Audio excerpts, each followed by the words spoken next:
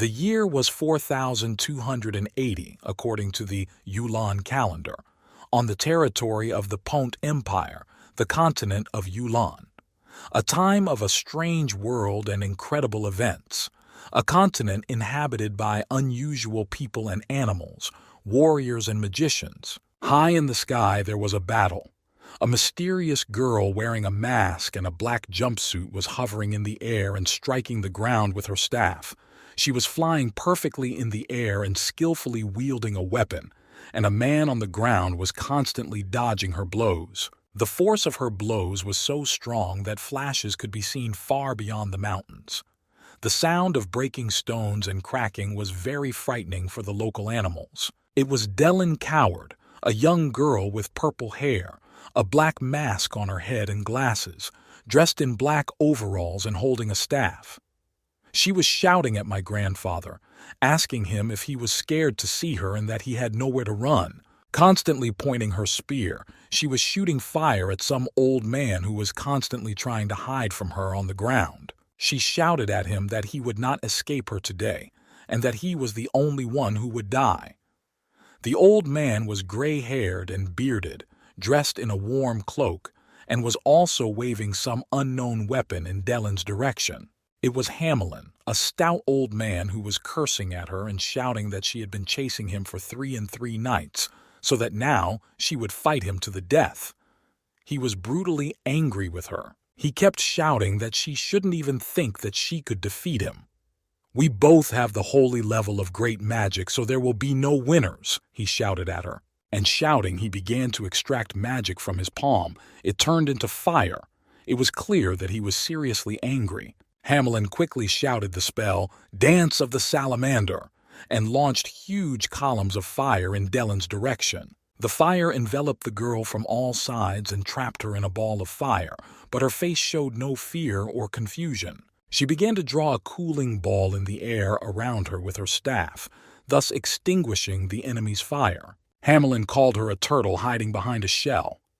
Dellen shouted at him that his words didn't hurt her and laughed out loud. She continued to mock Hamelin, saying that wasn't he the one who said he would become the most powerful firebender. And he was still at that level? Hamelin was furious and shouted that Dellen was getting carried away. His rage knew no bounds. It seemed that he was going to tear himself apart. But then suddenly, Dellen heard the spell, "Scorching Stroke," in her back, and she was pierced with pain and electric shock. She turned around with a roar of surprise and saw the mummy flying in the air next to her, and an incredible battle began.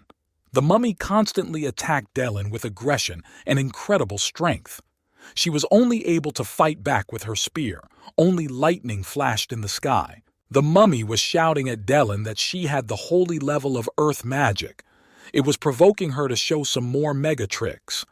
And Dellen, confused, just kicked it, throwing it back a few meters. In an instant, Dellen thought that Hamelin had used an assistant. But melee combat was not favorable for her, so she had to use magic to defeat him. She spun around and created a circle of fire around her and shouted a spell, directing it at the mummy. There was an incredible explosion and the stones under the mummy's feet split. The mummy continued to mock Dellen, saying that she had a good spell, but it was too slow, and that the difference between an avenger and a magician is speed. Dellen's next punch was even stronger, and the mummy flipped several times in the air. It was clear that it was not without pain. Dellen thought that perhaps she should limit the mummy's movements and use a new strategy, namely to summon the Earth Shield, and then she could restrain its speed. But then Gamelin insidiously intervened in the battle, and with his sword he launched a pillar of fire at Dellen's body, setting fire to the ground beneath her. The force of the fire was so strong that Dellen did not understand what was happening and could not use her staff. She was in so much pain and heat that she thought it was probably better to go down to the ground. But then the mummy blocked the air between Dellen and the ground with her sword. The mummy was laughing and shouting to Dellen, but she probably didn't know that she could kill with both hands and use both a sword and a dagger at the same time, shouting, "Goodbye, beautiful girl." The mummy plunged the blade of her dagger into Dellen's back. Blood splashed and Dellen's body convulsed with pain. The girl began to fall. Her body showed no signs of life. Her face turned white, and her legs were bleeding.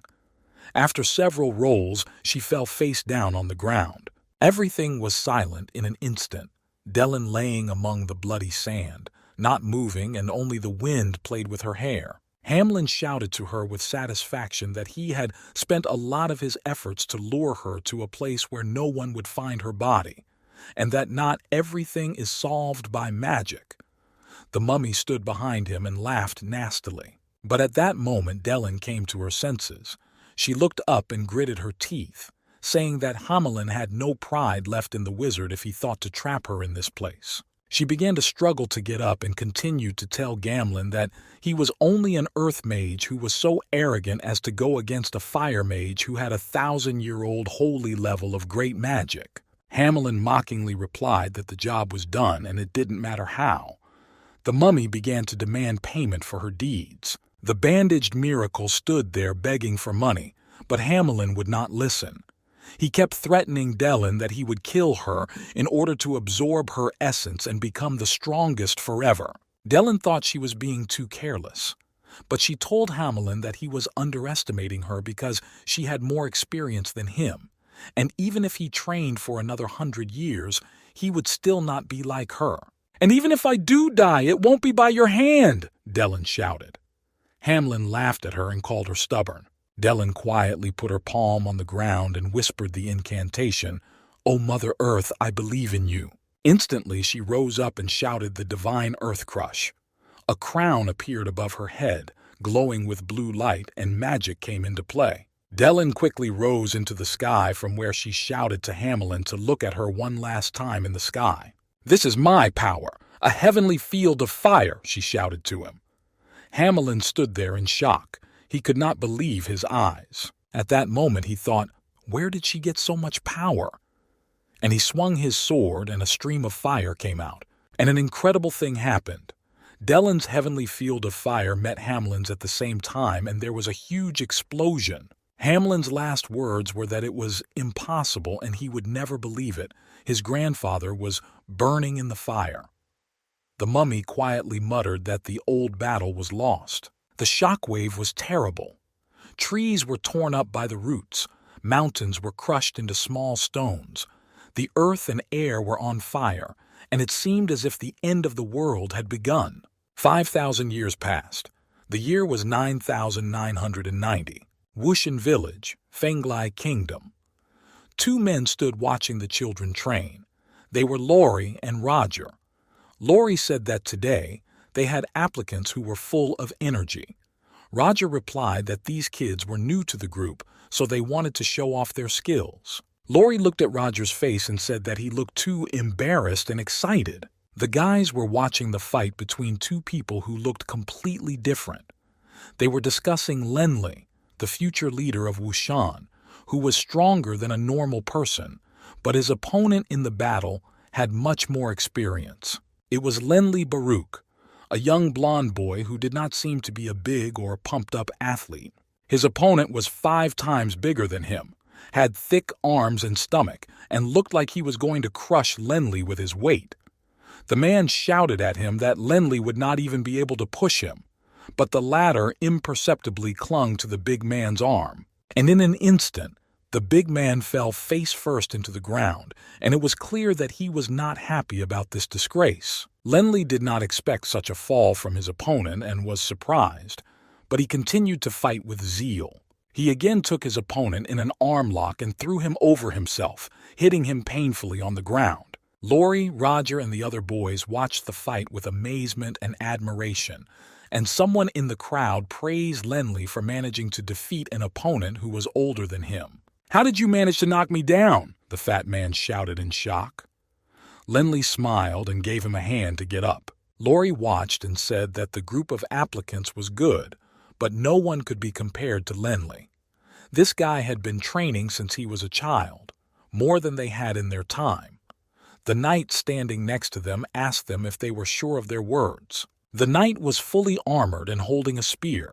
He asked the boys how the applicants behaved in general. Lori just opened his mouth to tell about his impressions, calling him Captain instead of his first name. Then the knight quickly swung his spear and unexpectedly hit the unsuspecting Lenli. He hit the boy's shoulder so painfully that he lost his balance and cried out, "Uncle Hillman, come on!" The children in the crowd were frightened by what they saw. Captain Hillman skillfully twisted his spear around Lenli's body like a spiral, which he helplessly spun like a toy.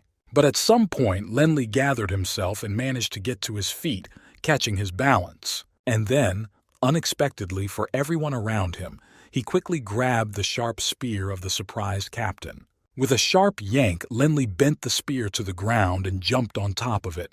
The crowd of children whispered, "Is he really standing on the captain's spear?" The children kept asking each other. Lenli began to spin on the spear, then stood on his feet, then stood on his hands. He looked like a circus acrobat. Hillman took off his helmet and said with satisfaction that little Lenli had great skills, and none of his attacks had hit the boy. To himself, the captain thought that Lenli was indeed a real miracle of Wushan, maybe even the entire Fungi kingdom. "This was just a small test, so I will teach you more later," the captain promised the kid. Hillman turned to the entire crowd of children and asked if anyone knew how many levels the warrior class was divided into. The crowd shouted, 9 levels! He then asked the amazed children if anyone knew anything about these levels and could tell him. "Tomorrow we will start physical training, but today I will teach you the basics of warriorhood," Hillman promised them. The children were excited that the captain would teach them personally. Hillman walked over to a large stone standing nearby and touched it lightly with his fist, shouting at that moment, "Strike key!" The stone broke into small stones in front of the amazed crowd of children. Hillman explained to all the children that this was the true power of a 6th-level warrior, and the captain continued his story about the ranks. The continent of Yulan was founded on wars and battles. If a person didn't reach the 1st level, no one would fight with them. Having the 1st level was the minimum requirement to join the army. A 3rd-level warrior can become an elite soldier, and if you reach the 5th or 6th level, you can become a captain. Lenli slyly asked Captain Hillman what he had to say about level 9 soldiers. Hillman replied that Lenli had been able to dodge his attacks, but if he showed his full strength, the boy would not be able to escape him. Even if he had dodged, he would not have been able to avoid the next attack. 7th and 8th level warriors are stronger than him. "I have never met a real warrior of the 9th level in my life," the captain replied to the disappointed boy. "Above the 9th level, there are 4 other legendary supreme warriors who have become saint-level warriors," Hillman continued to explain. Hillman explained that the great generals of Yulan are only level 8. If there is a level 9 warrior, then in Fungi he will become the number 1 warrior, but level 9 is not the maximum level. The 4 great warriors are the Dragon Blood Warrior, the Purple Flame Warrior, the Striped Tiger Warrior, and the Immortal Warrior. They appeared thousands of years ago, and each of them can destroy an army of millions with one hand. Roger asked Hillman how it was that he had never seen a level 9 warrior, but could describe 4 great warriors in such detail. The crowd of children hearing this answer began to laugh out loud, and then Lori slapped Roger in the face and hissed at him that he was an idiot. Couldn't he see the excitement of the children? The captain was trying to create an idol for them to motivate them to train harder. "How perceptive you are," Hillman smiled at him. On a hill not far from this training camp, there was a huge old castle with strange architecture. This was the home of Lenli, or rather the home of the Baruch clan. It was a huge building of Japanese architecture of that time and with all the appropriate attributes. In the courtyard of the house sat a man who had carved a sculpture of a child's face out of wood. He muttered that time had passed very quickly and Lenli was already 12 years old. It was time to tell him everything. Turning to the sculpture he was holding in his hand, he asked, "If you are still alive, will you support my methods?" At that time, 3 sons had already left the Baruch family clan, and the story of this family would probably end soon. This was Nog Baruch, Lenli's father, a tall, stout man with a beard about 45 years old with tired eyes. Nog walked over to the shelves with the carved busts of his children and whispered, Maybe your generation is the last chance for our family, little Lenly. Don't let us down. The Barak clan's estate covered a huge area, but most of the land was abandoned and uncultivated. Lenly ran around the courtyard of the old manor with all his might, shouting and looking for his father, but he was nowhere to be found. A little boy ran out to meet him and threw himself around his neck, screaming, "Brother, I learned so much today." It was Horton Baruch, Lenly's younger brother. Lenly was surprised by the boy's scream and asked him where their father was. Horton did not listen to him, but showed him a small rag. Lenly smiled and asked him what he had done with it. The proud little boy replied that he was wiping everything around him. He went on to say that he had wiped the column, the jugs, and even the toilet paper. He was very proud of himself. "Today, my brother, I learned the most important thing, how to use a rag," Horton shouted. He even rubbed his father's favorite dishes with it to shine. Lenly heard this and laughed out loud throughout the yard. He bent down to the boy and whispered to him not to say anything about the dishes to his father, just in case. At this time, Hiri, the butler, came out to them and reported that the master was in the study waiting for someone. Lenly ran to his father's study, and when he met him there, Nog asked how today's training was going. Lenly happily replied that Uncle Hillman had praised him. Lenly called out to his father again, but he turned to the burning fireplace and stared at the fire without hearing him. Nog quietly told him that as the heir to the Baruch clan and as the future leader of Wushan, he had to be better than the others. "Father seems unhappy and gloomy today. I wonder what happened," thought Lenly. There was some tension. He asked his father if he would teach him today. Nog agreed and asked Lenly to repeat the areas of Yulan. Lenly explained that there are 12 kingdoms west of the ridge and 32 principalities divided into 2 divisions. The Holy Alliance, led by the kingdom of Finlai, and the Dark Alliance, led by the kingdom of Henli, are at war. In the east, there are 6 kingdoms and many principalities. In the empires, the laws of the emperor are inviolable.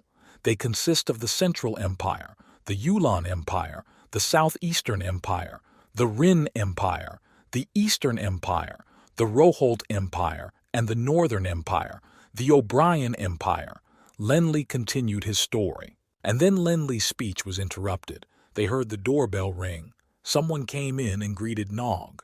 But Nog didn't hear anything, that someone had entered their house and continued to interrogate Lenly. Philip, a trader, came into the room and greeted Nog with words of joy that he had invited him to visit.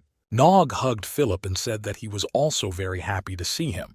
He was an old friend of his. Nog turned to his son and told him that he should know everything about the Holy Alliance in which he lived. And he explained to Philip that Hillman was about to bring what he had invited him to come for. Philip impatiently kept asking where Captain Hillman was and why he was taking so long to come. Suddenly, Hillman brought into the room a huge sculpture of a lion, the size and fleshiness of which was impressive. Philip, completely delighted with the sculpture, offered Nog 500 gold coins for it. He looked at the sculpture in detail for a long time and shouted out joyfully that it was definitely the cruel lion. But Nog answered him that 500 gold coins was a very small price. This sculpture is of historical importance, and it is worth much more. Meanwhile, Lenly looked at the men and thought in amazement that this was his father's favorite sculpture, and was he selling it for so little? But Philip began to persuade Nog, saying that the history of Yulan is very rich, and there are such treasures at every turn. However, he really likes this sculpture, but he thinks that its artistic value is not very high. Lenly continued to think that things must not be going well in the family. Otherwise, his father would never have sold this sculpture.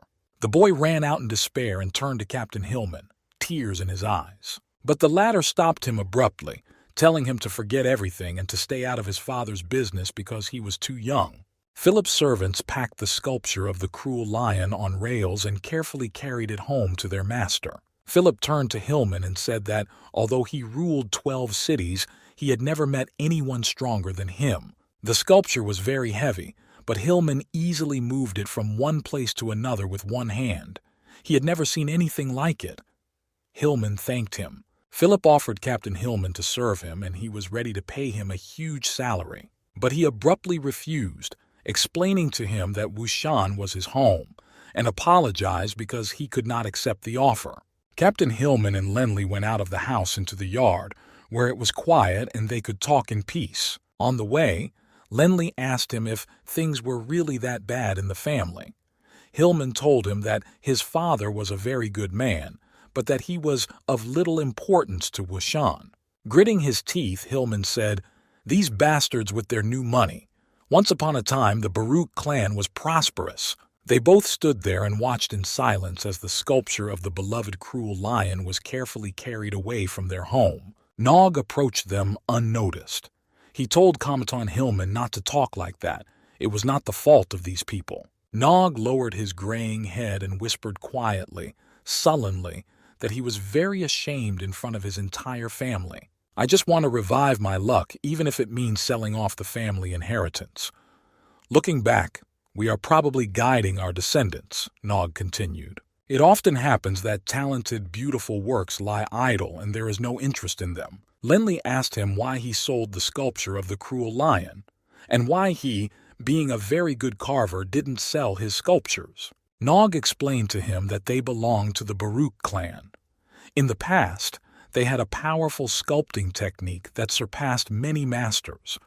Compared to them, he was a mediocrity. Lenly was very angry, and he made a promise to himself that when he became an adult, he would help his father revive the clan. Hillman listened and said that although he had no talent as a sculptor, he recognized that becoming a sculptor was as hard as becoming a warrior. But Lenly has the opportunity to become an 8th-level warrior. It was a warm summer night. The moon was full and the sky was clear, inky and strewn with bright stars. Lenly found his father in the ancestral hall and asked him what they were doing out here so late. Nog said in a sad voice that it was time to tell him their family's long-held secret. He asked the boy to come to the shelves with the sculptures. He explained that he had turned 12 years old and was considered an adult according to the Baruch family's traditions. Lenly was shocked to hear that his family had some family secrets, but Nog asked his son to tell him the story of their family, which they had studied together, and Lenly began to tell that according to the legend, they are descendants of a sculptor who was an 8th-level warrior. He created techniques for modeling and fighting, but after his death, no one could grow to his level, and so the family split up. The father put his palm on the table and said that he was right, but unfortunately this was not their true story. The room where they were standing began to glow brightly, and Lenly was very scared. He had never seen anything like it. Suddenly, a fierce column of hot fire rose from his father's hands. Lenly's body was filled with incredible fear. Nog shouted loudly that all the sculptures of their ancestors reflected their entire family's past. Lenly saw an unknown old thick book on the table and shouted loudly to his father, "What is it?" Nog told the boy what Hillman had told him, that Lenly already knew about the 4 supreme warriors. Lenly confirmed it, and Nog began to read the old book and tell the true story of their family, which he had never told his son. The first warrior of the family was of dragon blood. It flowed in his veins, and he lived on the Yulan continent. In 4560, in the city of Linan, Baruch killed a titanic ice snake and a black dragon, and because of this, he became very famous. And in 4579, Baruch fought a 9-headed imperial snake. The waves crashed and smashed the nearest towns. He fought the dragon for a day and finally took off all the heads and then founded a clan and became its leader. Ryan Baruch was already the 2nd dragon-blooded warrior on the Yulan continent. In the year 4690, Ryan Baruch tamed a saint-level golden dragon in the mountains of magical beasts and became known as the Golden Dragon Rider of the Saint. Together with the Golden Dragon, he tamed all the magical beasts and became a legend of the Mountain of Magical Beasts. The 3rd warrior of dragon blood was Azar Baruch, who, in the year 5395, fought against a blood-eyed lion in his first battle. He defeated the lion and made it flee, but he was afraid of becoming world-famous. Nog continued to read the magical family book louder and louder, and Lenly listened intently, holding his breath. Azar Baruch alone maintained the Holy Alliance and fought the forces of the Dark Alliance for hundreds of years, Nog continued to read. No one but our family knows the true story, Nog told the impressed young Lenli. The blood of Baruch has been passed down in our family for 5,000 years. The blood of a dragon-blooded warrior runs in our veins, Nog continued. To say that Linley was shocked is an understatement. He could not believe what he was hearing. His eyes were wide open. A dragon-blood warrior! Nog shouted these words loudly to the whole room, and a long echo echoed through the room. The last warrior disappeared from the continent 2,000 years ago. 100 years after the clan was founded, 4 dragon-blood warriors appeared, but none have appeared since, Nog said. To become a dragon-blood warrior, one must have a high concentration of dragon blood in the human body. Lenli thought that his family had indeed once been very strong and could fight back against anyone, but not anymore. Definitely, the concentration of dragon blood has significantly decreased in our blood, Lenli continued his thought. Here, Nog began to read the old book again, continuing with the words, but generation after generation. But Lenli interrupted and asked what this dragon blood manual was. And is it possible to reverse the dragon bloodline? Nog explained to him that their blood was passed down from generation to generation, but sometimes someone would manifest dragon blood. The secret manual of dragon blood guides a warrior on the path of a warrior, calls dragon blood into the body and releases energy. But this manual was lost 1,000 years ago. In order to protect our family, we must keep it a secret, he said. You're 12 years old now. I can pinpoint the dragon blood in your body, Nog said loudly. Putting his hand on his son's shoulder, he said that he really hoped that he would have dragon blood or his younger brother. Nog took out a strange, long dragon blood needle from the drawer. It was a very powerful magic item. Lenli's insides cringed with wild fear. He was still a child, so he was afraid of all kinds of injections. This needle is an indicator. It will be able to determine whether you really have dragon blood or not, his father told him. Nog told the boy to get ready. He was going to prick his finger. A little more and Lenli would have lost consciousness. The boy stretched out his right hand to his father. It was shaking with fear, and his legs began to bend awkwardly. Nog lightly touched the boy's finger with the needle, and for some reason everything began to glow, both the finger and the magic needle. The father looked at the needle and his hands trembled. He really did not want to hurt his beloved son. When he finally pierced that finger, blood began to drip from the needle, and they both stood there looking at it in silence. And then a strong earthquake began. The ground shook so hard that all 5 statues in the room disappeared. Nog and Lenli began to hold each other's hands, but they could not hold on to their feet from the tremors and fell heavily to the ground. The man got up and ran to the courtyard to see what had happened.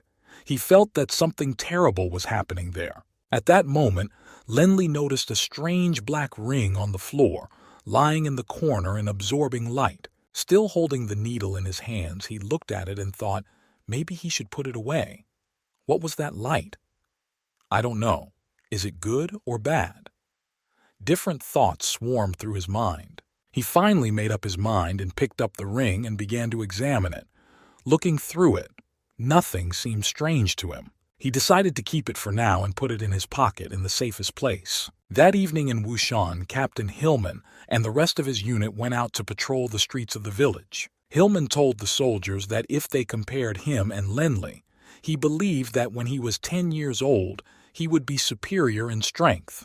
But the little boy was so strong and skillful that he doesn't have even half of his talent. Baruch's family can no longer practice their secret manual, Nog told me that, Hillman said. One of the warriors in the squad asked Hillman what Nog's strength level was, because he didn't look very strong. I don't know. I only know that all previous generations of the Baruch family were sculptors who were skilled in martial arts. But I don't think it takes strength alone to reach the 8th level, replied Hillman. They continued to patrol the streets on the outskirts of the village, carefully looking into all the dark corners of the settlement. And then at the end of the road they saw some disturbances, and one of the warriors saw that something strong and unusual was happening there, and that everyone should be careful.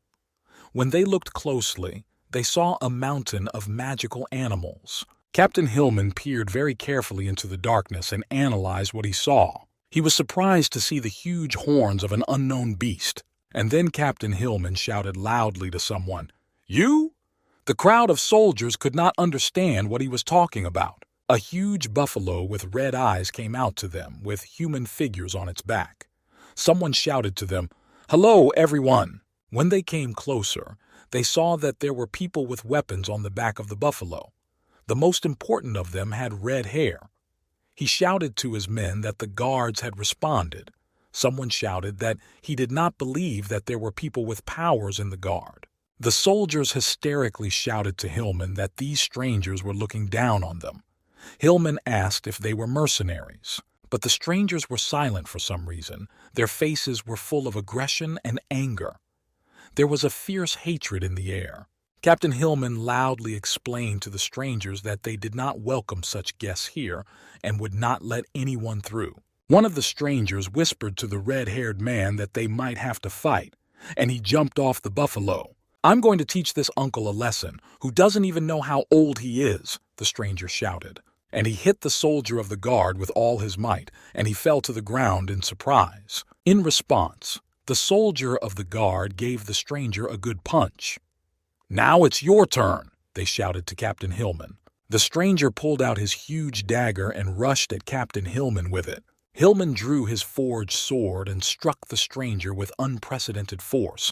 The stranger did not expect him to be so strong. The stranger was thrown 20 meters away with a roar and fell painfully on his back in the bushes. "If you are not afraid of death, then attack me," the captain shouted at him. He was very aggressive. The stranger struggled to his feet, saying that he would beat him much harder than the last time. Everyone sitting on the buffalo's back, including the girls, watched the fight with bated breath. The stranger shouted something incomprehensible to everyone and swung his dagger at the captain again. He ran with a terrible scream at Captain Hillman, who stood firmly on his feet and unmoving, ready to take any blow. Captain Hillman quickly thrust his spear toward the stranger, who was running toward him with a beastly face. With a terrible whistle, the dagger and spear of Captain Hillman and the mad stranger clashed in the air. A terrible battle broke out. The air rang with the blows of weapons and the swings of their arms, and the ground was deafeningly humming.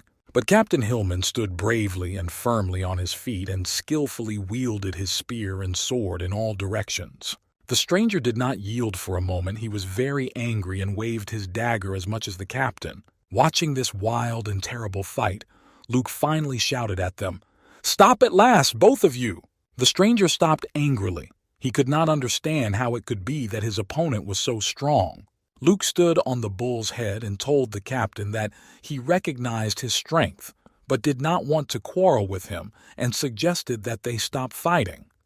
He explained that they were not angry people and had come here on important business. Captain Hillman told the stranger that their city would never accept such bandits. And then the stranger's soldiers and the guards heard a strange, loud sound coming from the mountains. Luke looked back in fright and shouted that everything was very bad. Had he caught up with them? No one could understand what he meant. Captain Hillman could not understand what he was talking about. He was constantly looking into the distance to see something. Then a huge red dragon appeared in front of everyone's eyes. It was just gigantic, with red scales and spikes. "Oh my God, what is this?" all the soldiers shouted in a chorus. It was the 7th rank of the magical beast, the Velisai dragon. The girls who were on the buffalo shouted that it had caught up with them, and one of them mockingly asked if they still wanted to continue their battle. People ran out the doors and climbed out the windows, all looking at the magic dragon in disbelief. Meanwhile, in the Baruch family's ancestral hall, Lenley decided to hang the dark ring around his neck so he wouldn't lose it. And then he heard his friends screaming, saying, how could he sleep when there was such a screaming outside? The boy jumped out into the yard and saw his 2 friends and told them that it was late. What were they doing here?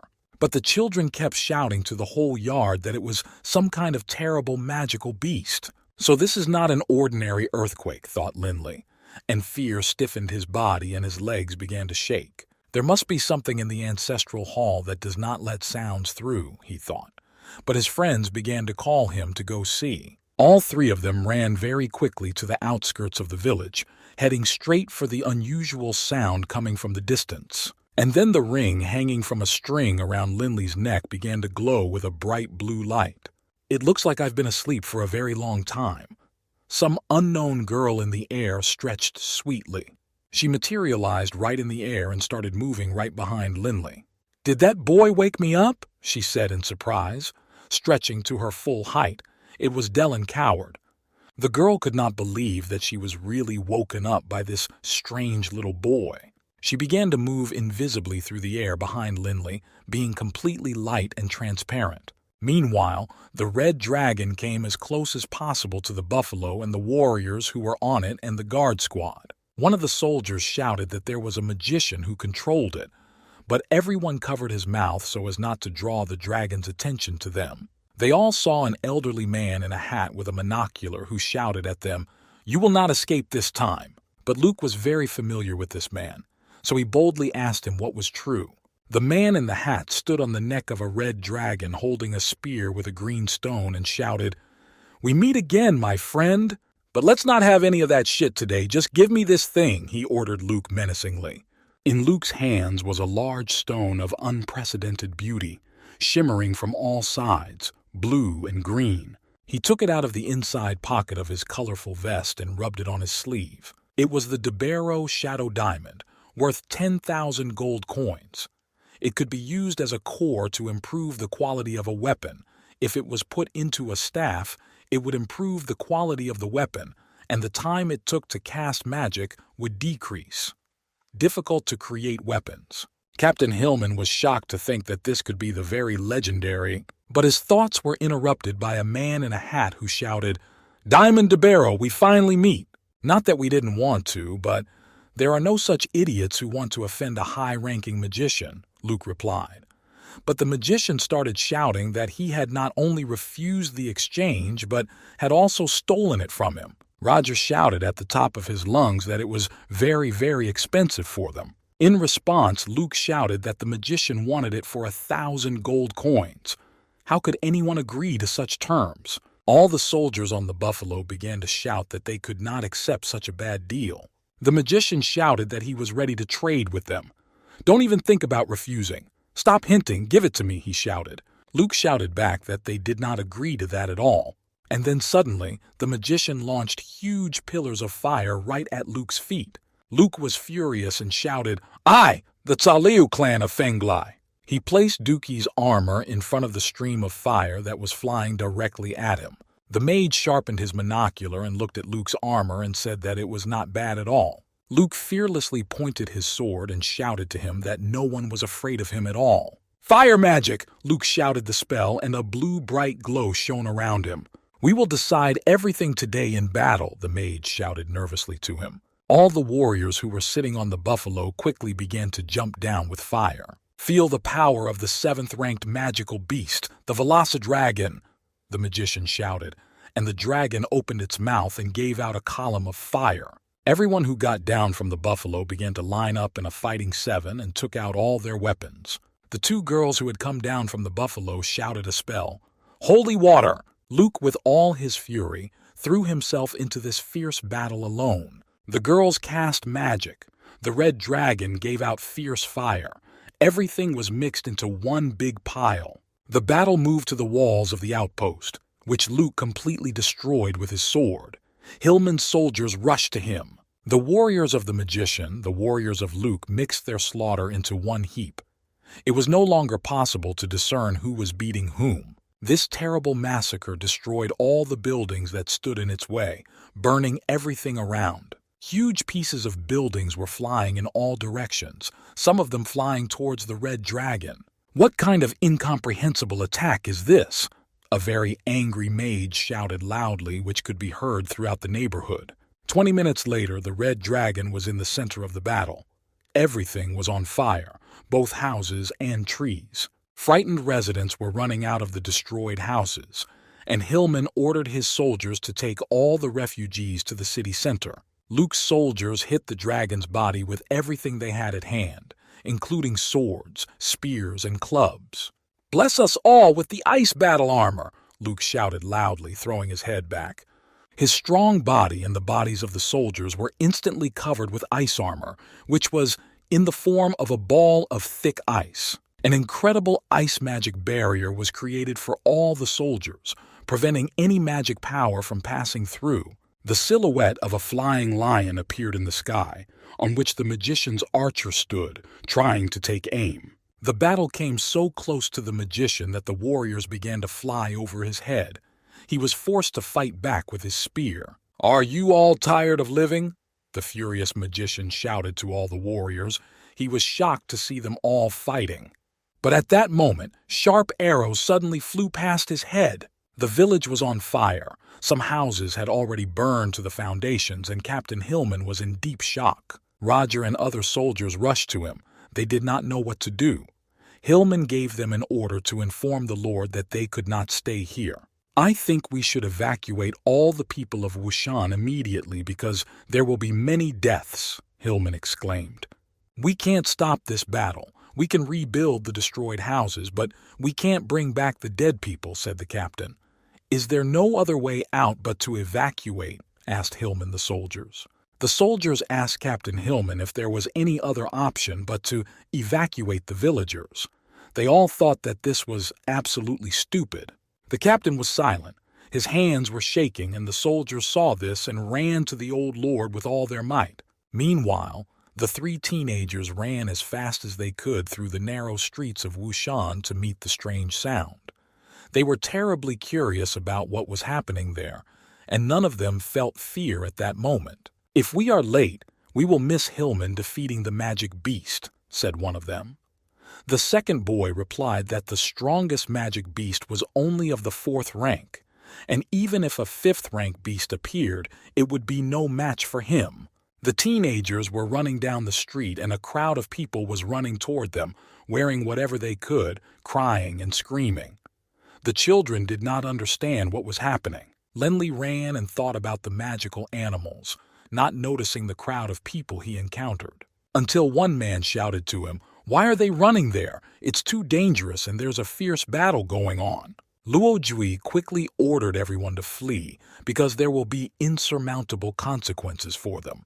The stranger continued to shout at them. The teenagers finally stopped at the outskirts of the village, and after catching their breath, they looked at each other, all of them hearing the scary sounds. And then Lenli began to see some strange and unusual flashes in the forest. The children shouted that it must be a cruel magical beast, and they had to see it, and they ran fearlessly into the forest. The patrolling soldiers shouted to the boy that Master Li should not go there. But the children asked the patrolling soldiers that they really wanted to see the dragon. Their conversation was interrupted by a terrible explosion. The flames of fire rose high into the sky, and a fierce blast wave hit the bodies of the children and the patrolling soldiers. Lenli covered his face with his hands in surprise from the intense fire and shock wave. His body was covered in heat and dust. The patrolling soldiers shouted at them that the place was too dangerous for them as well. Lenli shouted, "What kind of magical beast is this?" And again there was a terrible explosion.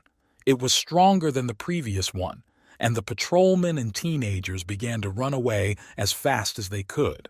"It's a 7th-ranked magical beast, a velociraptor, and it's controlled by a magician," Lori shouted to them. "It's coming again. Everyone take cover," he shouted again. And everyone started running to find somewhere to hide. As they all ran, they saw the body of one of the strangers, lying unnaturally with his arms outstretched and not moving. The teenagers saw this and began to scream in terror throughout the forest. Lori ran over and saw that it was one of the mercenaries who had come with him, and he was lying dead. At that moment, Captain Hillman ran up to them and started yelling at them to get out of here immediately. Hillman was yelling for everyone to be careful because another huge fireball was coming at them. But unfortunately, the ball came too close to them, exploding on impact into small pieces of fire that caused a blast wave. The captain announced to everyone that the mercenaries would most likely not last long, so they had to evacuate quickly. The forest behind them began to burn more and more.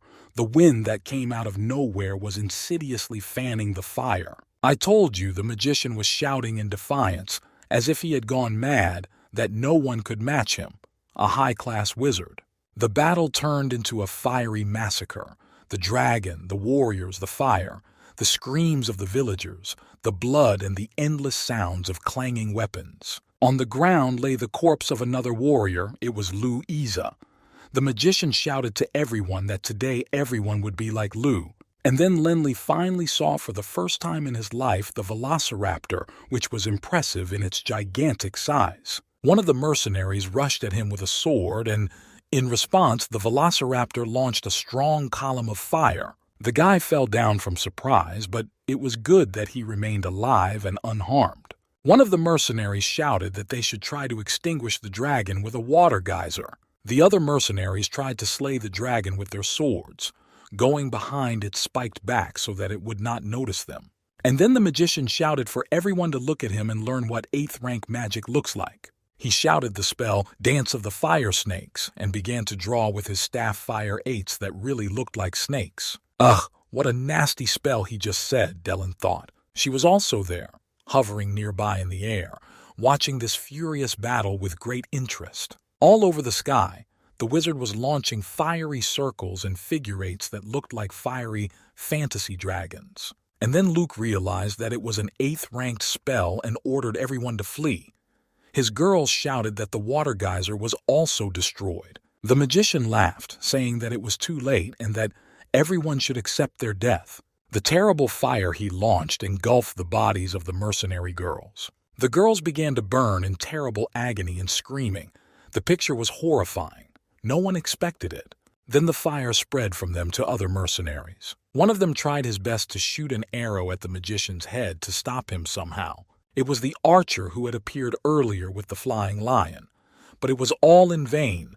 The arrow also burned. Luke shouted with a sword swing that he could not defeat an 8th-ranked magician, but he risked his doki and still tried to cut the magician once. But the mage shouted as he entered the fight that Luke was the last of his team of 7. The magician continued to yell that Luke would not have enough strength, but he whispered to him that the magician was still a big asshole, and a barrel of fire from the magician flew into his body. The force of the blow was so great that the unfortunate boy was thrown several hundred meters straight into the forest. With the last of his strength, Luke climbed onto a lion that flew up to him and began to move away from the magician. "Do you still have the strength to escape?" the magician shouted after him. And he launched an unusual spell after him with his staff. Element of electricity, thunderstorm. Captain Hillman was amazed to think that this wizard was also a dual-element wizard. The force of magical electricity struck Luke's body, and he fell from the lion to the ground. The magician was laughing all over the neighborhood. Hillman, gritting his teeth, continued to watch this irrepressible and vile wizard in silence. Lenli asked Uncle Man who these unusual two-style magicians were. He readily replied that there were no more than 2 magicians in the kingdom who were stronger than this. If he wanted to, he could destroy this city in one go, and in that case, everyone would prepare to die. Dellen mockingly thought that this was only the 8th rank. She hung in the air and watched all the soldiers standing in despair and little Lenli. Dellen couldn't calm down. How could this boy wake her up? Maybe the secret was in his blood. The girl looked at the frightened children in the crowd, and for some reason she felt funny. Dellen quietly muttered that such magic was only good for barbecuing, not killing people, not even power. Putting her hand out and focusing, Dellen began to form magic. Suddenly she shouted the spell, Giant Meteorite Drop. It was a 9th-rank magic. A small stone flew past her very quickly. Lenli, who was busy watching the battle, felt something strange fall on his head. The meteorite stone that Dellen had launched fell on him and rolled to the ground. Pfft! Dellen snorted in displeasure and mockery. At that time, the mage holding the diamond in his hand was giggling angrily that he had finally gotten the Dark Debero diamond, even though it had been 10 years. He stood over Luke's body and twirled the mysterious diamond in his hands. The magician inserted the diamond into the handle of his staff and proclaimed that it was extremely beautiful. Calming down, he turned to the crowd and asked who was in charge and to come out to him. Captain Hillman bravely answered the magician that he was the most important warrior and boldly stepped out of the crowd. When the magician saw him, he cried out hysterically, saying that Hillman was a low-ranking warrior and that this battle had caused a lot of destruction to the people of Wushan, but only a couple of houses. And then a brilliant idea came to the magician's mind. He pretended that, in his opinion, the mercenaries were naive but strong, but apparently they had a lot of money with them. He then suggested that Hillman count the money, take it for himself, and consider the damage paid. Hillman did not understand anything and mumbled what the magician wanted to say. But then, unexpectedly for everyone, the captain continued that he was very grateful to His Highness for the kindness of the whole village of Wushan.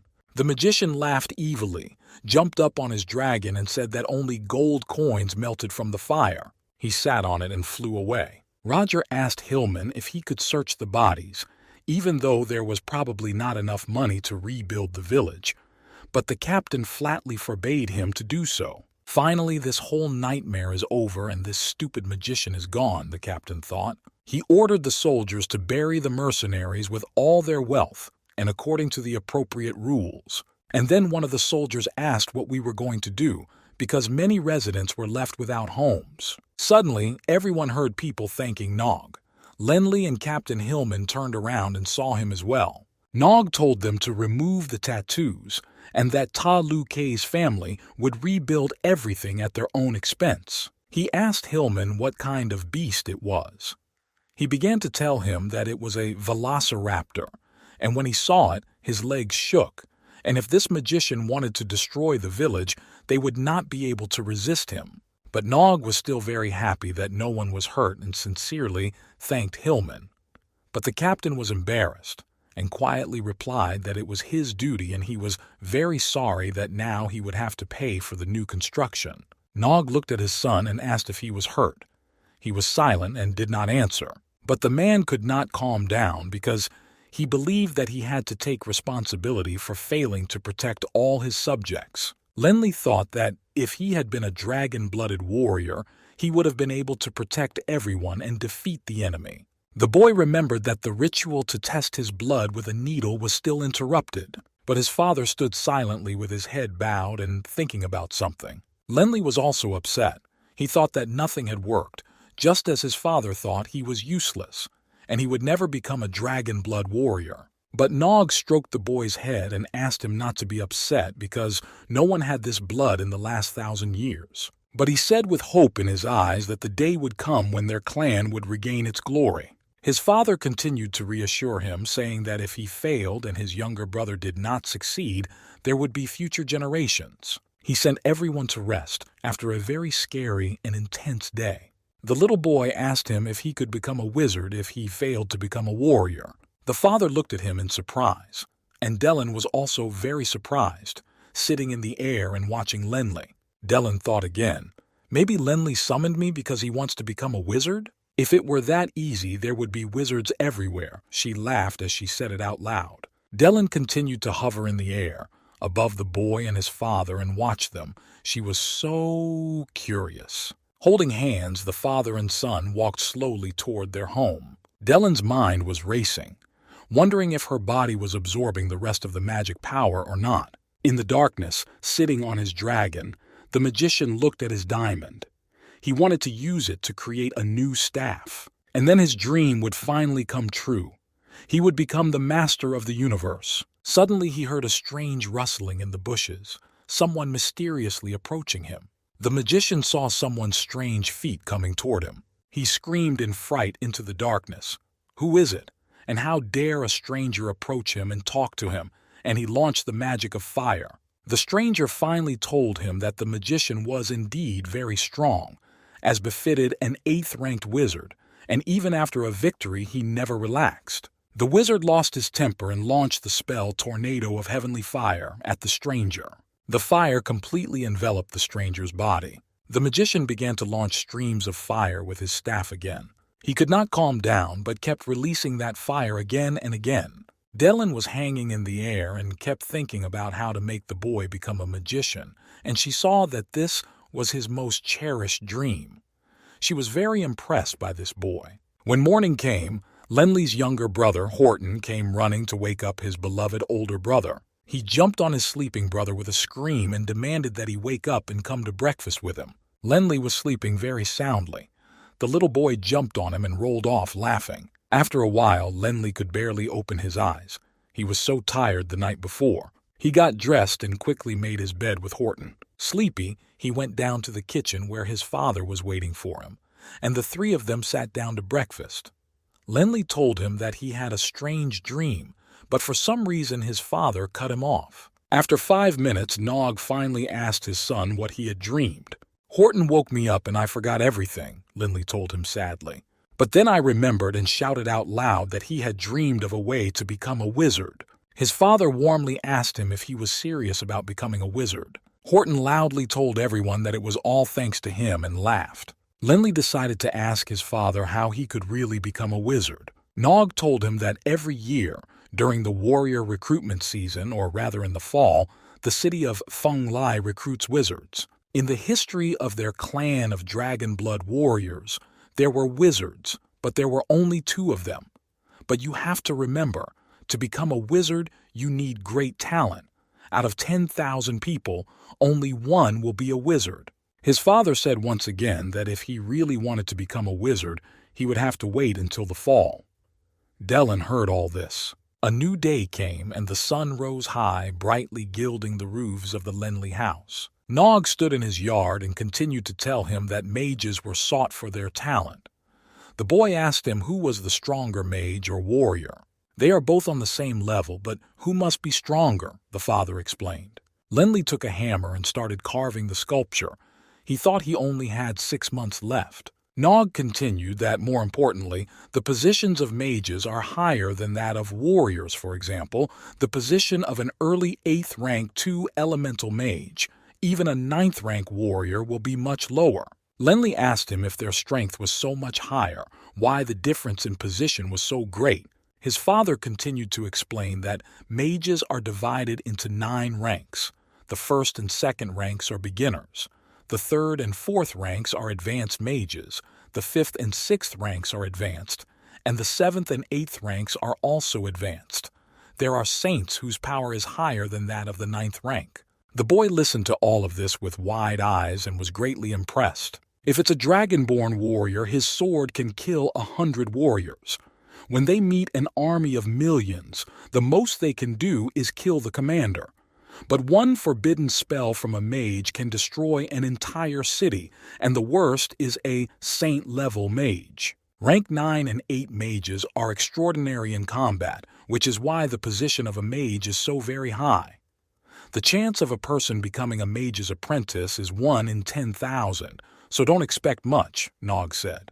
Lenli sat and silently carved and thought about his small chances. Dellen also listened attentively to the story, thinking constantly. Lenli was disturbed from his gloomy thoughts by his younger brother Horton, who shouted that he had finished making the sculpture. But everyone heard how Roger began to urgently gather the army and line it up. He lined everyone up and checked everyone's weapons. Captain Hillman was standing there watching the formation with attention and concentration. He made a sharp remark that everyone was crouching, and it didn't look like a line. Someone in the crowd asked if the captain would teach them. Hillman replied that the training time would not be short. The future warriors were excited to deal with magical beasts and learn new skills. Hillman announced to everyone that today they would all be hunting magic beasts. He also explained to everyone that this time the hunt would be dangerous, so not everyone would be able to take part in it, but only those who had the skills. The rest of us just stayed to practice, and everyone who understood went to pack. "Uncle Shi-Ni Man," whispered Lenli. He went on to say that you should never say in front of the strong that you can defend your house, because it may happen that you cannot save your own skin. Thus, it was decided to make the training more difficult so that everyone would learn to fight faster. Lenli asked to go to the beast with the others to get stronger. The captain smiled and agreed, warning him that he might get injured.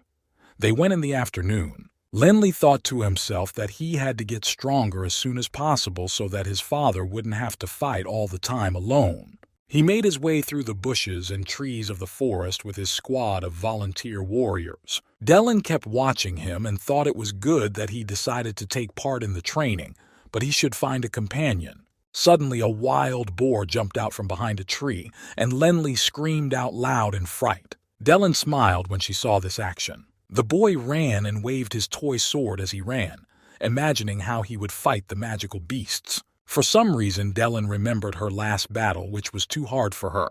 She remembered how she had been hit by fire and her body was burning painfully. Dellen realized that the Earth Ring had protected her soul, but unfortunately not her body. During that magical battle, her soul had suffered greatly, which is why she had been asleep for so long until now. She remembered how many years later, when Lenli was a little boy, she got in touch with his consciousness, in which he called her a little fairy. And she whispered softly that it was not easy to absorb a little magic from the fire snake dance. Her thoughts were tearing her up. She thought she had become a spiritual object and she didn't want to. She had no power at all, so she had to meditate and gather some magical power.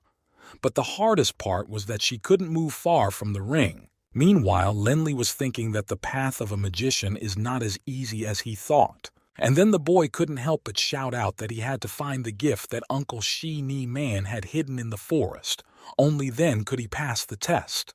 Lenli began to wonder where he could hide it in such a large forest. After thinking about it, Dellen decided to help the boy no matter what. The boy said out loud that the test was to train his fighting skills, so maybe the gift was somewhere near the animals. When Dellen heard this, she was skeptical, thinking that he was either going to defeat them or become their food. Suddenly, Captain Hillman came out to the boy. Dellen instantly realized that the boy was under the protection of humans, so everything would be fine. Hillman decided to go along with the youngest participant, just in case. Lenli behaved like a real warrior, listening and looking closely at all the sounds in the forest. And then suddenly a hare jumped out of the grass, and Lenli was childishly frightened. But after the hare, the boy and Captain Hillman heard a terrible unknown roar nearby. In the darkness, Lenli saw large green eyes glowing with light. A magical beast of the third rank jumped out at the boy. It was a wind wolf. The beast was 3 times the size of the boy, had huge claws and sharp canines. Dellen immediately shouted to Lenli to be careful, but no one heard her. The boy was very frightened by the surprise of what he saw and screamed. The wolf opened its terrible mouth and screamed at the boy, and the wind blew the boy several meters away. Dellen nervously thought that this was some kind of curse, and why did it have to happen now? She was forced to say the spell Earth Elemental Magic, destroying Earth, and launched her magic towards the boy. The ground beneath the wolf became as viscous as a swamp, and he sank into it with all his might. The wolf howled in pain and helplessness. He couldn't move a single paw. His body didn't obey, as if something was holding him down. Dellen thought hysterically that she would not be able to hold the wolf back for long with her weak strength, and that the boy had to run away. But Lenli turned around and pulled his sword from its sheath and decided to fight. Dellen looked at this picture in amazement. She shouted again that the boy shouldn't do this and that he was not an opponent for this beast. But no one heard her again. The boy boldly approached the wolf's paws, which for some reason glowed with blue light. He grabbed his wooden sword and fearlessly struck at the beast's paw. Lenli was overcome with animal fear and finally realized that he was alone with the wolf. The boy could not understand why he could not move either, and he realized that in the eyes of the wolf he was just prey, not an enemy. Gathering all his childhood strength, Lenli decided to finally run away. It was absolutely pointless to fight the wolf because the forces were not equal. He ran as fast as ever, sweat streaming down his back, the wind whistling in his ears, his heart beating out of his chest. The boy skillfully jumped over all the puddles and pits, Dellen guiding him from the air like a guardian angel. She mentally shouted nervously for the boy to run as fast as possible. Lenli ran 300 meters in 10 seconds, overcoming all obstacles. His eyes were big in fear. Dellen thought it was strange that the man who was guarding Lenli had disappeared. Hillman stood in a forest clearing surrounded by wolves as big as the one that had been with Lenli. He mentally cursed. The captain quickly picked up his spear and began to circle the perimeter, thinking that he had planned everything from the beginning. He was slowly following the kid, but the appearance of wolves was not part of his plans. Hillman was in complete despair. He was very worried that the child must be in great danger now. And the battle began. Hillman was cutting down the wolves with his spear, hitting them on the backs. The wolves howled from the pain of his spear and still aggressively rushed at him. They bit Hillman's arms and legs, and a real mess began. The captain began to spin in a circle, pointing his spear and cutting down all the animals along the trajectory. The only thought that was in his head was to finish them all off as quickly as possible. Meanwhile, Lenli was running like a deer with unprecedented speed. He was followed by a wolf that had escaped from the magical land. Dellen flew quickly after the boy and wondered what would happen to her if he suddenly died. In her mind, she was encouraging the boy, and Lenli could not tear himself away from the wolf, who was constantly on his heels. But then he stopped abruptly and screamed in fright. There was a deep abyss under his feet, and the boy thought that it was a dead end and that he was probably dead. He quickly looked to the other side of the abyss and saw some vines and immediately decided that if he grabbed them, he could survive. Dellen was shocked. Would the boy dare to jump? It was only a few meters away, but he had no other choice. The wolf was already catching up with him, so the boy began to accelerate to jump over, but the girl was not sure of his actions. And then for some reason, Lenli heard a real puppy barking behind him. The wolf turned around and started running away in the other direction. The boy was frightened and couldn't understand what had happened to the magical beast. But it didn't matter. The main thing was that he had escaped. Lenli stared after him in amazement. Dellen stared at the scene in amazement, but she could understand the feeling. Lenli lay down on the grass to rest. This idiot was very lucky, she thought. Dellen stared at Lenli on the grass and became quite sure that it had some significance. Hillman had finished his terrible fight. The wolf carcasses were scattered all over the clearing. He looked very tired. He said out loud to himself that it was really hard for him to cope with it. But most of all, he was worried about where little Lenli was. He had to find him immediately. We have to end this trial now. The situation was getting out of hand, the captain decided, and fired a flare into the sky. The soldiers of the squad saw the green light of the rocket and realized that it was over. The rocket rose high into the sky, illuminating everything around. Meanwhile, at the Baruch family's estate, Nog sat by the fireplace and quietly drank tea. The butler also saw the light of the rocket and reported that it must be the signal of the end of the test. The butler was excited because it meant that Lenli would be coming home soon and he had to prepare a festive dinner. The cup fell out of Nog's hands and he realized that something was wrong if it was over so soon. He went outside and looked up at the sky and realized that the problem was no small one. Lenli looked at the sky and his expression kept changing. Even if it was only a third-ranked wind wolf, all I could do was run away, he thought. Just then, Lenli and Dellen started looking at the same spot in the sky. It's here, she thought. A huge black dragon was flying above them. Lenli shouted out in astonishment, "What kind of beast is that?" Everyone in the forest, including hunters and warriors, saw the black dragon. There was a commotion. Lenli assumed that the wolf had escaped because of this black dragon. They both stood there dumbfounded and could not believe their eyes. And then the figure of an unknown magician in a green cloak with a huge sword appeared in the sky. The dragon called him Dylan and asked him, "Why are you so stubborn?" He replied that he had come to test how strong you were. The vile lizard shouted that even though Dylan was a holy magician, he was not afraid of him. Dylan offered to test him to see how long he could hold out. So he shouted the spell Battle Aura and pointed his sword at the dragon, and a green glow was emitted. An earth element, Stone Rain, was the next spell he cast, and stones fell from the sky. Deftly swinging his sword between the stones, Dylan began to attack the dragon with determination. As the stones fell to the ground with all their might, Lenli began to run, dodging them. While the boy was running, having all the chances to be crushed, Dylan could not understand why the earth spellcaster was here now. The stones were getting bigger and bigger, and the boy was already jumping over them. Lenli was very worried about his father. He realized that even if the dragon was just moving, every move it made would be a complete destruction. The power of the magicians was really scary. The rockfall continued and gained momentum. Chunks of mountains were already flying around, and the village of Wushan was finally hit. The patrolman shouted to the villagers that everyone should take shelter, and people ran to the shelters, which were built in the rocks, in whatever clothes they had on. Nog stood there upset. It was another holy mage. The butler reported that the residents had taken refuge, and he had to hurry to the shelter as well. He was thinking about his son, and that as a member of the Baruch family, he should be able to defend himself. The butler could not calm down. He asked if he should send people to get the boy.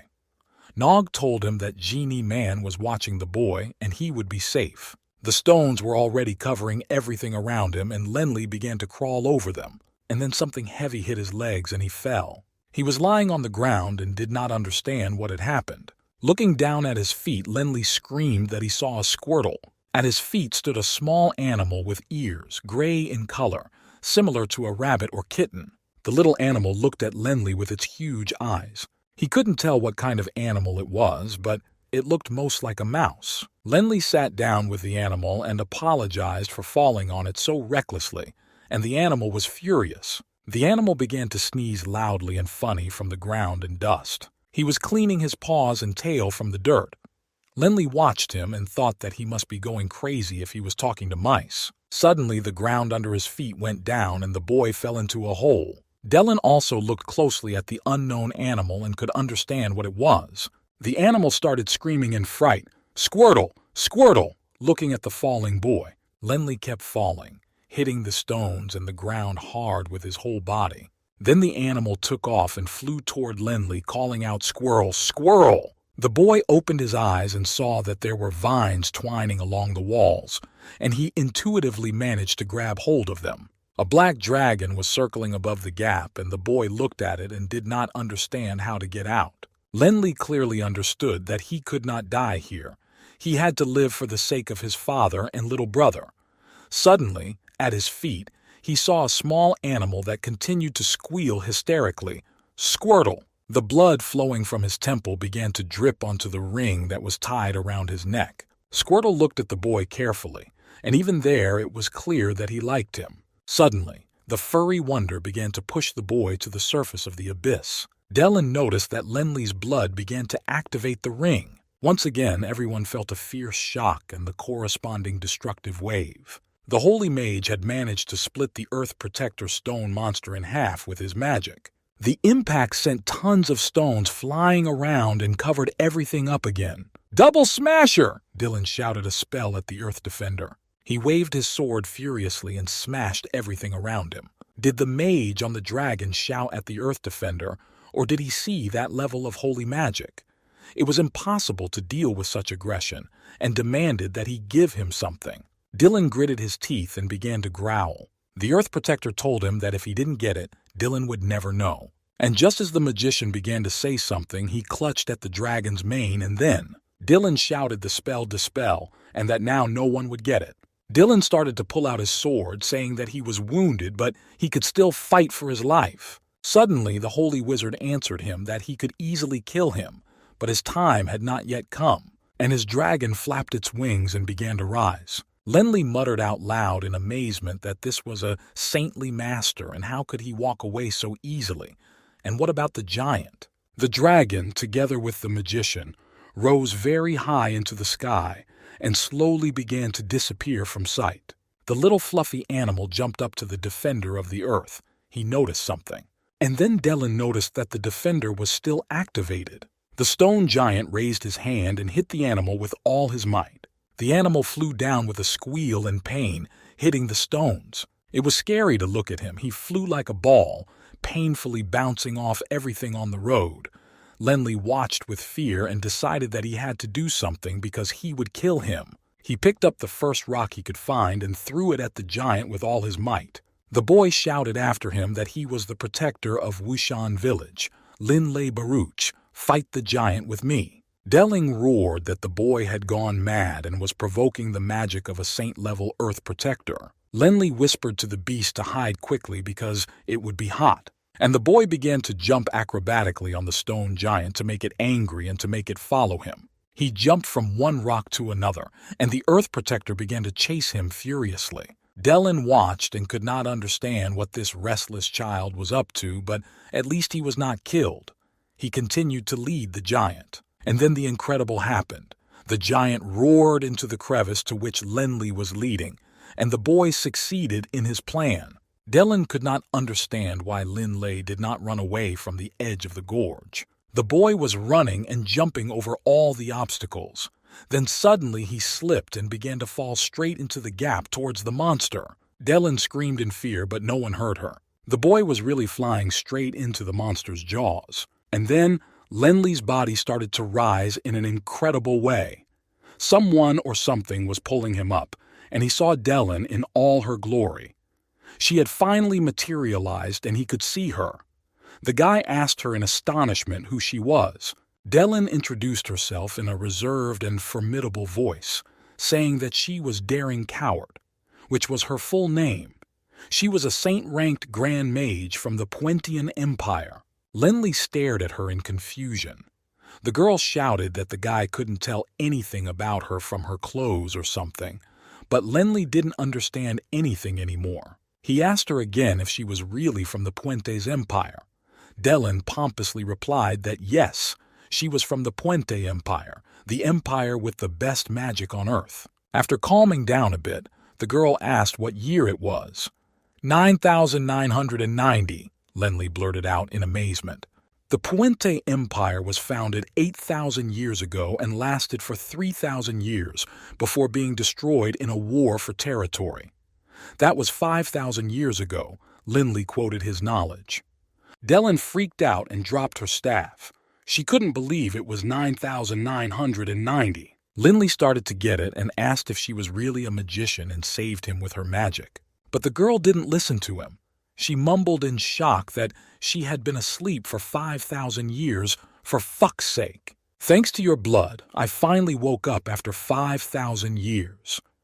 Dylan did not calm down. And then she gloated and asked Lenli what he really thought about defeating the Holy Mage and saving his family, because he was nothing against him. Then Dylan, with a serious face, began to broadcast that she was a great wizard who lived in a ring, and she asked him if he realized how dangerous it was.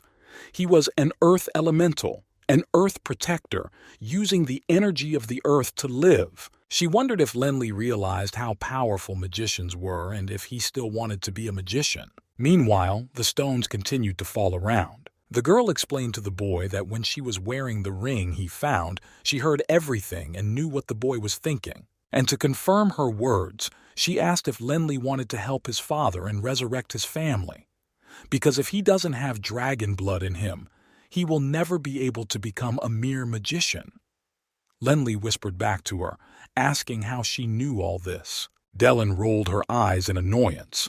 The boy was under the impression that he didn't know anything. Then, with all the confidence he had, he shouted that he wanted to study magic. The girl jumped in surprise. I've never seen him like this, Dylan thought with satisfaction. Lenli began to beg her even louder, becoming a shout, and finally fell to his knees in front of her. Dylan looked at his suffering and suggested that he take her test first and then see the results. Suddenly, she frantically said that she had changed her mind and did not want to teach the first person she met. She had a crazy and restless personality. Her mood changed every minute. Suddenly, she ordered the guy to kill the defender of the earth.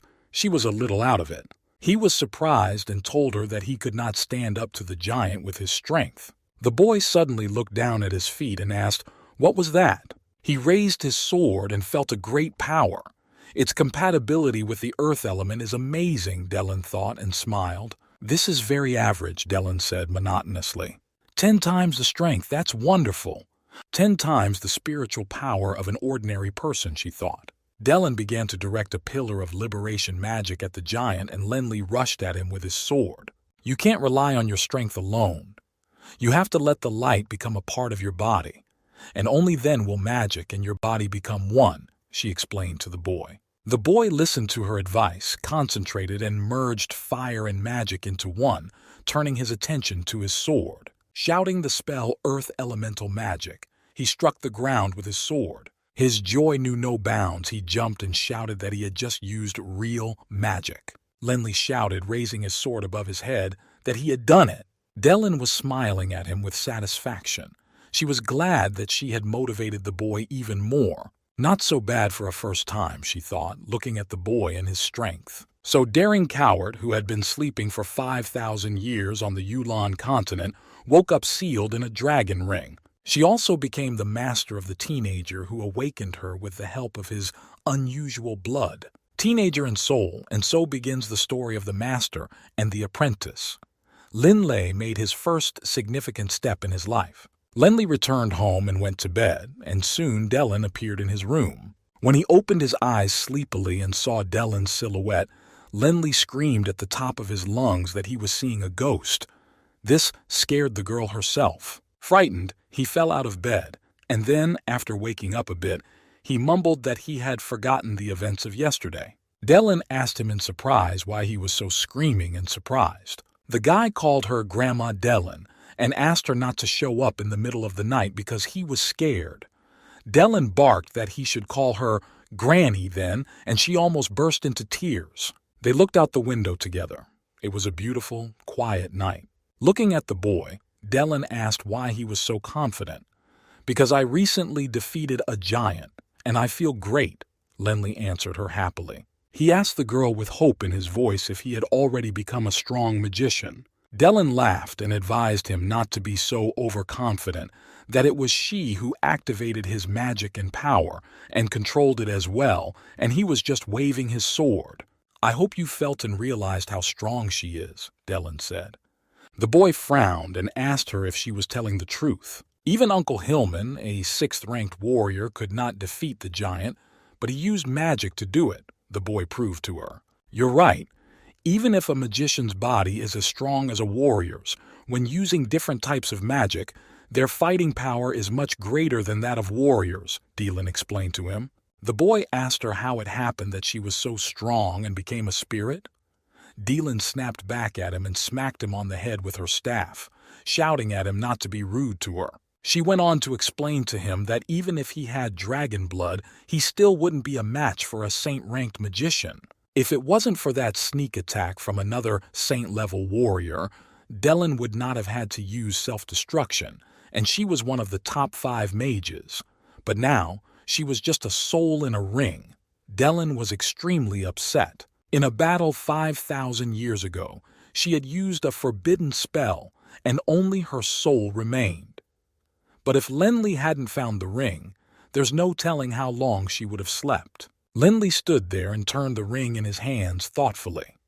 Dellen asked him if he really didn't understand what had happened earlier, but it didn't matter. She thought it was all because of his unusual blood. Lenley asked the girl if he could really learn magic and become a great magician. Dellen promised him that she would fulfill her promise and teach him magic. She would become his personal teacher. Someone knocked on the door. Lenley wondered if it was Uncle Hillman. Dellen thought the boy was still in shock. It was indeed Captain Hillman standing at the door, asking if Lin Lai was awake and if he could come into the room. Lenley happily answered him. Dellen hissed that he didn't think she might be seen, but Lenley didn't hear them anymore. He loved his uncle so much. Hillman opened the door and walked into the room. He began to explain himself awkwardly and told him that at first he was supposed to protect the boy by being nearby, but then a pack of wind wolves appeared and he was delayed, and then the black dragon appeared. He really wanted to know how the boy managed to get out. He was very happy that the boy had returned unharmed, so he was finally at peace, and only the boy was going to tell him everything. When Dellen hissed that he had better not tell him about her, otherwise there could be unpredictable consequences, the boy stumbled. So he decided to lie a little and began to tell him that when he was running away from the wind wolf, he fainted. And then he had a strange dream. "And I woke up at home," he said. "What kind of thing? What are you talking about?" Dellen asked in surprise. The captain listened to Lenley in amazement and decided that he needed to rest today and would come to him tomorrow. "It's all because I couldn't protect you," Hillman added. And then Dellen grabbed him by the scruff of the neck and flew out the window with him into the yard. The kid was shocked. "If I had known you were invisible, I wouldn't have been so nervous," the shocked boy shouted. Dellen sharply answered him that they were flying to the mountains now and would begin his training. As an earth elemental mage, she could teach him only if Lenli had enough brains to understand the essence of earth magic, and she suggested that they check it out. And they flew on. When they arrived at an empty clearing, Dellen sat the boy down and told him to cross his legs and put his hands on them to concentrate. She cracked him on the head with her staff and shouted again, "Concentrate!" Dellen said Lin Lei has a penchant for earth magic and he's quite talented. She had noticed it last time. You have to think about your connection to the earth. She ordered him to make a sign with his hands and hold them until he concentrated. Dellen said with satisfaction that she was ready to teach Linley magic, and the first lesson was the basics, and they started with meditation. But Linley couldn't hear her. He couldn't understand what sign she was talking about with her hands. Dellen explained that he had to think of any hand sign that he would make all the time when using magic. The boy showed 2 fingers on each hand. Dellen said, "What kind of sign is that? And he seems to be a bit crazy." She exhaled and told him to just put his fingers down. The guy sat cross-legged, closed his eyes, lowered his hands to the ground, and touched it 1 finger at a time. "In your thoughts, become one with it. Try to meditate, absorb its power into yourself," Dellen said to him. The boy was trying very hard, it was obvious, and suddenly the stones lying on the ground around him began to bounce. They were being pushed by some force. All the stones rose into the air to the level of his shoulders. Lenli did not open his eyes. And then a miracle happened. The stones began to spin in a circle around him.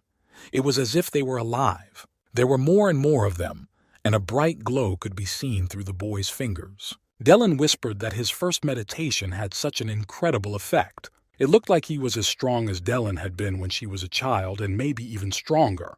The girl was very impressed. "I think our meeting was no coincidence," she thought. Or maybe it was even fated, she continued to think. Among the stones, a familiar furry animal was watching the boy. And then something twisted in his nose and the boy sneezed loudly. Dellen mockingly asked how he could sneeze while meditating. And in an instant, all the stones fell to the ground. "Since you have learned the power of meditation, you must now meditate every day." The boy asked her how he could use the magic he had learned. "There are many strong magic skills that you can master using the magic of the earth," Dellen explained. "Okay, Auntie Spirit," the child replied. Dellen burst out laughing again and barked at him to call her sister. Early in the morning, Lenli walked into the kitchen. His father, younger brother, and the butler were all there, eating breakfast, and he greeted them all. Horton jumped into his arms and shouted that Lenli was so cool because he had fought the Wind Wolf and the Black Dragon and he only had scratches. He asked Lenli to tell him what happened. Nog said to his son, "Yesterday's hunt was a bit of a challenge, but your actions weren't so bad. If you are well, sit down with us for breakfast." "I've never been praised by my father before," thought Lenli. Then Lenli saw Dellen and she sat down quietly and whispered that no one would see her anyway. She quietly asked the boy what was wrong with a father worrying about his son. "Even if I go crazy, no one will see me," she laughed. Dellen started jumping around the kitchen, and for some reason Nog looked in her direction. Dellen asked if Nog had noticed her, but he was surprised and reminded her that she had said that no one else would see her. Dellen explained to him that only people who are on the same spiritual level as her can find her. Because Lenli is the owner of the dragon's coiling ring, they have a spiritual connection, but that doesn't mean that no one can see Dellen. The kid couldn't understand what that meant. Dellen explained that only people on the level of a saint could sense her. She added that if it was inside the ring, even a saint mage wouldn't be able to see it, but she suddenly stopped talking. Looking at Naga once again, she said that it was impossible for his father to be a saint. He had no aura at all. He had barely saved their family business, so it was impossible for him to be a saint. "Father," the boy said quietly, looking at him. Nog calmly told him to stop flying in the clouds and finish eating. It must be an illusion, the boy thought to himself. His younger brother asked him to eat breakfast with him. Outside, the warriors began training, led by Hillman. Lenli trained at night with Dellen, where he honed his earth magic. And during the day, he trained with Captain Hillman, where they studied martial arts. At night with Dellen, he would again lift piles of stones in a state of meditation. She controlled the whole process. The ground trembled during their magical training and shone. The stones flew around Linley in perfect circles, and there were several of them. He concentrated and progressed every training day. After a while, during one of the training sessions, Dellen told the boy to try to hit a stone and pointed to a huge rock. And Linley concentrated and used his arm strength to smash the rock into gravel. "Wow, not bad. Your power of destruction has improved," she commented. The boy continued to lift huge rocks in the air and smash them. Dellen said that he would need to improve his accuracy, but overall, Linley had mastered this type of magic. She was happy for him. Linley was also happy with these results. Linley clenched his fists and decided to enter the Magic Academy for his father's sake. Time is flying very fast. There is only a month left before the enrollment of students at the Magic Academy, Dellen reminded him. The professors at the academy won't care what family Linley comes from. Even the fact that she is teaching him is not a guarantee that Linley will be able to easily enter the Magic Academy, even if he beats his head against the wall. She continued that training mages is much more difficult than training warriors. Money, teachers, training, Linley has to have it all. But with a teacher like her, and the knowledge and skills she had acquired, Dellen was sure that it would be enough to get into the academy. But the boy mumbled that he doubted it very much. Dellen couldn't calm down because she would have to buy more artifacts, equipment, and it would cost a lot of money. Denley asked her in shock that the skills and spells would not be enough for magic. He was starting to get frustrated, but Dellen couldn't stop her speech and continued that if he didn't have enough money, his development would be very long. Linley listened attentively in silence and thought that now the Baruch name was in its decline. His father had to sell his family heirlooms to make a living. He did not understand where he could get the money for all this. And then he had a brilliant idea. What if he could repair the magical beast, and as long as it has magic power, it can fight instead of Linley? Its fighting power must be enormous. Dealing heard this and shouted, "Does he think that a magic beast will fall from the sky and obey him?" She explained once again that first, Linley would need to make a contract with the dragon, and if it was a velociraptor, he would need 10,000 gold coins for it. Linley exclaimed that 10,000 was a cosmic sum. But the girl summarized that it was true. A real magician must also be rich. Alas, Linley could not understand and asked what kind of animal would want to sign a contract with him. She explained that a magical animal could sign a contract with him. The boy almost started to cry, explaining that he didn't have a single gold coin and couldn't become a magician. Dellen was thinking when she noticed a glowing trail, the footprints of the little beast, she said. The tracks led to Linley's house. Dellen quietly followed the little animal. He ran over the ruins. Dellen called out loudly to the boy and asked him if he remembered the little animal from the forest crevice. The animal, not hearing them, shouted "Squirtle," and jumped inside the house through a huge hole. He began to look around and scratch at something with his paws. Dellen and Linley watched him quietly, and the animal continued to dig actively. He dug more and more aggressively, throwing stones and earth around. And then everyone saw a big, gorgeous diamond. The animal began to squeak loudly with pleasure. "It's the shadow diamond that magician had," Dellen shouted. She ordered Linley to grab the magic beast as soon as possible. The boy could not believe that this was a real magic beast. Meanwhile, the animal happily grabbed the diamond with its paws and hugged it. At that moment, Linley reached out to grab it. The animal aggressively started screaming and throwing himself at him, but the boy grabbed him by the tail and started pulling him toward him. At that moment, the animal bit the boy's finger painfully, but it escaped from his hands. After catching it, the boy said that it looked very much like an ordinary mouse but bigger. Dellen remembered that there are two types of mice. One of them are stone eaters, and they usually go in groups. The first type, the shadow mice, are magical beasts of the third rank, very fast and painful to fight. The second kind of mice, the stone eaters, have a very sharp sense of smell. Looking at its size, it is a shadow mouse. He is a lower-ranked magical beast, but if he allows him to make a contract with him, he will become his magical beast. The mouse was freaking out. Linley restrained it with a magic ring. He had a better idea. Dellen thought, what if we could scare him with magic and make him sign a contract? She suggested becoming a demon so that the mouse could sense her, and the girl turned into a big demonic shadow that shouted at the mouse that it was she who had stolen the crystal and that she would pay for it. The mouse was scared. Dylan screamed that it could not escape. Lindley asked if this would really help him get the contract. Dylan giggled and said to calm down because shadow mice are not that brave. She turned to the mouse and screamed at him to sign the contract with Lindley. The mouse started to get nervous and glowed, not realizing where it was being attacked from. And having managed to create a circle of fire, it escaped. "It's an unusual shadow mouse," Dylan shouted. The mouse jumped all over the room, bouncing its body against all the walls at a frantic speed. Dylan shouted to Lindley, "Find a net somewhere because we have to catch it." But Lindley found another way out of the situation. He brought a fried chicken leg from somewhere. He began to wave it in front of the animal and asked him to eat it. "A roasted leg," thought the hungry little animal, not taking his eyes off it. Lindley smiled and said gently that no one would hurt him. Dylan was screaming her head off because she had asked for a net, and Lindley had kept the chicken leg and was feeding it.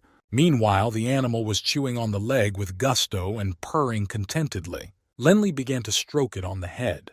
Dylan mumbled in amazement that the animal was even letting himself be petted. She thought that she had spent all her energy to capture and subdue the animal, but she didn't think it would ignore it so easily.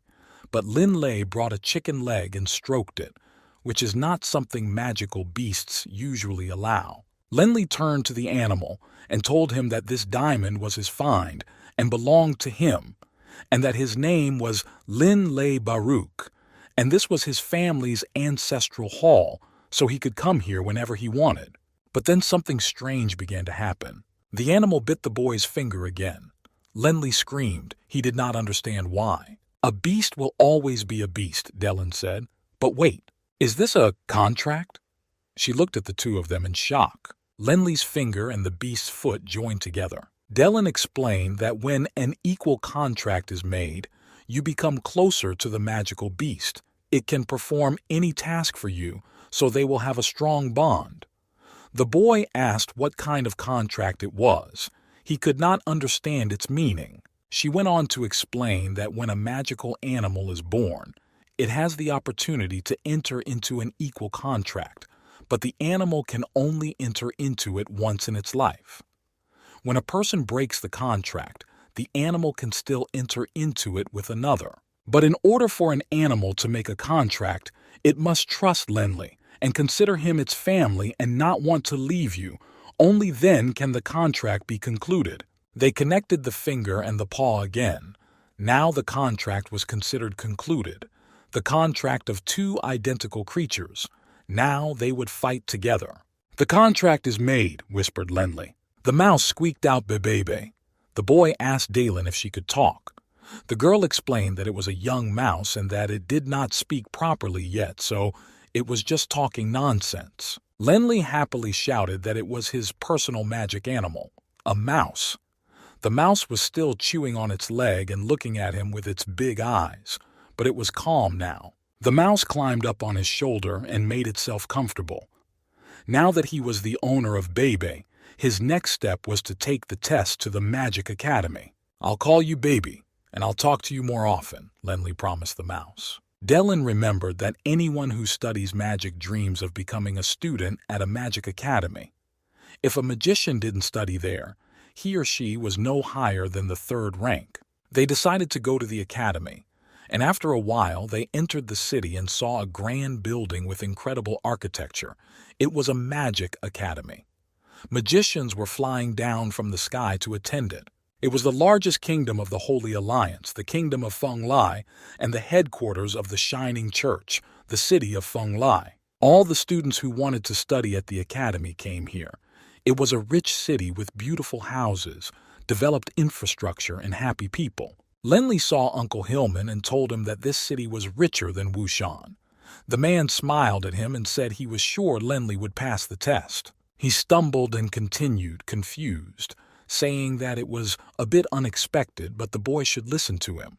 Dylan whispered in the boy's ear to watch his language. Hillman patiently explained to him that there had once been a dragon-blooded warrior in the Baruch family, but he did not show any magical talents. Therefore, even if Lenli did not pass the test, it would not mean anything. Lenli confidently asked Hillman not to worry about him. He was sure of his success. But Dellen could not stand it and concluded that it was impossible not to pass because she was his teacher. Hillman recalled that when he came to Baruch's house and didn't find Lenli, his father told him that the boy had gone to the academy, and he was furious. He shouted to Nog that if the child did not pass the test, it would affect his confidence in his abilities and he would be mentally traumatized. Nog calmly told him that his son was not as weak as he thought. Hillman looked at Lenli and said that he still couldn't believe that Nog was right. They approached the magic training grounds of Feng Lai City, where hundreds of eager applicants had gathered. Lenli looked at the people and everything around him with delight. One of the teachers at the academy was yelling at one of the applicants that he was a failure. The boy was crying and screaming, proving that he had just touched the crystal, but he couldn't understand how the magician could tell that he had failed. The teacher began to shout at him that his mind power was only slightly stronger than that of an ordinary person, and he didn't have the basic qualities to become a magician. He advised him not to spend the money because the boy's shockwave of elemental magic was too weak.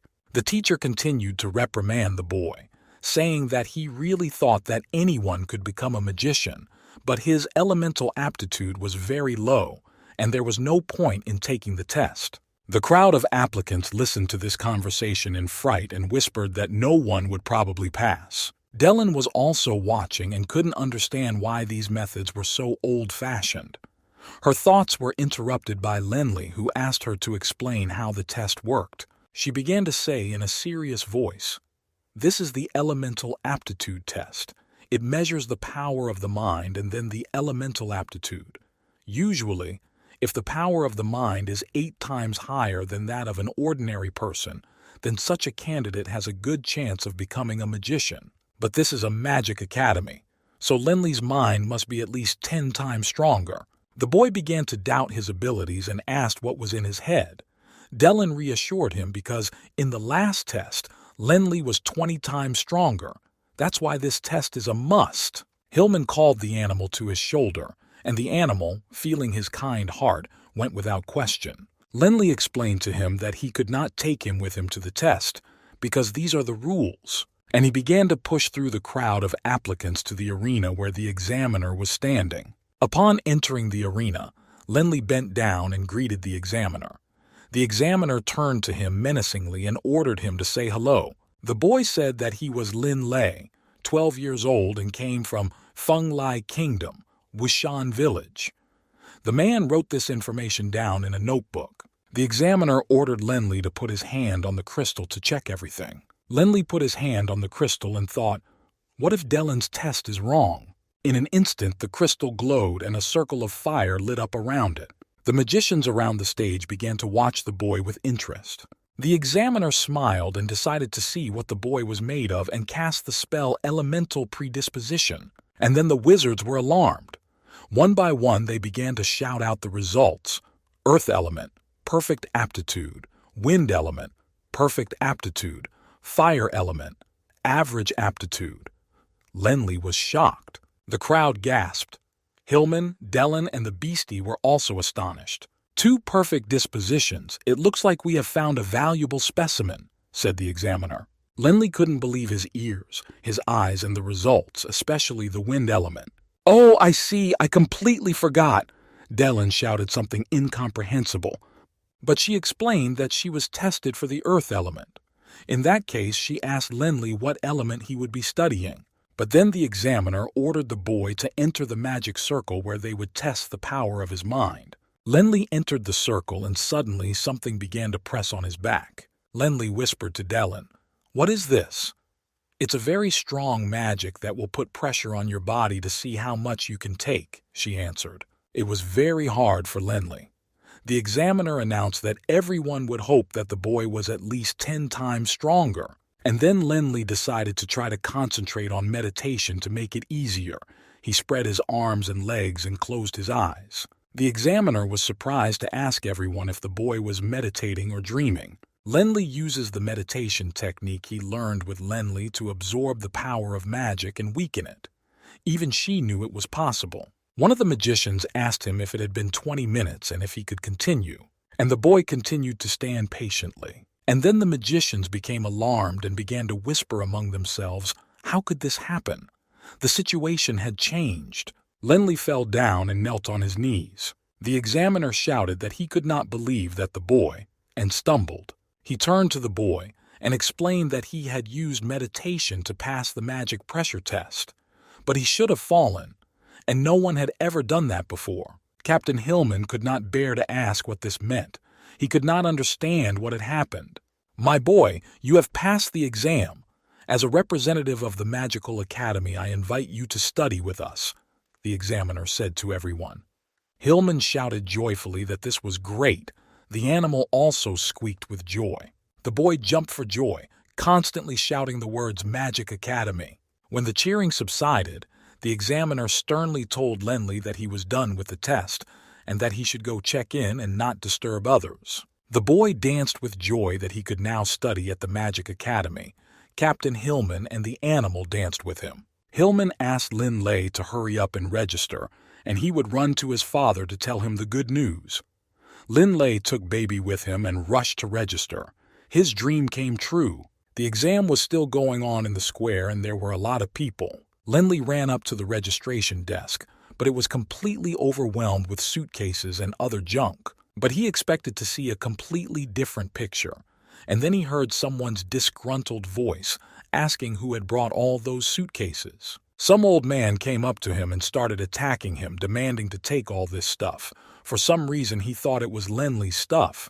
The boy sharply told him that it was not his stuff. A guy came up to the counter and said that calling his things trash and junk was disrespectful to him. It was Yale, the son of one of the biggest businessmen in Yulon. He understood his grandfather's remark that if he didn't respect things enough, he would never become a great businessman. But the old man was very angry and demanded that he put his clothes away. He shouted that this was a school of magic, not business. But the boy calmly replied that his things would be taken care of, and good-naturedly told Lenli that they were now classmates. The guy said he knew his name was Lin Lei and that his performance on the test was outstanding. Then he turned his eyes to his suitcases and explained that because of the inconvenience of traveling, he had only brought the most necessary things with him. Lenli asked him why he needed so many things, but he laughed and explained that it wasn't much. He opened one of the suitcases and proudly said, "This is a tea set." Lenli rounded his eyes. The next suitcase was his personal wardrobe, and it was huge, as big as a real wardrobe. After this long conversation, the guy finally introduced himself as Yale, a member of the Sacred Union. He turned to the registrar and politely asked that he put him in the same room as Lenli. He will be my first classmate, Lenli thought happily. But the registrar threw the suitcase at Yale, shouting at him to take his clothes and get out of here. Yale fell and bruised himself. At that time, a strange guy approached them. Lenli looked at him with interest and Yale tried to get up. The stranger said that Yale was a talentless idiot. He asked Yale in a high-pitched voice that he thought he would have enough magical abilities for this academy, and he added that if it wasn't for his money, he wouldn't have been able to set foot here. The stranger looked at the two boys and asked them if they were here together. "Don't be so rude," Lenli said. "Anyone who hangs around with garbage is like that," the stranger said and went to the registrar. Lenli asked Yale who he was. Yale nervously replied that his name was Gene. His aptitude and mental strength were very strong, and he was the strongest of the 100 newcomers. He went on to say that he was even stronger than Lenli in terms of skills. The guy thought, "This is where the power gathers, and this is not Wushan Village. Every opponent is strong." Yale was trampled. He began to justify himself to Lenli, saying that Gene was right. His aptitude and mental strength were only slightly above average. So what if his father was rich? And then Bebe rushed off to the arena where the test was taking place. Yale suggested that they go and see what was happening there too. Dylan began to feel strong elemental radiation. The boys made their way to the arena through the crowd. All the applicants were excited about someone. They saw a beautiful blonde girl, and heard from the magicians that her mental power was 60 times greater than the human mind. It was the sister of a prodigy who studies here. Her name is Dice, Yale explained. The girl turned around and introduced herself to the boys. Her name was Delia. She was very beautiful. Her blue eyes shone and her hair was long and white. The news of Lenli's acceptance into the Magic Academy made his father Naga very happy. The entire Wushan village rejoiced and celebrated the event. Captain Hillman watched the celebrations and found himself thinking that he couldn't wait for the day when Lenli would bring back the lost greatness of the Baruch family. Lenli packed his belongings into a single bundle, said goodbye to Uncle Hillman and his father, and ran to the Magic Academy. His educational adventures had begun. He walked beside Yale and told him that Hillman was a friend of his father's who had looked after him since childhood. Yale listened to him with interest and said that if he had come from his family with qualities like his, he would have been very loved. To encourage him, Lenli reminded him that Yale had passed the test and his skills were not that bad. But he had something to worry about. He was sad. It was so painful to say goodbye to them. Yale explained that his family paid 10,000 gold coins to the Magic Academy every month. Lenli was shocked. For him, 10,000 gold coins were fabulous money. Yale continued his story. His aptitude and mental power are above average. If he went to an ordinary academy, he would be the best student, but this magical academy gathers the best monsters. If it wasn't for his father's connections and the 10,000 he paid every month, he wouldn't have been accepted. Lenli walked away thinking that his father had sold the sculpture for only 500 gold coins, which would have been enough for Yale to pay for half a month. Yale whispered in Lenli's ear that Lenli would save his face if he brought the sorceress from the academy. Then he explained with a mysterious face that money meant nothing to him. He had another goal, which was said in this expression. Lenli asked him in surprise if he had really come to the academy for the girl they had seen. Yale was surprised to hear him say that, because he had heard that impudent Jean, who was at the registration desk, liked her. That's what everyone around him was saying.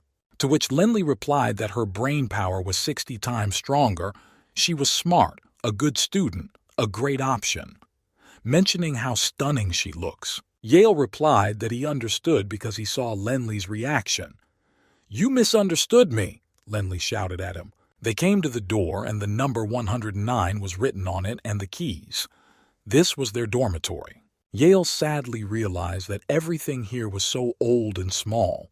But what can you do? We will study. Nothing can be changed.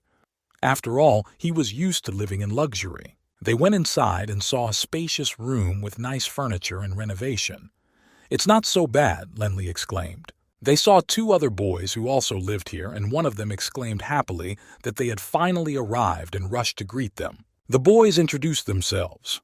"I'm Renard from the O'Brien Empire," one of them said. "Oh, these are the new roommates. I forgot that the room is for 4 people," said Lenli. "I'm Lin Lei from the Feng Lai Empire," he replied. And then the mannequin started to fall on him, and he was scared. One of the boys rushed to his aid and used his sword to push the mannequin away. Renard exclaimed that it was so cool that Lin Lai came to them. Who knew that he would come to study and have such skills in magic? Another boy with glasses explained that Renard had always wanted to go to a swordsmanship school to become a great swordsman. But when he was tested, he was found to have magical abilities, so his family sent him here to study, he continued to explain. Renard said he set up dummies everywhere so he could practice. "Now Lin Lei can be my opponent and my skills won't deteriorate," laughed Renard.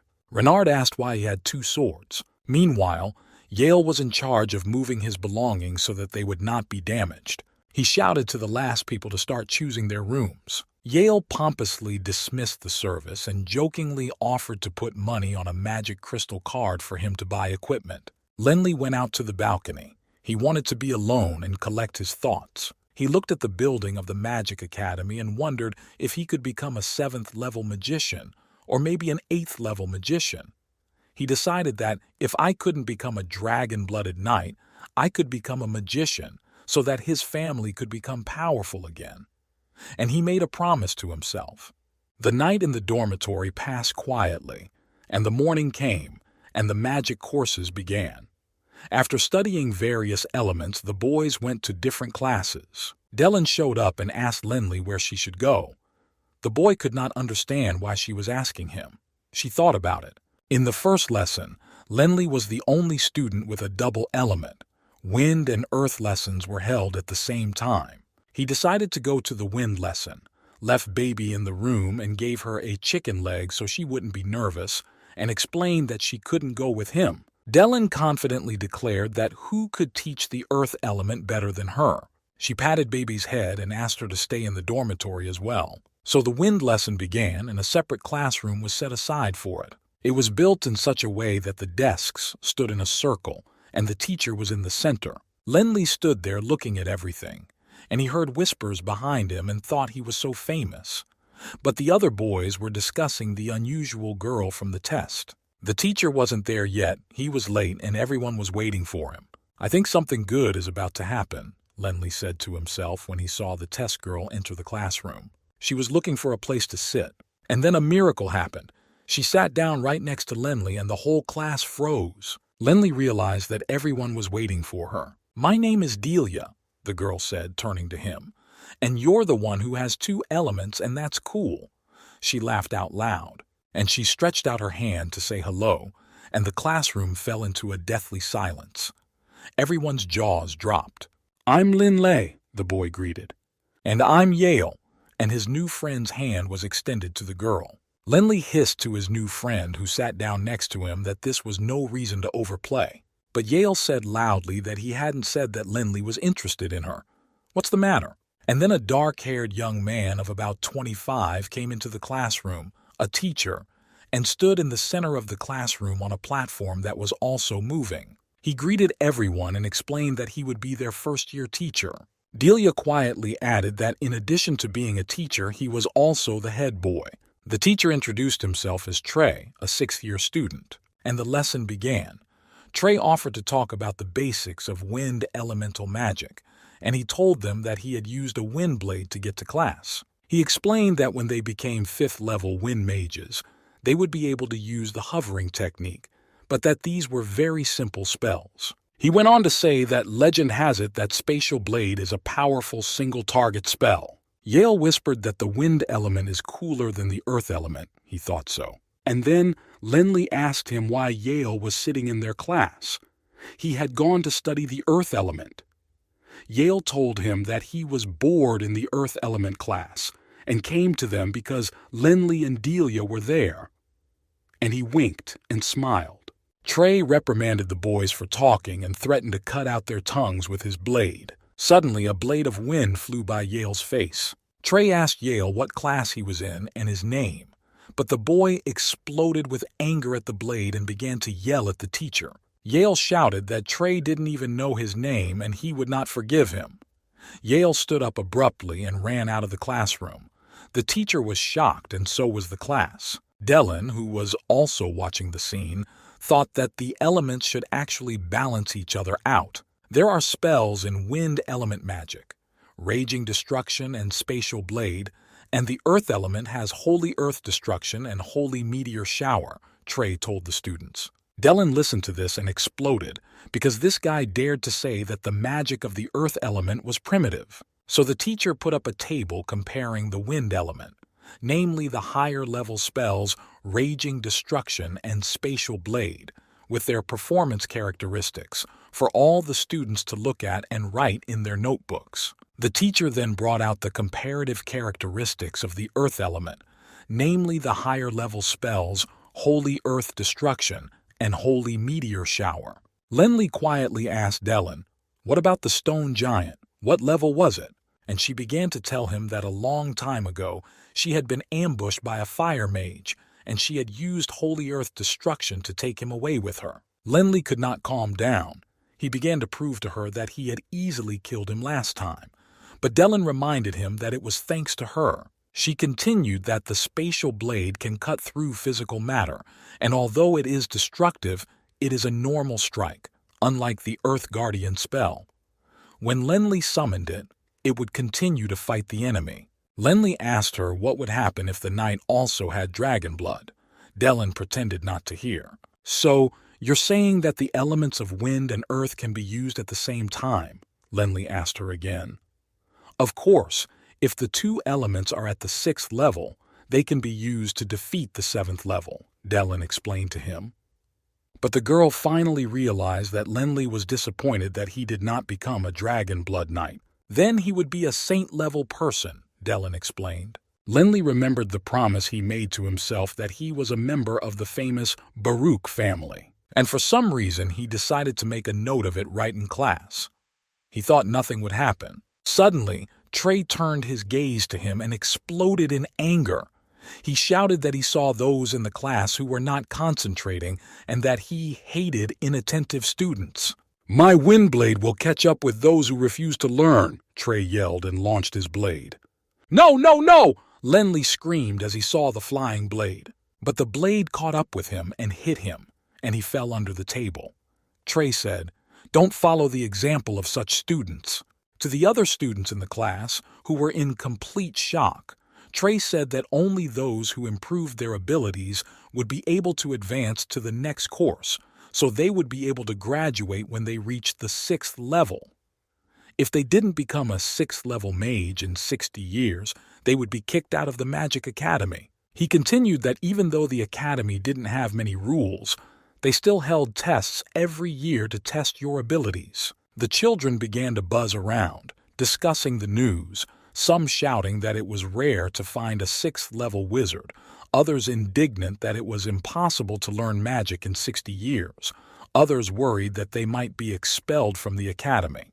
There was a lot of noise. "Children, you need to concentrate and study. Let's take a deep breath," Trey suggested to everyone.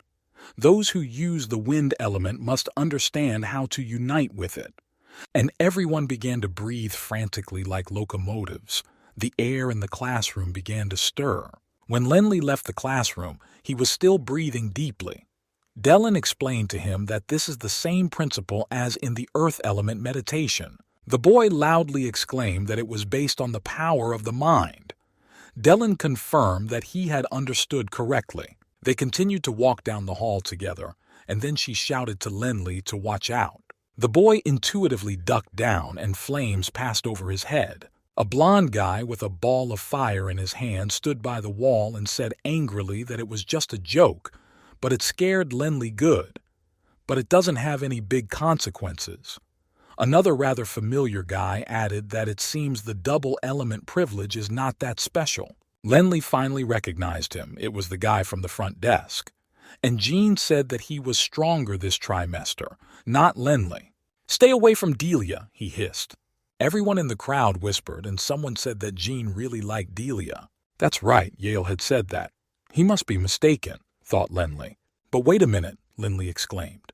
Lenley thought he would not give in to his aggression, but he wondered aloud if he really thought using these dirty tricks would scare him. The blonde dude laughed and shouted to Jean that this guy was no threat to them and he would deal with him himself. The blonde shouted that the academy was no place for rednecks and trash.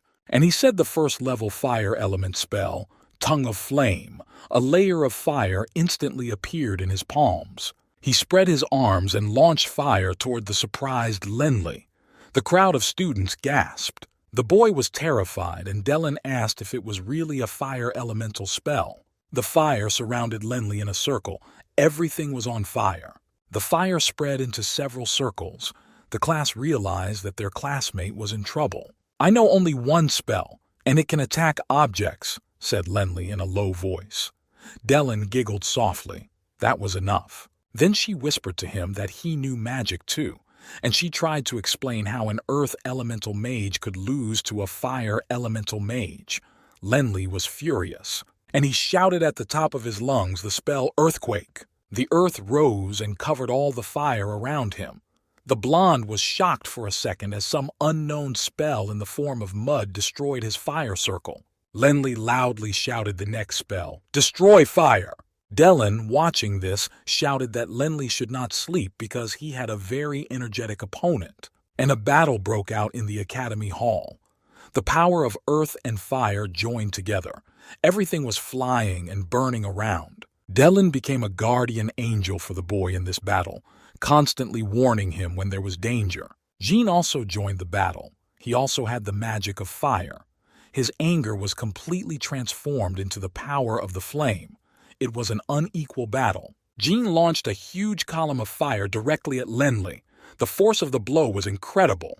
And then something inexplicable and incredible happened. Lenli managed to simply dodge the column of fire. He flew into the air and did a flip away from the flames. And he continued to spin again and again without stopping. The hall was absolutely silent.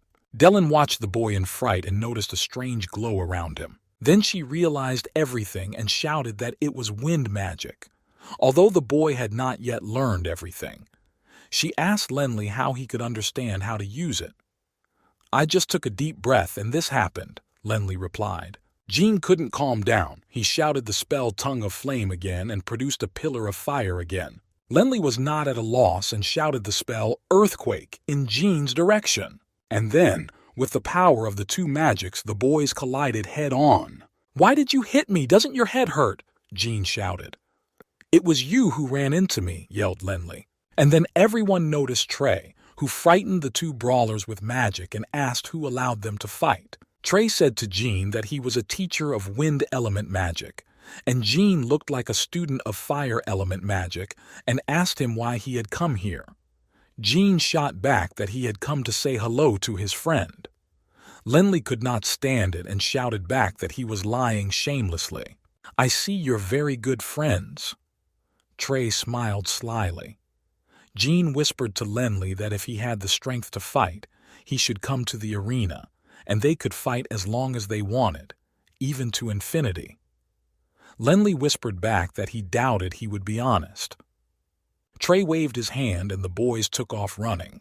Finally, he told them not to block the aisle and not to forget their promises, and the whole crowd dispersed with the participants.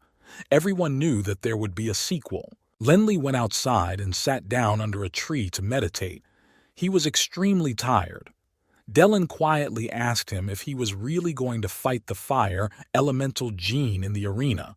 Wouldn't Lenli be asking him to cheat? "This guy is crazy, but he's the best student in the class," she exclaimed. Lenli replied that he had to win the fight himself, and although his chances were not good, he had to take it seriously. After listening to the boy's answer, Dellen told him that he did have the courage, and if he needed her help in a fight that would not end in death, he could ask her. "But he is training too slowly," Dellen teased the boy. She promised to teach Lenli the secret of sword fighting, which was lost to everyone 5,000 years ago. The boy looked at her in surprise. Dellen dragged the boy to some secret place, pulled out a wooden mannequin of a man, blindfolded Lenli, and handed him a sword. Lenli thought with a smile that Delling was probably testing his sword skills, but it was good that he had trained in Wushan village. The boy picked up the sword and skillfully began to fight the dummy with his eyes closed, smashing it to pieces from all sides. He was doing very well, cutting off its legs and arms and making many holes. There were only shavings all around. When he finished smashing the mannequin, the boy exclaimed with satisfaction that he had learned very useful skills in Wushan village. "Of course not!" Dellen shouted and hit him over the head with her staff as usual. She irritably explained that his fighting technique was mediocre and weak, but the boy proved to her that he had learned absolutely everything in Wushan village. "Flat blade. This is a spell I never taught anyone when I was alive. If you can learn it and master it, you can easily become a 6th-level mage in 10 years, Dellen said in a monotone and businesslike manner. Lenli replied with interest that it sounded cool, and what kind of spell was it? And Dellen rolled her eyes. She ordered Lenli to find a large stone, which would be one of the main tools, and to find other tools for carving. The boy immediately ran off somewhere. 20 minutes later, an axe, a scythe, a saw, a flat knife, a round knife, a triangular knife, a hammer, a jade knife, an oblique knife, and a huge rock appeared on the lawn. Lenli explained breathlessly to the astonished Dellen that he had borrowed all this stuff from Yale, who had everything for all occasions. She laughed and handed him a flat knife and told him to cut on the stone, but to try not to think about what he was cutting. Just cut.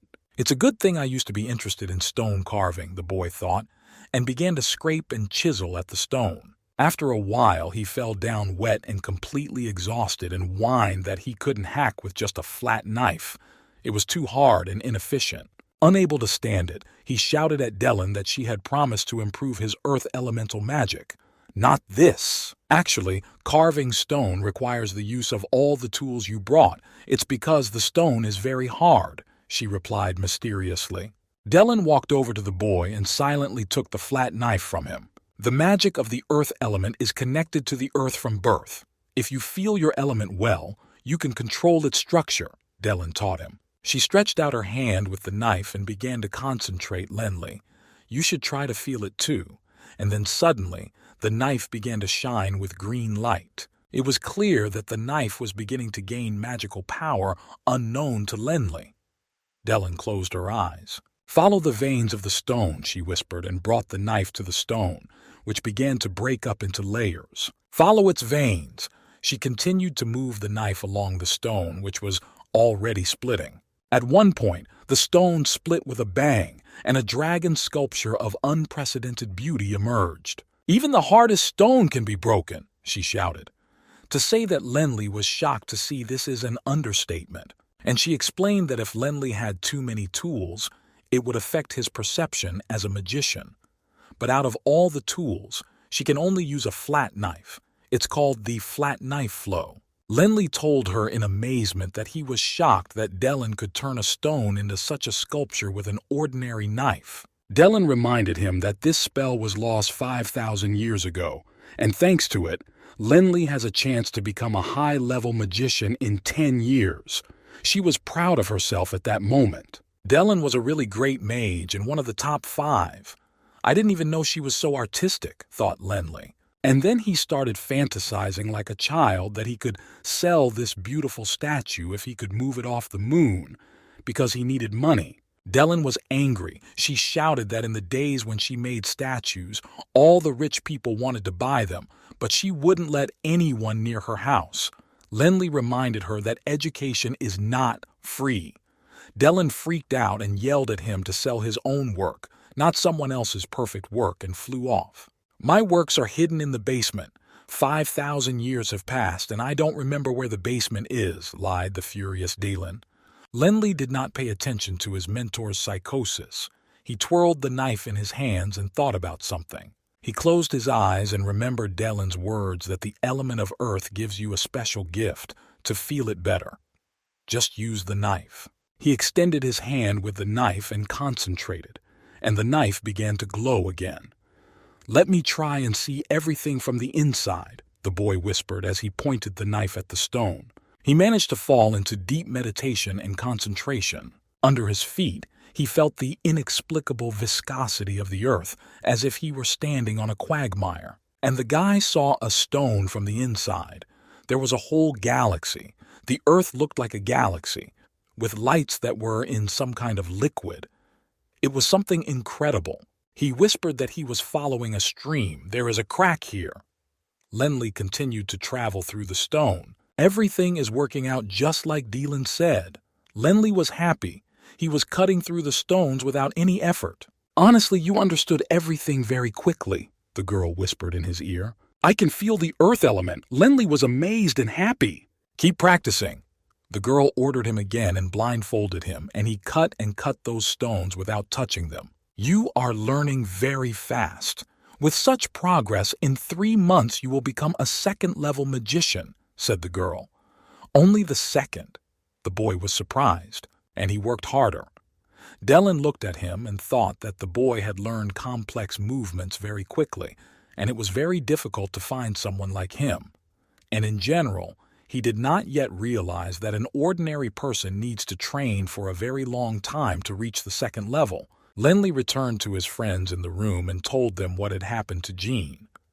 Yale listened for a long time and remained silent, then asked if there was really going to be a duel with Jean over Delia.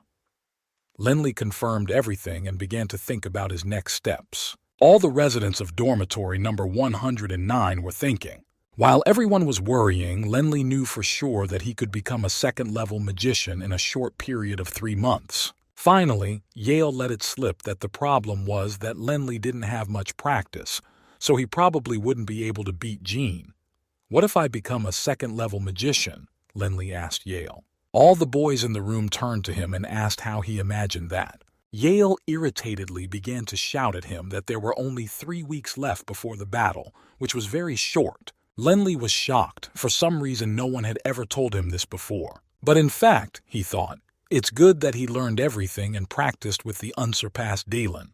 Yale exhaled and opened a huge suitcase and started taking out strange things. A ring that reduces magic damage, a helmet that blocks magic, a necklace that reduces the time it takes to read a spell. He announced the items. "These things cost about 1,000 gold coins. You can take any of them and you won't lose," Yale offered him. Lenley smiled and thanked Yale for his offer, but Yale said with a glare that he always uses these things to win, and Lenley is too cruel to him, and he began to cry like a little child. "You see, I want to beat Gene alone and with my own strength," Lenley explained to him. The boy with the glasses said that according to the Academy's Book of Rules, Part 7, Rule number 24.461, it does not say that magic must be used. "As far as I remember, you're very good with a sword," the boy with the glasses continued to say. "Lenley will be able to attack with a sword, but Gene is not expecting it, so it will be hard to say who will win." "Ah ha ha ha ha! I like that idea," Dylan burst out laughing. "Warriors and mages differ only in their elements. There is a winner and a loser in battle. No one cares how you won, so I recommend you use the flat blade technique," she said quietly. "You know, you're right. Then I will use this." And he showed the flat blade to Yale to all the boys. Yale laughed and told him not to embarrass himself. He had promised Lenla a sword, but not to use any knife. But out of curiosity, he asked how he was going to use it. Lenley pulled out a knife and began to cut through the wall with great effort, just like he had done on the lawn when he was practicing. The boys froze in shock. He was meditating and cutting without stopping. Everyone was watching him with bated breath. None of them had ever seen anything like this. "What is that sound?" asked the boy with the glasses. Yale couldn't calm down and understand how you can attack with a knife like that and it works. Lenley was so excited that he cut through half the room. Everyone was horrified to see that the house began to fall apart. In an instant, the stones fell out, where a huge hole appeared. Meanwhile, in his dorm room, Trey practiced his favorite flight technique. He breathed deeply and slowly for an hour straight, not noticing anything around him. Breath in, breath out, breath in, breath out. He was snoring all over the room. His training was going perfectly. Suddenly, someone entered his room without knocking. Trey did not notice the visitor. The guest began to cough intelligently. "Trey, you're such a hard worker," the red-haired man shouted and came closer. The red-haired man continued to ask questions. He asked Trey if he would be the first to leave them and go to the 7th level. Trey finally heard that someone was in the room and reluctantly came out of his meditation. "Fernet, what are you doing here?" he asked. Fernet happily told him that there was a very good student in the fire element class this semester. The red-haired Fernet sat down next to Trey and continued to talk. He said that he and he had been classmates for many years, and now they were teaching students. Trey told him that he was worrying in vain in this situation, and then Fernet could not stand it and exploded, saying that if that was the case, then they would meet in the academic arena. He was a rather unbalanced person. Trey thought at that moment that none of his students looked special, although there was one. Meanwhile, Bebe the mouse had finally eaten her chicken leg, and she was lying in a fluffy ball under the blanket and was sad. She got out from under it and started jumping around the room. She thought it was so strange that no one was in the dormitory. Bebe ran over to the flip calendar and flipped the page over and saw that it said that today was some kind of unusual day. A crowd was gathering in the competition arena of the Magic Academy. The boys came closer to her. "This is where new students can compete with each other, but only freshmen take part," one of them explained. Yale stood there and silently calculated something. The guys asked him what he was doing. He replied that he had calculated that if they sold tickets to the competition at a price of 110 gold coins, then we can make a lot of money. How could you all not think of that? He shouted. Linley was invited to the magic arena. The host told him to put his hand on a stone to automatically divide them into magic groups. At that moment, Linley angrily remembered Jean and his firepower in the last battle. He put his hand on the stone with determination and courage, and it lit up. The host controlled the whole process. The host loudly announced that the competitor, Linley, belonged to group number 32, and then Yale and Renard came up to Linley and told him firmly that they would not allow him to compete alone. But the host said that they didn't have to compete yet, and everyone was looking at the magic circle of the stone. Suddenly, Renard noticed that only Georg had not joined them. Yale explained that even though their elements were different, they would still fight together. Georg adjusted his glasses and replied that such fights were not his style. He was an intellectual and fought only with his mind. And then the crowd of spectators began to whisper that a student of the fire element was coming. Everyone parted ways. Through the crowd, Jean walked with authority and confidence with his blonde friend, who was constantly serving him. He met eyes with Linley, hatred for each other sparking between them. Both were absolutely motivated. Jean gritted his teeth as he was surprised that Linley had come. "I thought you weren't coming." Linley cut him off. Jean noticed with satisfaction how the crowd was looking at him and shouted, if there was no one stronger than him, why was everyone looking at him? He could warm up the audience. He walked with a wide stride, respectfully and slowly, and the crowd parted even more. And then he had a brilliant idea. He started releasing fire around him to make it look more beautiful, and the crowd recoiled in fright.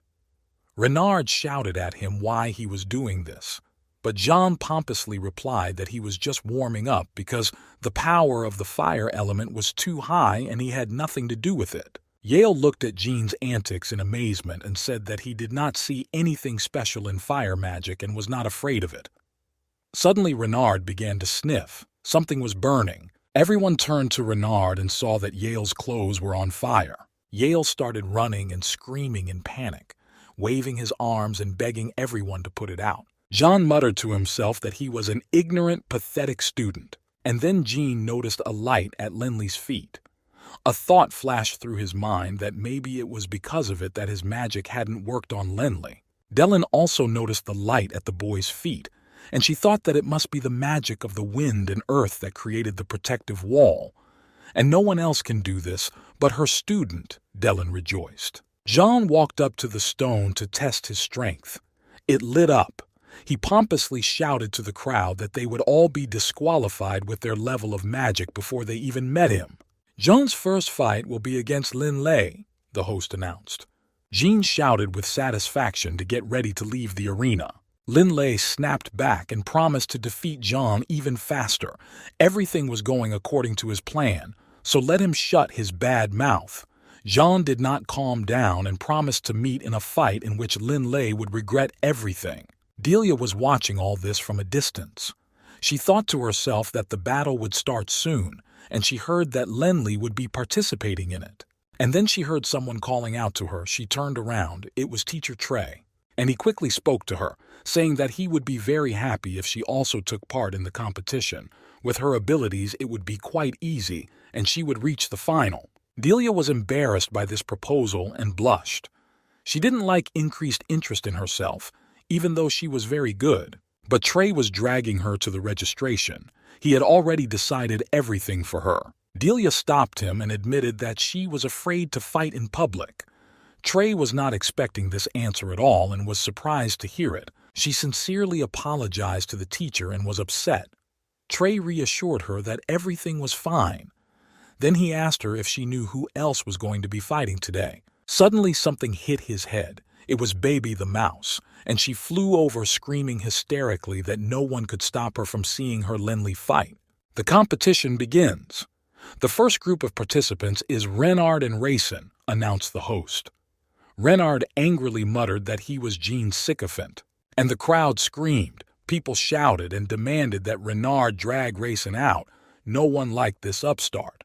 Renard stood on one of the arena's towers and announced that he was in the second class of the fire element, so he would attack. Raisin, an impudent blonde, claimed that Renard's appearance showed that he had never fought anyone.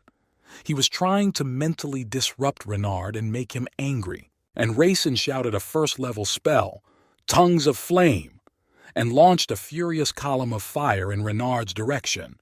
The boy with the glasses shouted at Renard that these idiots are used to street fighting. Be careful. Everyone else froze and watched the battle. The fire began to form a huge circle around Renard's body, and he became instantly very hot. In about 10 seconds, the fire engulfed him completely. He looked like a pillar of fire. The guys were looking at him with bated breath. Dylan was frozen, and the crowd of students stood in complete shock. Then a miracle began to happen. Renard stretched out his arms, and everyone around him realized that something was about to happen. Jean looked at him in amazement and shouted that Renard had some kind of magical protection. Raisin just stared and couldn't believe his eyes. And then Renard broke out of the fire with all his might and grabbed Raisin by the scruff of the neck and shouted that he had opened up and was ambushed by him. Is he a seasoned warrior? Renard pulled Raisin off the ground and they took to the air and quickly spun in a single combat. From the outside, they looked like one. Renard shouted a first-level spell, Blue Fire. A blue pillar of fire began to come out of his hands. He slammed it into Raisin's body, and the fire engulfed him from all sides. From the force of the blue fire, Raisin lost consciousness and began to fall rapidly from the air to the ground. The competition's host shouted that Raisin was down. Georg shouted loudly that Renard had done the job. Meanwhile, the match director, the magical judge, entered the arena and solemnly announced that Renard had won the first group, the second class of fire. Exhausted, Renard stood in the arena and bowed in all directions, constantly saying thank you, thank you. His face was covered in soot and his clothes were burnt in places. Lenley asked Dylan what she had seen and what she thought about it. The girl replied that the boys were still first-level mages, and maybe even lower, unfortunately. She explained that before a fight, mages must always put on magical protection. It is their advantage over warriors. Renard had just used it, and Raisin hadn't even noticed. Lenley was amazed to think to himself that his neighbors were not so weak, but actually very strong magicians. Jean, who was watching the fight, said that it was pretty good, but Renard had used an anti-fire spell early, so Raisin's loss was so stupid. Jean walked over to the guys standing on the sidelines and pointed out to Renard that he didn't look like an ordinary newcomer. It was the result of special training. He sarcastically invited the guys to become his new fans, but he promised that he would finish them off first. But if they wanted to become better, they had to follow him. Renard shouted to him that maybe they would let him join the dormitory 109. Jean lost his temper and shouted back at him that they really thought they were worth it. Jean laughed out loud and viciously promised that later they would see a significant difference between them. And then the host announced the next fight. It was between Lin Lei, the element of wind and earth, and Jean, the element of fire. The crowd was instantly quiet and there was absolute silence. Delia whispered happily, "Finally, these two will fight." "Oh, it's this unusual student," Trey muttered. "Not even a dual element, but you're just a regular fake." Jean snorted as he stood in position. He thought that Lenley had dodged the fireball last time, so he had to double it and shouted a first-level spell, "Fireball!" Lenley also began to unleash his magic. Incredible streams of wind began to spin around him. Trey looked at Lenley and felt scared. He was surprised that Lenley really knew this spell. Lenley shouted out one of his favorite first-level spells, "Glide," and he was instantly in the air. "Windblade!" was the next spell Lenley shouted, and the wind began to glow. Jean watched with interest and began to think about his plan of action. He decided to humiliate Lenley and shouted that his wind attack was just trash compared to his fireball. "Compressed Windblade!" Lenley shouted again, and slammed his power into Jean. He was so concentrated that he didn't listen to Jean's nonsense. When wind meets fire, all it can do is run away. Jean shouted at him and launched his fire in his direction again. Damn, a simple level 1 spell is so strong, Lenli thought in his mind. Dellen intervened and explained to him that, although it sounded stupid, he needed to use the wind to fight, because the lower-level earth elemental magic consisted of several defense spells. Dellen quickly flew over and explained to him that if he used only magic in the battle, he would be at a disadvantage, but if Lenli used the wind element only to run away, it would be difficult to defeat John. At this point, Jean teased Lenla to use the wind blade if he planned to continue fighting him, and he started his fire again. Lenla turned to Dellen and asked him hesitantly if he could really use a flat blade to defeat Jean. Dellen slyly replied that he should think of Jean as a stone and winked at him. "And open him up?" the boyfriend asked sarcastically. She closed her eyes and told him that every time he would release his fireball, he should think of a crack in the stone. "If you see it, your flat blade." Then she whispered that you have to take into account that it is not a stone. The enemy will move, so you have to concentrate. Lenli remembered what the stone he had split with his flat blade on the lawn during training looked like and concentrated. "A pattern between the stones," he whispered, remembering the dots of fire and lines of fire he had seen in the middle of the stone. The boy concentrated, stretched his arms forward, generated the magic of a flat blade, and confidently launched it. Jean was horrified to see this. How could Lenli's wind blade pass through the firewall and attack him? He could clearly see Lenli's flat blade easily and silently cutting through his firewall. For a moment, John lost control of the situation, but after gathering his strength, he sent a huge pillar of fire at Lin Lei. "This guy Jean is really well trained. He stopped Lin Lei's combo right away," whispered Dellen. The fierce battle continued. Zhang growled, dumbfounded that Lenli had only hit him because he was safe, so don't let him get caught. But he fired again with even greater force. Dellen watched and said with satisfaction that the battle was all about timing and opportunity. Lenli was thrown high into the sky by the fire attack. Lenli shouted that he would use the flat swing again and projected the blade magic again. "When you think you've won, you lose," John hissed with the wild smile of a madman. Jean spread his arms free and loudly ordered Lenlina not to attack him, showing that he was not going to do anything. The guys standing in the crowd of spectators were watching the fight, and one of them said that, knowing Jean, he wouldn't get into a fight until he was sure of his actions, and that was very suspicious. Dellen said that, although Lenli knew the spell well, he was using it again for some reason and called him completely overconfident. But Lenli continued to move with the flat blade.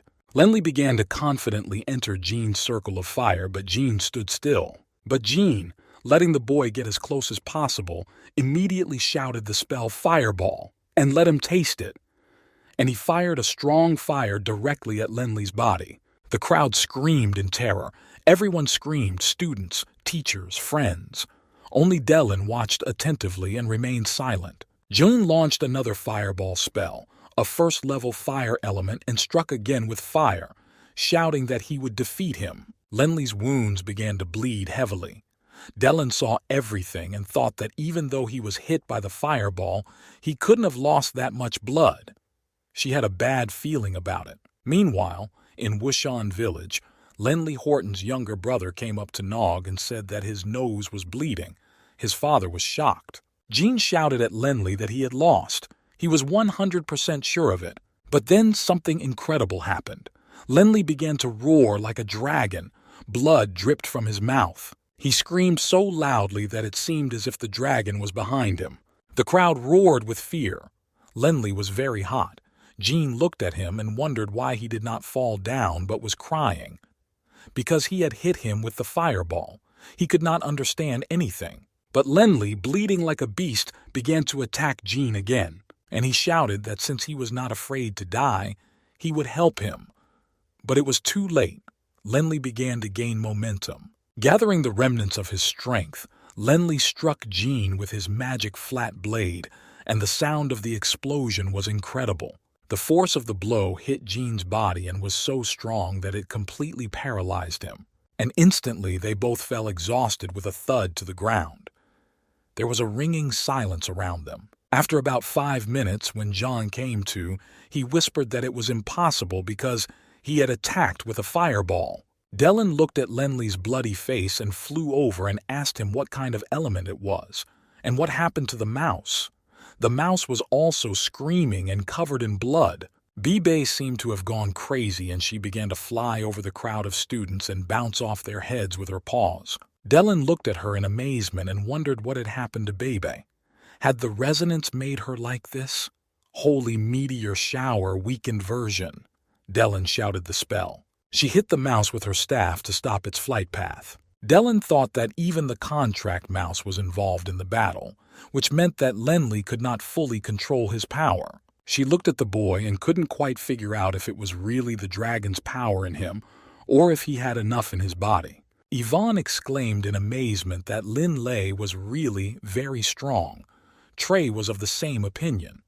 Suddenly, the restless Jean, having fully regained his senses, shouted that although Lin Lei had these strange spells, his fire element magic could, and he again insidiously launched the fireball at the guy. It covered his entire body, but miraculously the fire did not burn the boy's body. In response, Lenley also launched his magic in Jean's direction. It was a high-level magic of the water element ice barrier. But at that moment, the tournament manager ran up to them and actually stopped everything because the guys were too exhausted to continue. He said that both of them had exhausted their limits. In fact, they both surpassed the first level of skill. Especially your power, it has exceeded all our expectations. But it is not the kind of magic that can be learned in the academy, said the steward of Lenley. Dylan looked at them and thought, it's a good thing that the steward suppressed Lenley's power. But I think they don't know much about dragon blood. But then a red-haired teacher started running through the crowd toward them, shouting furiously that Lenley had used abnormal magic and should be disqualified. Jean was his student and a fan. And that's why Jean is the winner in this battle, the redhead continued to shout. But the manager asked him that he was right in general. But if there is a force that cannot be defeated by magic and it does not count as a victory, then what is the point of the academy? And he continued that if a participant loses without the help of magic, will he have the courage to tell people? He was angry with the redhead and disliked him. The referee announced to the crowd that he was calling a draw in this fight and raised both hands of the exhausted opponents. The crowd roared. Everyone was shouting that Lin Lai should win. That's right. How could it be a draw if Lin Lai won? No one was happy with the judge's result. It's not fair, thought Lenley. He was very tired and disappointed, and he closed his eyes. He felt very bad but continued to hear only his name in the crowd. Night came. The city slept, and so did the residents of the dormitory 109. Finally, Lenley could sleep after such a hard training and not an easy battle. Together with his mouse, they slept cuddled under a warm blanket. They both needed rest. It was clear that the boy was having nightmares. He cried out and woke up, dreaming of Jean. Dylan, who was guarding him, said that he was completely safe and stroked his head gently. "Then the match!" Lenley shouted. He could not calm down and was in a state of half-sleep. Dylan began to tell him that after the referee called a draw, Lenley passed out, so they took him to the dormitory to rest. Jean was also knocked out, most likely because their strength had dropped, and he was also taken to the academy's medical center.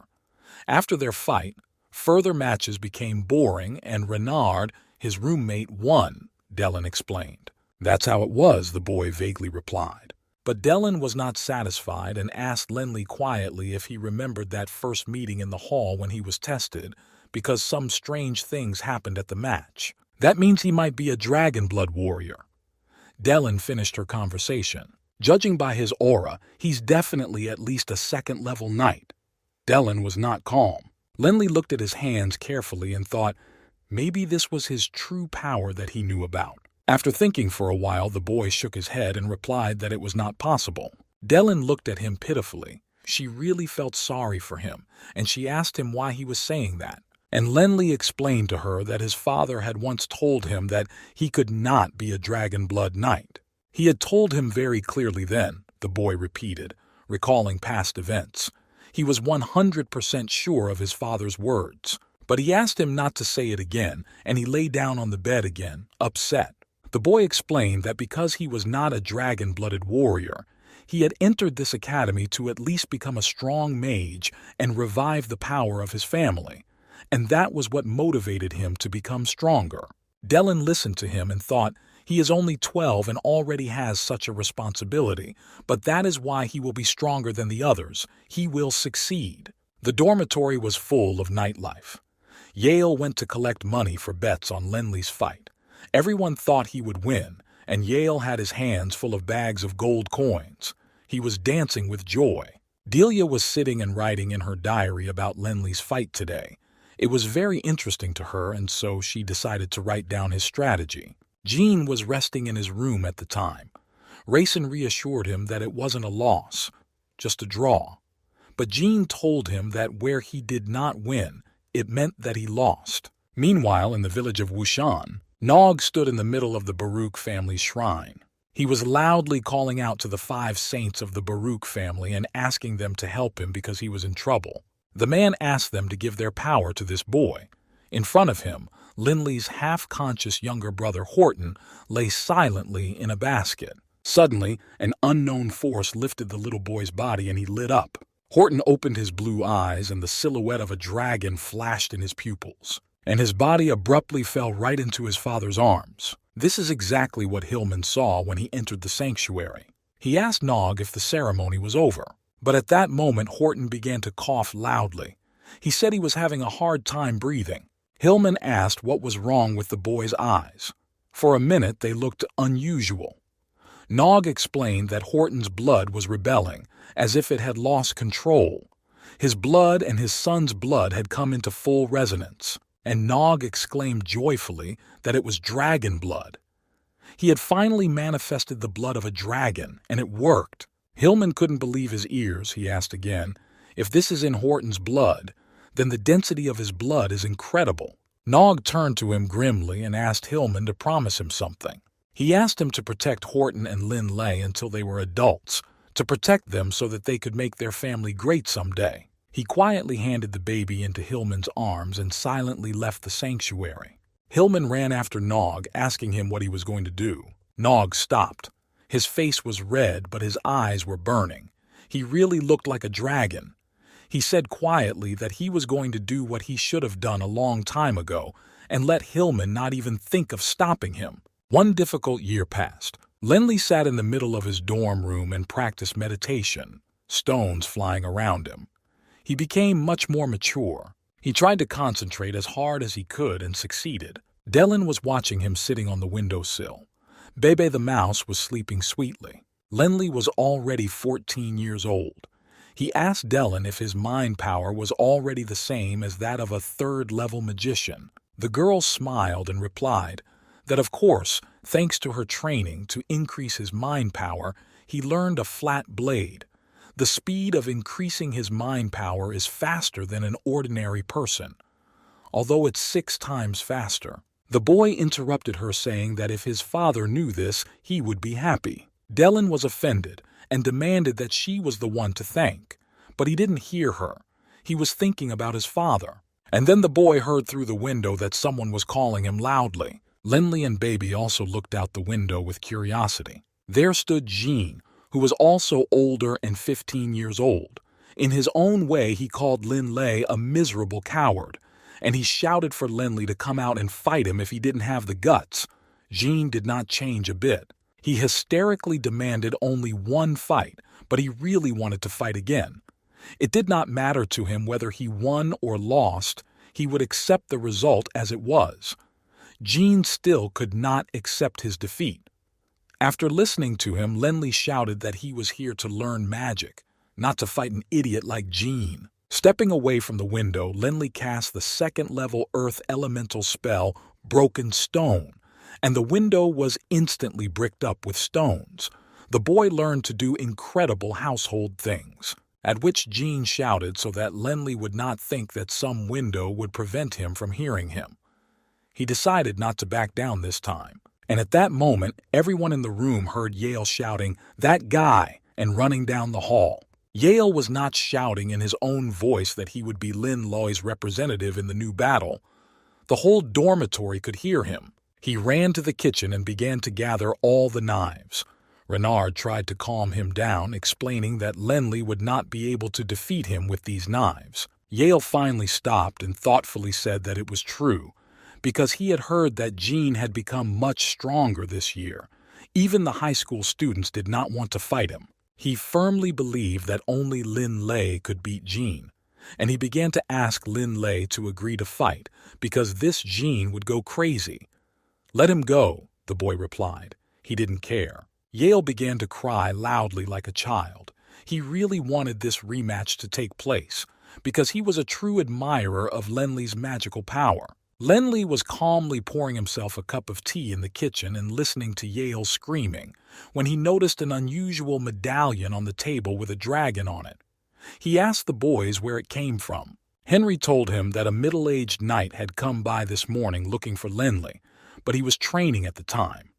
The knight did not want to disturb him, left the medallion, and left. Lenli understood. He cast a first-level wind elemental spell, Glide, and instantly flew out the window he had bricked up, which shattered into pieces. Jean was still standing under that window, still annoyingly standing there, and when he saw Lenli, he was happy to see that the boy had finally come out to fight him. But Lenli flew silently past him with an indifferent face. Surprised, Jean began to shout after him that he had no right to run away like that, and he jumped after him, grumbling under his breath that if he knew the 6th-level soaring technique, he wouldn't have to jump like a fool every time. Meanwhile, Captain Hillman, the leader of the Wushan village guards, stood in the clearing in the forest, waiting patiently for someone for hours. And it was the mysterious dragon medallion that Lenli had found that drew him to the clearing like a magnet. Lenli landed and ran up to Captain Hillman, and they hugged each other joyfully. Hillman looked at the boy in awe and said that he had grown up a lot and looked like a grown man. The boy blushed. He was very fond of his uncle, who was his second father, and asked how their family was doing and if anything had happened to them. Hillman happily told him that his younger brother Horton had successfully passed the dragon blood test. Lenli was amazed and very happy and asked if it was really dragon blood.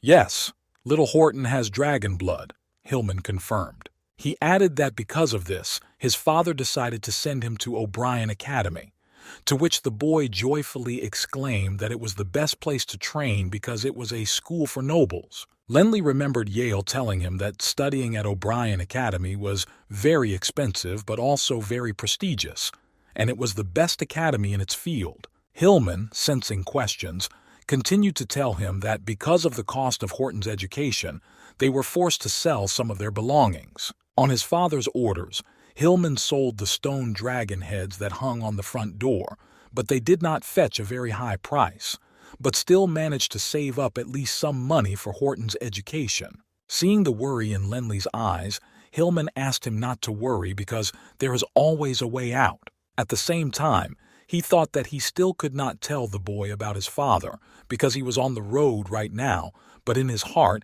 he hoped that everything was going well with Nog. But then Yale appeared out of nowhere, and he heard the whole conversation. He started talking and said that in addition to tuition fees, he also needed money for household expenses and bills, and that he would need a sword and equipment for Horton's training.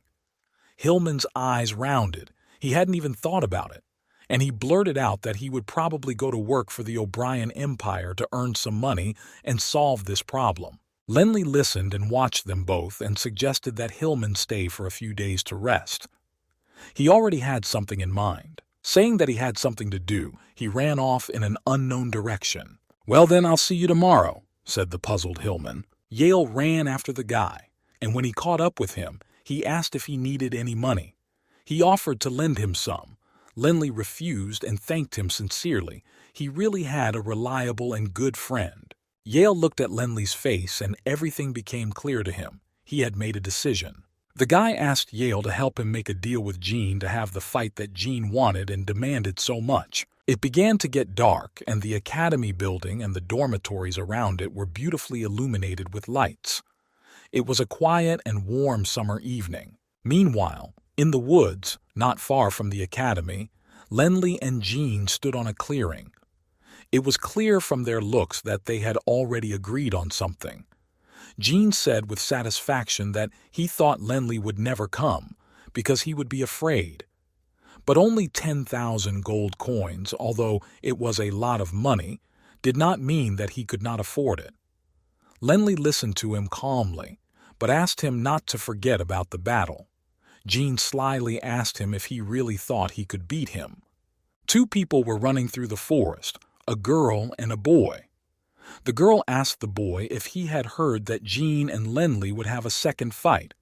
He replied that of course he had, and that he would not miss it for anything. It was on this night that the second match, the rematch of the year, was scheduled.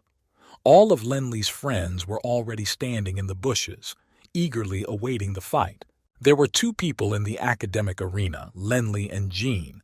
The fight was about to begin. Jean hissed to Lenli in his own style that the last time he surprised me with his stupid spells. And he shouted the spell, "Fire Fairy, answer my call." And fire began to flow out of his body in a continuous stream. Jean looked at Lenli and noticed that he was extremely calm, and thought that he would probably use that strange spell again, like the last time. Jean completely surrounded himself with fire. It rose and fell in the air and looked like a huge fireball, but he kept a close eye on Lenli.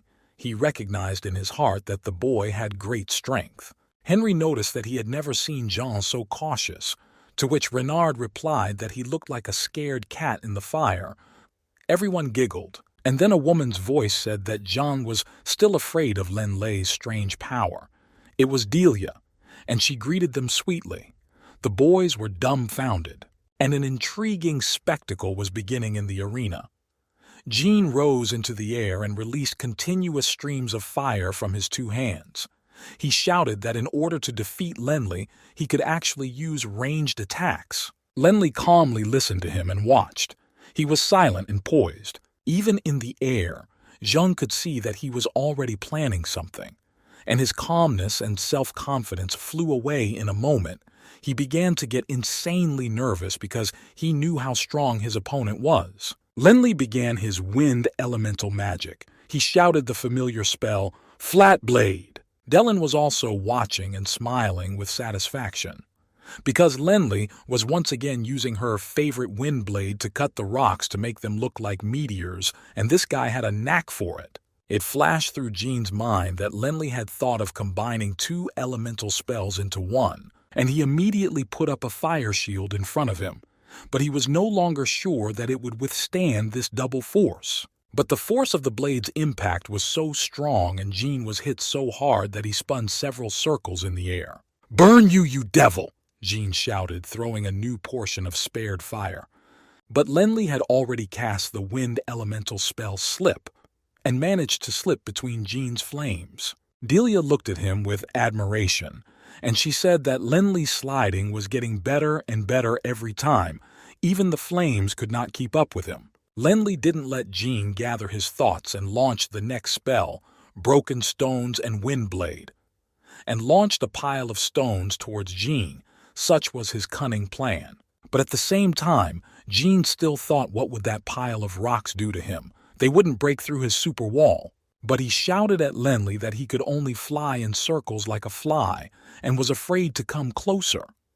At this point, Renard, who had been watching the battle closely, said that Jean's fire was strong, but it was suppressed by Lenli's stones. Yale began to shout that Jean was playing a shameless game, his flames not keeping pace with Lenli's slide.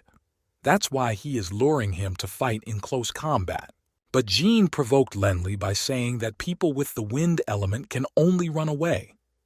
This was also part of Jean's plan. Lenli suddenly flew up to Jean's face for a second and looked into his eyes as if into his soul. And he cheerfully exclaimed that if Jean wanted to fight in close combat, he would keep his distance closer. Jean, looking him in the eye, managed to scream out that this was the price Lenli had to pay for his arrogance. He was already angry enough, and he immediately fired a fireball right into Lenli's face. But Lenli didn't flinch and shouted out that he had to use the power of the earth to fight his fucking fire. So he threw all his small stones right into the fire. He laughed out loud that his flames had already passed this pile of stones. What a surprise! But Linley said, then to fight, he will bring hundreds of thousands of stones. And the stones instantly became many times larger. 1,000 stones, 10,000 stones, the power of the earth element. If you want to fight in close combat, go ahead. And he threw all these stones right at Jean. Jean shouted back at him that if he was using the power of the mind to increase the number of stones, then he would just add some fireballs and destroy them. And he started to launch thousands of fireballs which flew like balloons. There were incredibly many of them. Delia asked the boys if Linley had really agreed to fight in close combat. The boys did not hear her. It's against the principles of combat, Reynard shouted at her. Yale began to yell at Linley. He began to play by the enemy's rules. The boys and Delia did not understand what was happening. Linley's plan remained a complete mystery to them. Dellen watched and thought about it, and it turned out that a duel between the elements of earth and fire was very interesting. But Linley summoning stones from one position, this is a disadvantage. And then Bebe the mouse suddenly appeared. She screamed hysterically. Who dared to attack her favorite boss? Dellen tried to stop her, but she rushed into the arena to help. In the end, Yale caught her by the tail and told her that her master was having a completely fair fight, so she shouldn't run out there and interfere with him. Bebe finally calmed down after hearing this. She told Yale that he shouldn't think that he was so good that he could take her by the tail and stuck out her tongue. She also began to watch the battle patiently. Jean was throwing his fireballs like a fool, and even managed to shout that Linley had lost all his stones and his earth magic was low potential. He was provoking the boy as much as he could, getting excited, but he kept teasing him that he had used up all his magic and now he couldn't dodge. Linley cheerfully told him that he was wrong, and here was his counterstrike. He threw a terrible number of stones in Jean's direction. There were so many of them, they came in a continuous stream.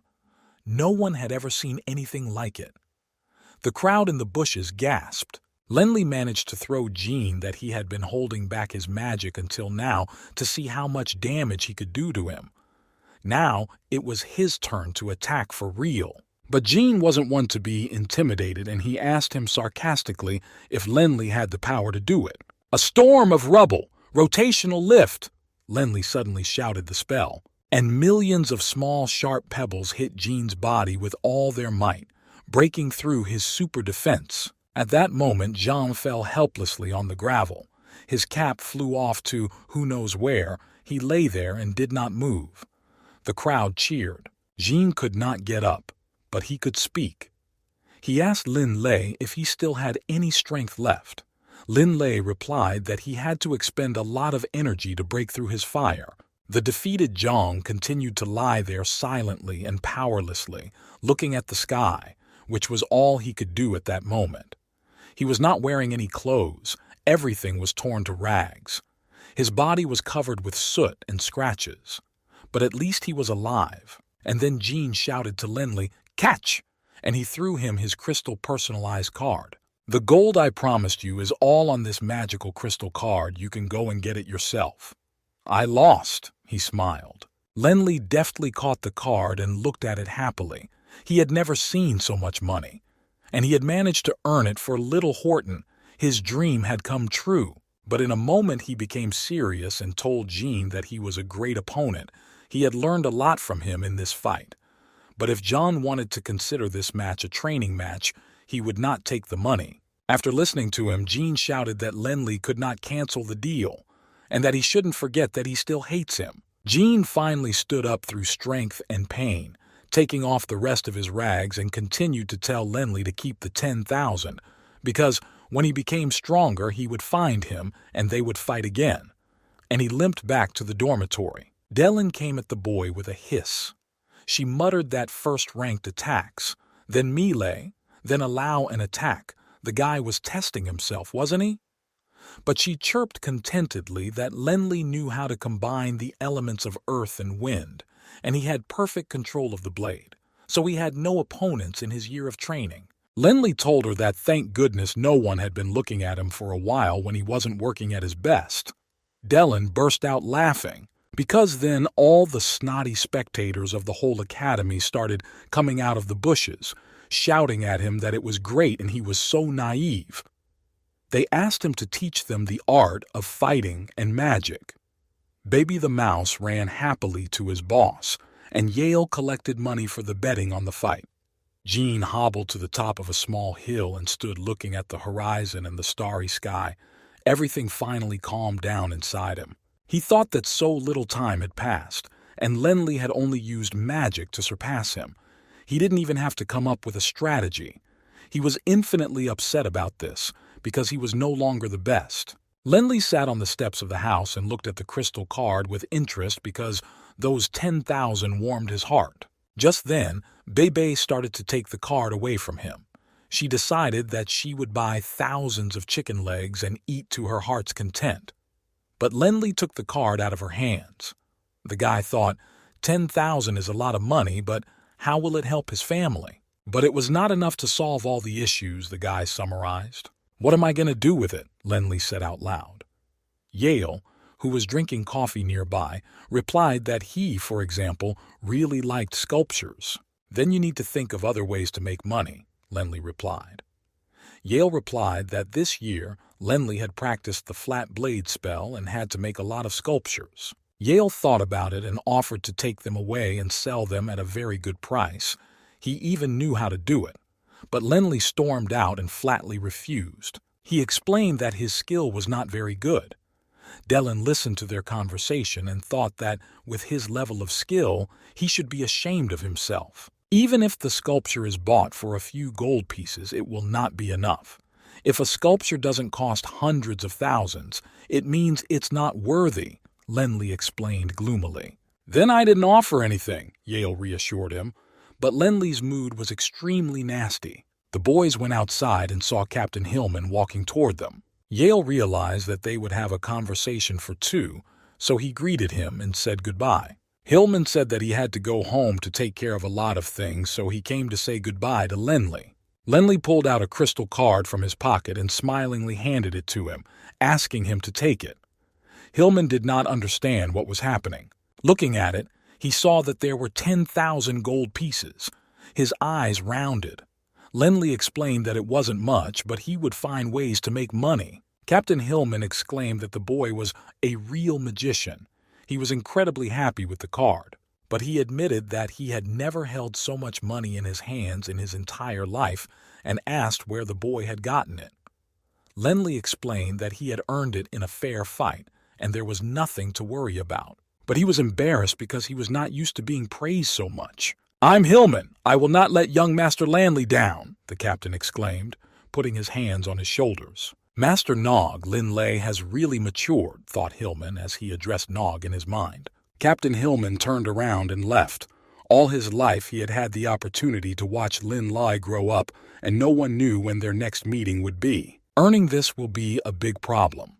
I won't be able to earn through fighting every day all the time, the guy thought. And then Yale, who was standing around the corner as if hearing his thoughts, asked him what he was thinking.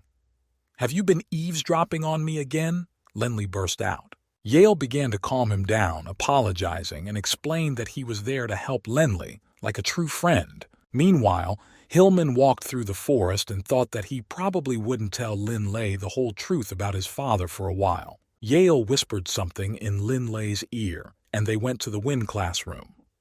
When they entered the classroom, they saw Teacher Trey and their classmates.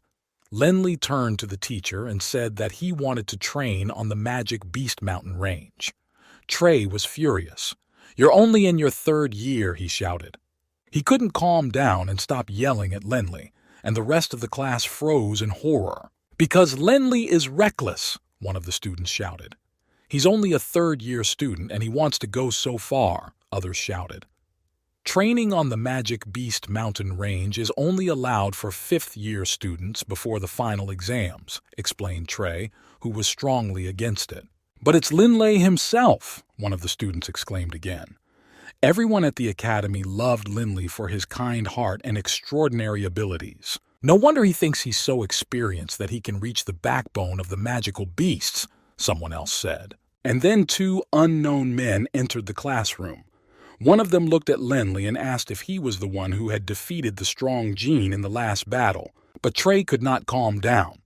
He shouted that the purpose of the academy was to train future mages of the kingdom, not dead men. Lenly tried to calm everyone down by assuring them that he would not die there and would definitely come back alive. Meanwhile, Trey calmed down a bit and asked him if he knew exactly what this place was. The mountain range of magical beasts? He looked at Lenly with a scorching gaze, and he began to tell the whole class that even the most advanced magicians sometimes cannot return from this place. These mountains are inhabited by magical beasts that fight each other. Cruel monsters destroy the weak to become stronger. Many people died there. In some places, you can find monsters of the 8th and 9th level. Sometimes even monsters of the saint level live there. But he gritted his teeth, saying that in short, Lenly could not even hope to get permission from him to go on this trip because he was too young and inexperienced. So Lenly decided to convince him by showing him something. He shouted the water element spell Icicle, and the air temperature in the classroom instantly turned sub-zero. Suddenly, a professor came into the classroom and saw a winter landscape with icicles and snow, frost on all the walls and students. He asked Trey, "Who is that guy?" pointing to Lenly. Lenly was standing on his desk, and icicles had grown all over the classroom, and the walls were covered in ice, the temperature dropping quite rapidly. Trey stammered and tried to explain to the professor that Lenly wanted something that was beyond his capabilities as a third-year student, and he refused him. The professor told him that he hadn't done anything wrong, but he had been told something. The professor looked at the guy and exclaimed that it must be Lin Lei. He remembered him from last year's match. He went on to explain that he had been following him, but had accidentally overheard their conversation. And he unfolded the academic newspaper with the headline, "Genius Defeated Genius," on the front page. It's the latest breaking news, and in addition to the headlines, every page has a detailed analysis of the fight, the professor told everyone in the paper. Even the senior-level viewer watched it. After Dixie, Lenly is one of the most talented people, he continued. Dellen mockingly asked Lenly if he was really still lagging behind Dixie. But Lenly was embarrassed and explained that he didn't even know that everyone knew. Lenly timidly explained to the professor that he had just used the icicle to check something out, but the professor attacked Trey, accusing him of being less prepared than his students. He announced to everyone that Lenly was definitely an extraordinary third-level wizard, and if he is in such a hurry to go to the mountain range of magical beasts, he must have some serious reasons for it. The boy hesitated, and Dellen whispered with a giggle that there are many magical beasts living there, whose skins are worth hundreds of thousands of coins. "It was me who suggested you go there to work, and you can also practice there. But you can't answer them like that, can you?" she laughed at the boy. Dellen mumbled that there are beasts that cost hundreds of gold, and there are those that cost thousands, but they are not very smart. He can handle them, and she can be there to help him. "Something happened in my family," the boy finally answered the professor. "But I am strong enough to survive on the mountain range of magical beasts." The professor asked him again and warned him not to be too confident. "Boy, if something happens, no one will be able to help you. Do you still want to go there?" "Yes," Lenly answered firmly, and the professor agreed. He turned to the class and announced that he accepted Lenly's request and allowed him to go to the Magic Beast Mountain Range. The Magical Beast Mountain Range was a series of mountains with sharp peaks and impregnable foothills, and it was not easy to enter. The mountains were young and tall, covered with dense forest. No one knew for sure the number of animal and plant species that inhabited them, their levels and ranks. Those who returned from there were considered real heroes. As the day came to an end and the night fell, in the courtyard of dormitory number 109 stood several beautiful tall sculptures that Lenly had made over the course of a year with a flat blade. Suddenly, several silhouettes of strangers jumped over the railing of the dormitory balcony, and it was impossible to see their faces in the darkness. They were running through the bedroom where Georg was sleeping sweetly. Near the stairs to the second floor, they all froze and pressed against the wall because they heard the rustling of tree leaves. Then they slipped past Renard, who was sleeping dreamily. Then they saw Lenley in his room sleeping soundly, hugging Baby the mouse. On the table in Lenley's room was a sculpture of a dragon's head that he had been working on for the last few weeks, and it was wonderful and very similar to the real thing. The strangers put it quietly into a bag. One of the strangers whispered in a very familiar voice that he had finally found it. The other stranger asked him that this was actually his dormitory and when would he stop partying here. The mask was off. It was Yale. "What's wrong with setting a relay race? I'm bored," Yale replied. He ordered everyone to quickly pick up the other sculptures and get out of here before the rest of them woke up. Yale slyly whispered that it was because Lenley had not allowed him to sell these amazing sculptures during the day. They quietly and unobtrusively loaded all the sculptures onto the cart.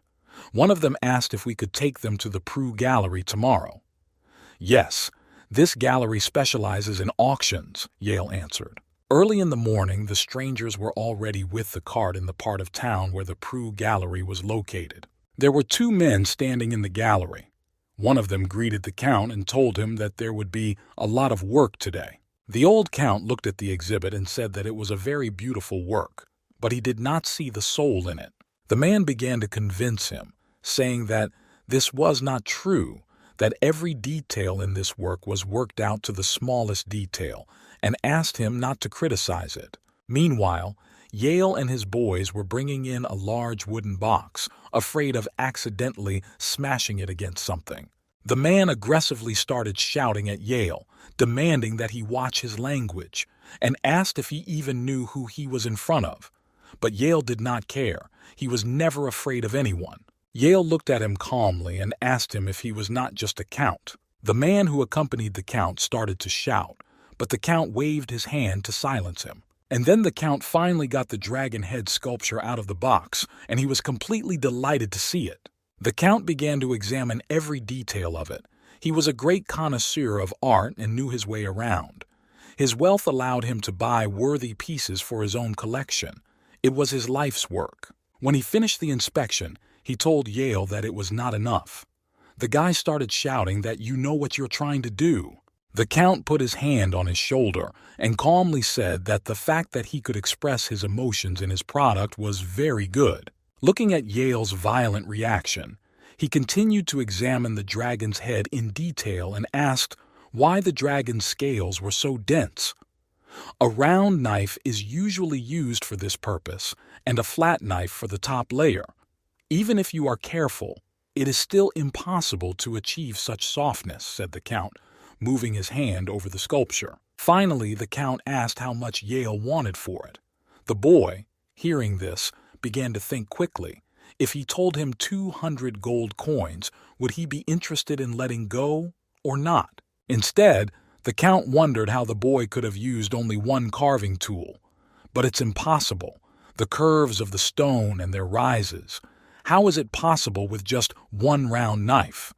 It was the first time he had ever seen anything like this in his life, and by such a young artist. After a little thought and calculation, the Count offered Yale 2,000 gold pieces if only he would not go to the auction. These words brought tears to Yale's eyes. He expected to sell the sculpture for 10 times less. The Count looked at him silently and thought that perhaps 2,000 was not enough. That's why the boy was crying. But he blurted out that he was willing to pay 3,000, and that was a reasonable price for this work. Wild delight, surprise, and happiness gripped Yale, and he quickly handed the statue to its new owner before he changed his mind. He couldn't stand it and burst into tears, explaining that every time a young master finds a way to make money, he cries with happiness. Although our Lin Lei is little known now, he will become a great master someday, and then you will sell his sculpture for a lot of money, 10 times more expensive, he exclaimed. The Count calmly replied that although this sculpture is interesting, the path to greatness is not so easy, boy. But he was shocked that Lin Lei was only 14 years old and had the skills of an old master of venerable age. Meanwhile, at the Magic Academy, several unidentified men came unannounced to Trey's classroom. They apologized for distracting him from his training and said that their boss wanted to see Lin Lei. Trey was shocked by their visit, but he said that the boy was not here. The strangers began to shout that they had an emergency.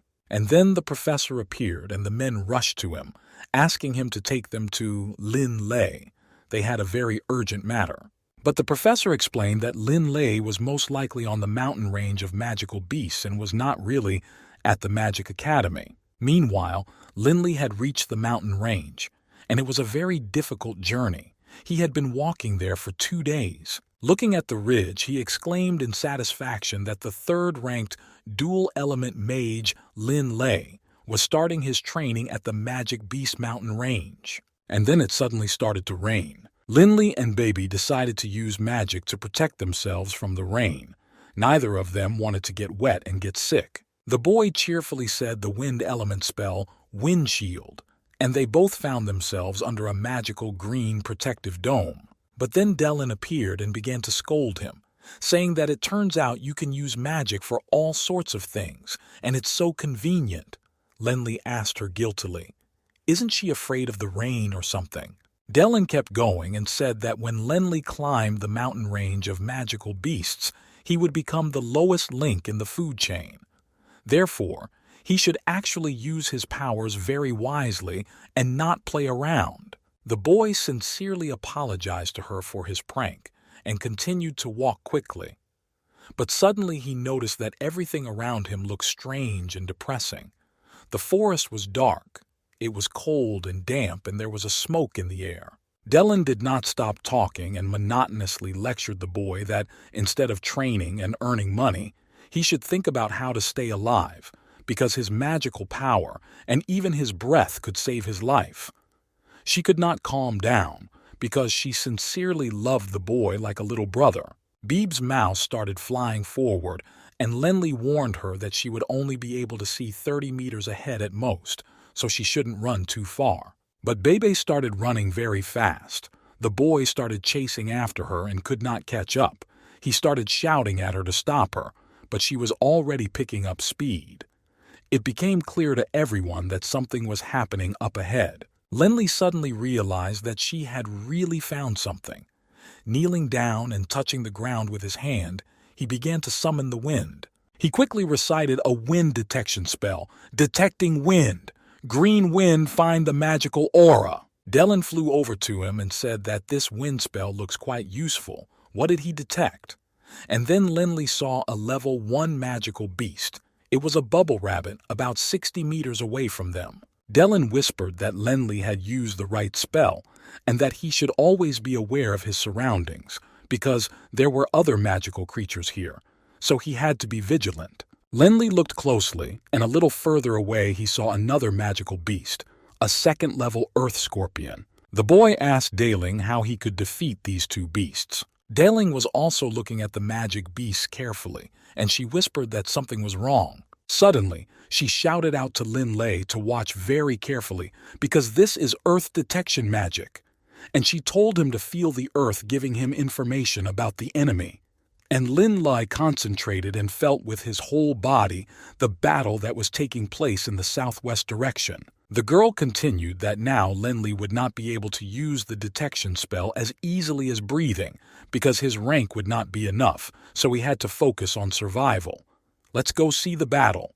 And they quickly left. Finally, when they got closer, they saw 3 unfamiliar warriors fighting with swords in the air. All 3 of them were fighting a 5th-level crystal foot-and-mouth disease magical beast. They were 2 4th-level warriors, Marta and Kover, and a 5th-level warrior, Dashta. Together, they unanimously cast a 5th-level spell, Wind Shield, to protect the team. And after it worked, all 3 of them skillfully jumped on the back of the foot-and-mouth disease and put their weapons into it, and together they managed to kill it. And the beast fell dead to the ground with a roar. The warriors shouted furiously about their victory and were very pleased.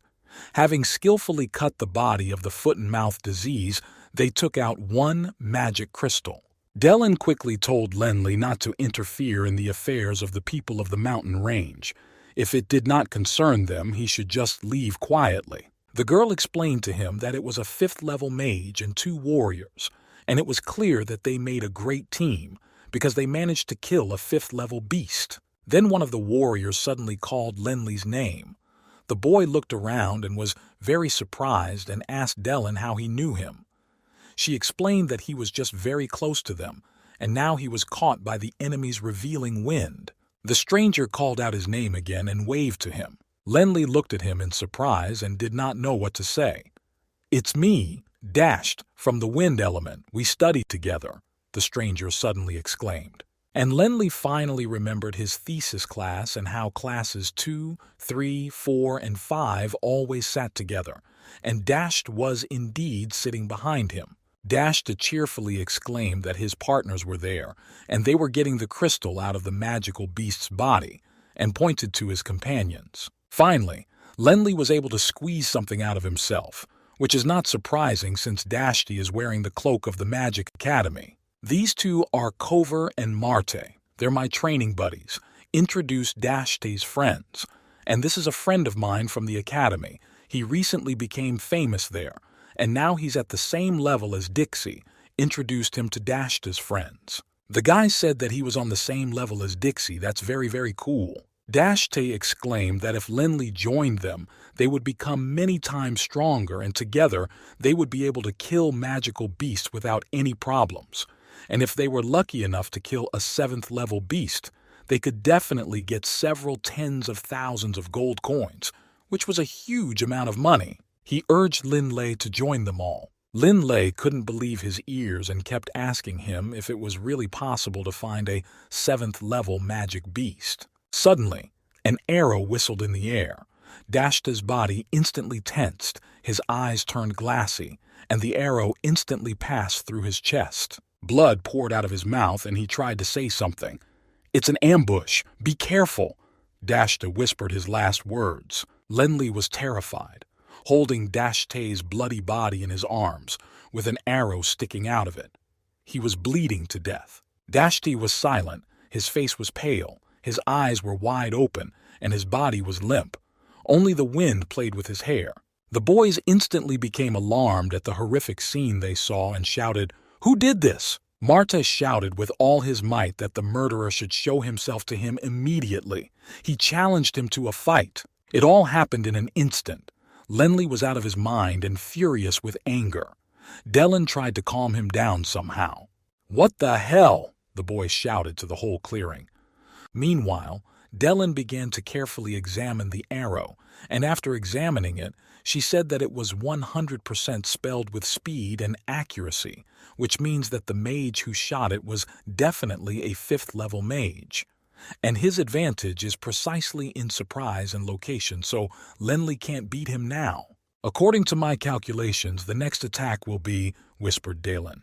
Just then, Mart began to attack the bush, shouting for the stranger to come out now. And at that moment, the next arrow silently hit Mart's body. Dellen started shouting for Lenli to get out of there right now. "This person has 6th-level skills. You can't fight him," she shouted. Suddenly, someone in the bushes said with a bow, "There are 2 more left. The one with the red scarf is a good target." Lenli had a red scarf tied around his neck, and at that moment he finally realized that it was getting really dangerous. And then several arrows hit the trees that grew on the sides where Lenli was standing. Finally, a stranger came out of the bushes wearing a mask and disgustedly began to search the corpses of the boys, looking for trophies. But he was indignant out loud that the 2 still managed to escape. He found a bag of magic crystals on Dashta's body, but there were very few of them. Suddenly, the bushes near the stranger stirred, and he broke away from his search and became alert. The silhouette of a strange man suddenly appeared in front of him. It was Dixie. He was already 15 years old. He was considered the most talented, hardy, and outstanding student of the Magical Academy. The boy was dressed in expensive armor decorated with gold. His staff was of unprecedented beauty. "You attacked those who had just climbed the mountain range. How brave and shameless," Dixie said. The stranger shouted 2 more spells in a rage. "Speed! Accuracy!" "This trash doesn't need to know my name," Dixie shouted back at him. And in return, Dixie shouted the spell, "Thunderstorm!" The stranger thought in confusion, is this magic intended not only to stop arrows but also to attack? The spell struck the stranger's body with such force that he was thrown hundreds of meters into the forest. Dixie calmly looked at the result of his magic without even blinking an eye. He was absolutely confident in his strength and abilities. Lenli and Bebe, who were standing on the sidelines, watched the battle with delight. Dixie asked if the archer chasing him was really Lin Lei. He took out a note from his pocket and read it again. It said that my classmate Lin Lei, who will be at the Magic Beast Mountain Range at the same time as you if you meet him, be sure to help him. It was signed by Delia, who was Dixie's own sister. Dixie couldn't understand why his little sister was so worried about this guy. He had never heard her make such a request, but he was surprised by her behavior. Delia's brother was looking into the thick of the forest and thinking that with such power he was not worthy to be like me. But his decision was not so bad. Knowing that he could not defeat me, he ran away. It was smart. I still have to see what this dual element mage is going to do on the mountain range of magical beasts, Dixie thought. Lenli was making his way through the dense forest when he heard a rustling sound and a pile of stones flew at him, hitting his body painfully. "Earth scorpions!" Lenli exclaimed, surprised. Huge earth scorpions appeared on the lawn in front of them. Dellen quickly caught up with him and explained that the earth scorpions are very weak, and the appearance of Lenli makes them run away. They really scattered when they saw the boy, and Lenli noticed the corpse of a man. "Magic Beast Mountain Range. What kind of a scary place is this?" whispered the shocked boy. Dellen flew over and examined the body as well, and explained to him that the wound on the dead man's body was small, and it looked like he had been stabbed right through the heart. He was a strong warrior, a killer. "This is the mountain range of magical beasts.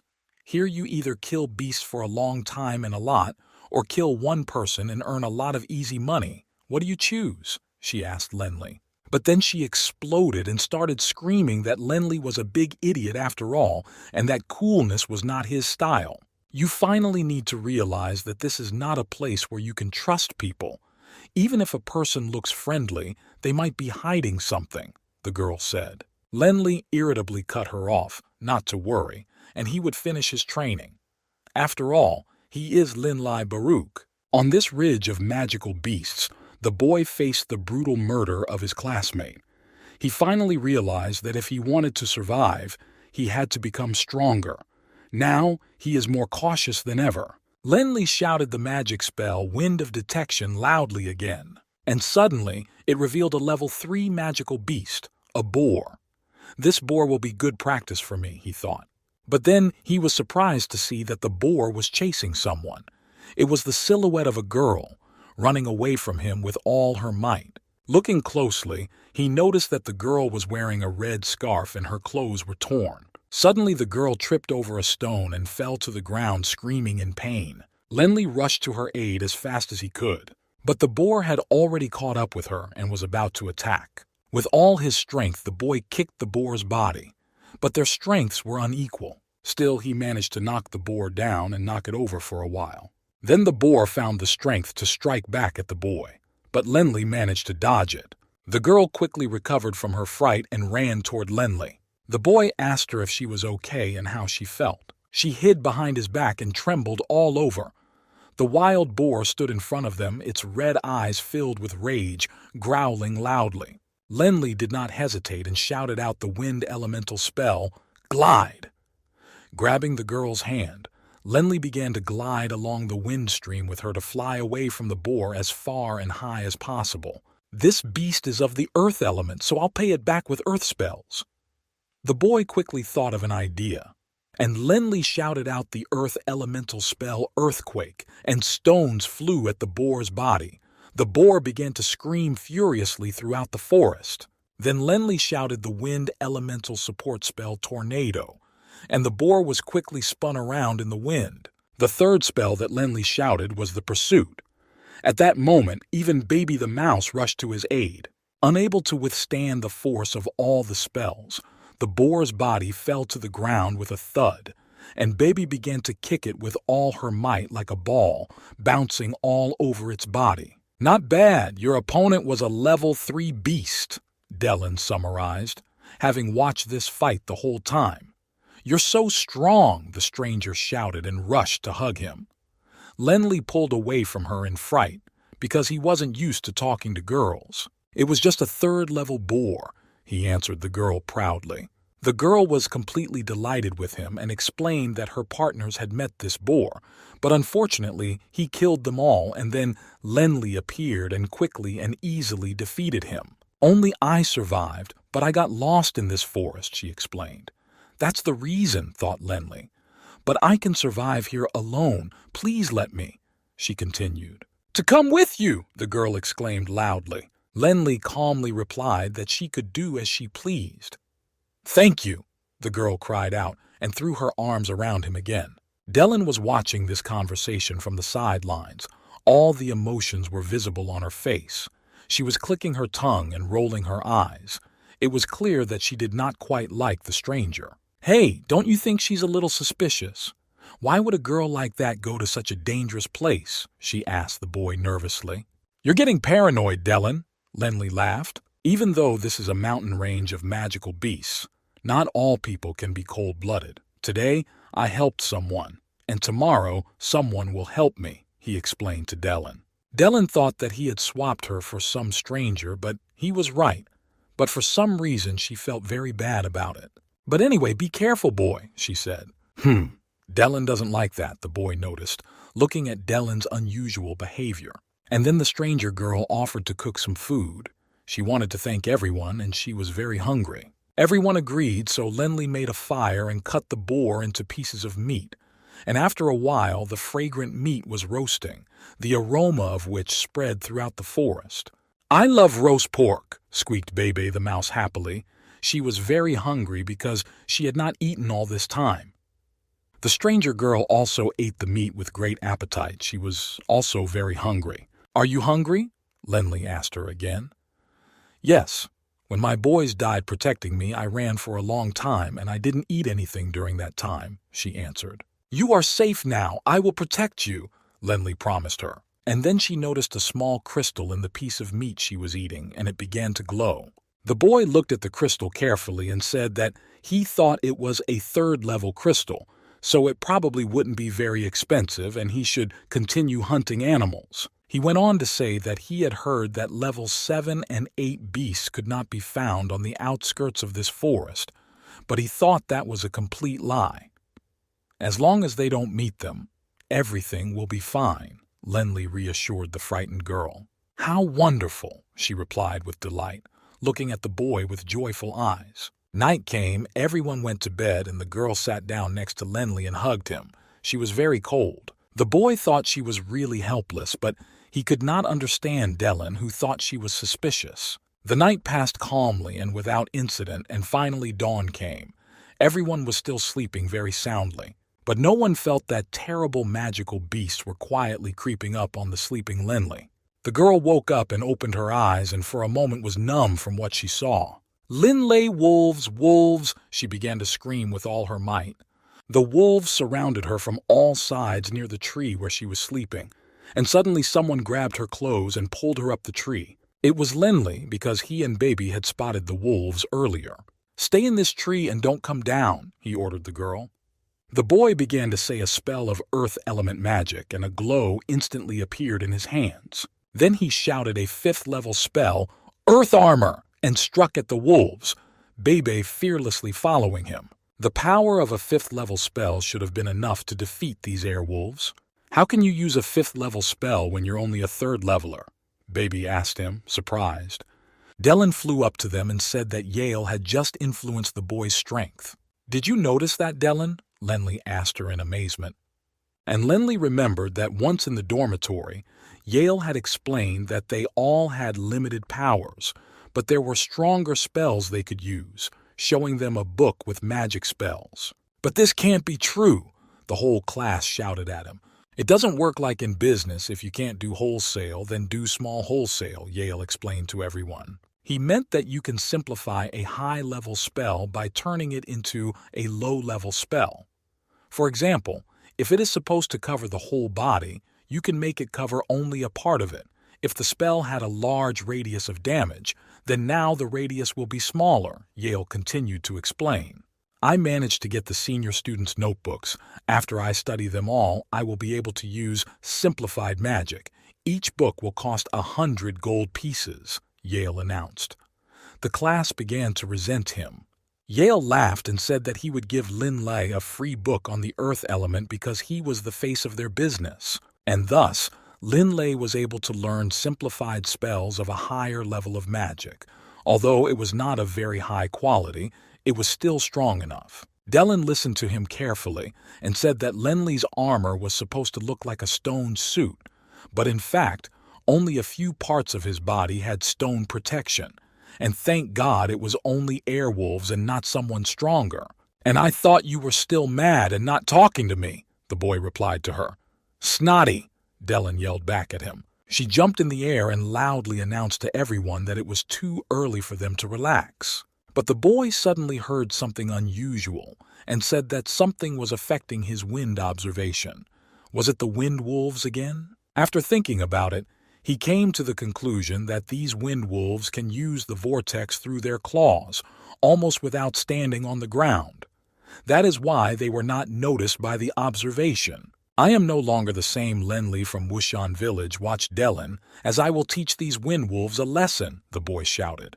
Bei the mouse started shouting that she saw a whole pack of wind wolves. And then Lenli shouted the spell earthquake and commanded everyone to go forward quickly. A pack of terrifying wind wolves was coming at them, each of them several times bigger than an ordinary person.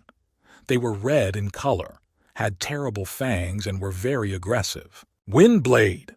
Lenli shouted a spell, channeling magic into the bodies of the wind wolves. An incredible stream of magic immediately rose into the air and began to spin everything around. Lenli also rose into the air and began to spin in a somersault, increasing his magical power. When confronting ordinary wind wolves, the best defense is to climb a tree, he thought. But if you are attacked by a flat blade of a wind wolf, then trees are cut like paper, he concluded. Dellen exclaimed in amazement that he could not dodge the wind wolf's blade with a slip, only if he was really going to die. "You can try with your last strength." The boy instantly concentrated on his mind power and shouted the spell, "Earth Armor, full power," and his body was completely covered with a stone suit. This strong spell finally released its fierce power, and Lenli, wearing an unusual stone suit, flew high into the sky. Dellen shouted at the top of her voice to the boy that he was in mortal danger and that he must have released all his spell power. She was amazed to see Lenli kick the wind wolf high into the sky with one kick. It was definitely a level 5 spell. At this time, Lenli decided to end the wind wolves before the spell lost its power. He was more interested in testing it and comparing the results, and the wind wolves did not have time to attack him. Suddenly, Bei the mouse flew past him with a squeal and crashed loudly into the stones behind him, and Lenli was frightened to realize that she had accidentally fallen under the spell. And then the wind wolves began to run away in an unknown direction, howling and whining. Lenli could not understand why they were afraid. The air was pierced by the hysterical scream of a strange girl, and Lenli was frightened to remember that she was still sitting in the tree where he had left her. Turning to her, he saw that she had climbed high up on a tree branch and was screaming for help with all her might, and all the wolves who had fled from him were gathered at the tree's branches. They were growling and scratching, trying to get to her somehow. Lenli ran as fast as he could to her, shouting to her not to be afraid. He realized that in a moment she would fall right into their laps, for the wolves had already begun to gnaw at the tree trunk and shake it with their strong paws. The girl was happy to see Lenli rushing to save her. The boy shouted at her not to move. He was going to save her. Dellen watched in irritation and muttered that he was trying to save her even in danger. She did not like it very much, and the moment the boy approached the wolves, the worst thing happened. His stone armor began to crumble into small stones right in front of everyone, and the wolves certainly noticed it. Lenly only had time to think, why the hell did this happen at that moment? Dellen was terrified. Her heart sank inside her and she thought that it was really scattering, probably because of the damage caused by the wind blades. The wolves were only half a meter away and they opened their mouths and prepared to tear Lenly to pieces. Lenly flew straight at them, screaming with absolutely no defense. Suddenly, the idea flashed through his mind to use the spell Gravity Field, which would make all the attackers feel like they were under tremendous pressure, and he quickly shouted it. Dellen shouted to him that he had remembered and used the gravitational field in time. It was a great job, and instantly, all the wind wolves around them fell to the ground and began to whine loudly, as if they were being pressed to the ground by something invisible. They couldn't even move. Lenly quickly got to his feet and thought that in another moment he would probably be dead. Dellen told him at that moment that using such spells in an emergency was the best method, but using the gravity field was very exhausting and therefore Lenly could not hold on to the power of these spells for long. They had to be finished, eventually. Lenly heard everything she said and shouted that while they were on the ground he had to kill them quickly. Raising his hands in the middle of his body, he shouted a new powerful spell, Area Attack. A pink glow appeared in his hands and he concentrated all his strength and struck at the wolves lying down. A terrifying explosion of pink fire immediately followed. A moment later, when the smoke cleared, Dellen and Lenly saw the bodies of the dead wind wolves all around them. Dellen happily exclaimed to the battle-impressed boy that this was a great job and Lenly must have an expert style. She was very pleased with her student. The boy listened to her in silence. He was very exhausted. His face had cuts, his clothes were torn and dirty. He wanted only one thing, to rest for a little while, just a minute. It was the first time in his life that he had fought so many magical beasts at once, but despite his fatigue, he was pleased with himself. And then he heard the familiar voice again. It was the still screaming stranger girl who continued to hang from the tree with her last strength. Lenly finally calmly took her down from the damn tree. The girl happily began to admire him for being able to defeat so many treacherous wolves and save her. And then she added that he could get one magic crystal from each wolf's body, and he would finally become rich. But the boy had a modest nature, and he answered her hesitantly that he was not that strong, and this battle had taken a lot of his strength. He was tired. With a sigh, Lenly bowed his head. His thoughts began to spin, and he felt that he was going to faint. Dellen, frightened for her student, began to fly to his aid. Suddenly, a knife blade flashed in the air. Dellen rushed to Lenly screaming. Everything happened in a split second. The boy was looking at the glint of his metal like a mesmerized man. And in that moment, the blade plunged right into Lenly's chest. It was held by a strange girl, whose eyes glittered with anger and predation. Her recent smile changed to a savage snarl. Her face spattered with the boy's blood. She hissed to him that she would like to play with him longer, but her powers scared her, and all she could say to him was, "I'm sorry." A fountain of red blood instantly spurted from Lenly's chest, and he began to faint desperately. The little murderer burst out laughing. At that moment, the words that this girl had said, that she had lost all her partners, and asked him to stay with them because she could not survive alone, ran through his mind. And Lenly, looking at her animal face and the bloody knife, whispered, "Did she really kill her friends?" The little animal replied that it was true, and he finally realized it, but he would not get a prize for this guess. And she started laughing all over the clearing. The boy was lying on the ground with his eyes wide open, and Dellen rushed to him, trying to do something to save him. But at that moment, something incredible began to happen. Lenly's body glowed with a purple glow, and he began to rise from the ground into the air. The boy came to his senses and began to think that he was dying right now. He could not believe himself. The little murderer looked at him furiously. Shouting what an asshole he was, she rushed to him with a knife to finish him off. And then Bebe the mouse appeared in the air in front of her. Her eyes were burning with a red glow, and the same purple glow shone around her body. The mouse screamed furiously and rushed at the girl. But she could only think, why is it so small and so strong? Suddenly, the silhouette of a certain mercenary appeared in the air. He deflected the mouse's attack and it flew tumbling toward Linley's body. The killer girl knew him. She screamed at him, "Who the hell are you to take my prey? It's all mine!" And the stranger shouted at her that she was number 13 and now owed him.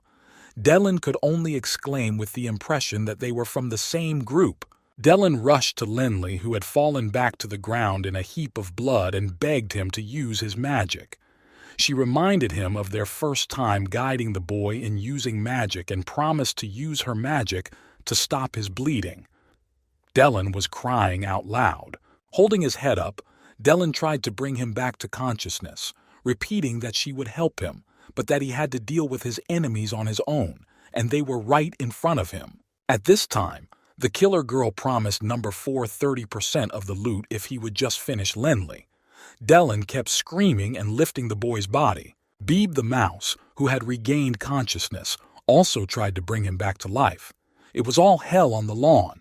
And then a stranger pulled out a dagger and ran up to Linley and began to cut his shirt and skin off his chest. From the terrible pain, the guy instantly regained consciousness. Linley grabbed his hand, which was holding the bloody dagger. The boy stood up with pain and shouted to Dellen that he was fine and not to worry about him. Dellen almost cried with happiness. Meanwhile, the little murderer saw Linley's resurrection and shouted to number 4 to kill him as soon as possible. Number 4, with a beastly face, provoked Linley by shouting at him to show him a magic trick, then threatened him by saying that Linley had no idea how many people like him he had killed on the Magic Beast mountain range. He used all the arguments he knew. Linley looked at him silently, standing firmly on his feet. As he looked at the stranger, he thought that by all indications he was 100% warrior, and this meant that the fight would not be easy. Gathering the remnants of his strength together and enduring the pain of his wound, he concentrated and launched a gravity field spell at number 4, and magic began to pour out of his hands with a pink glow. It completely knocked the bewildered stranger off his feet.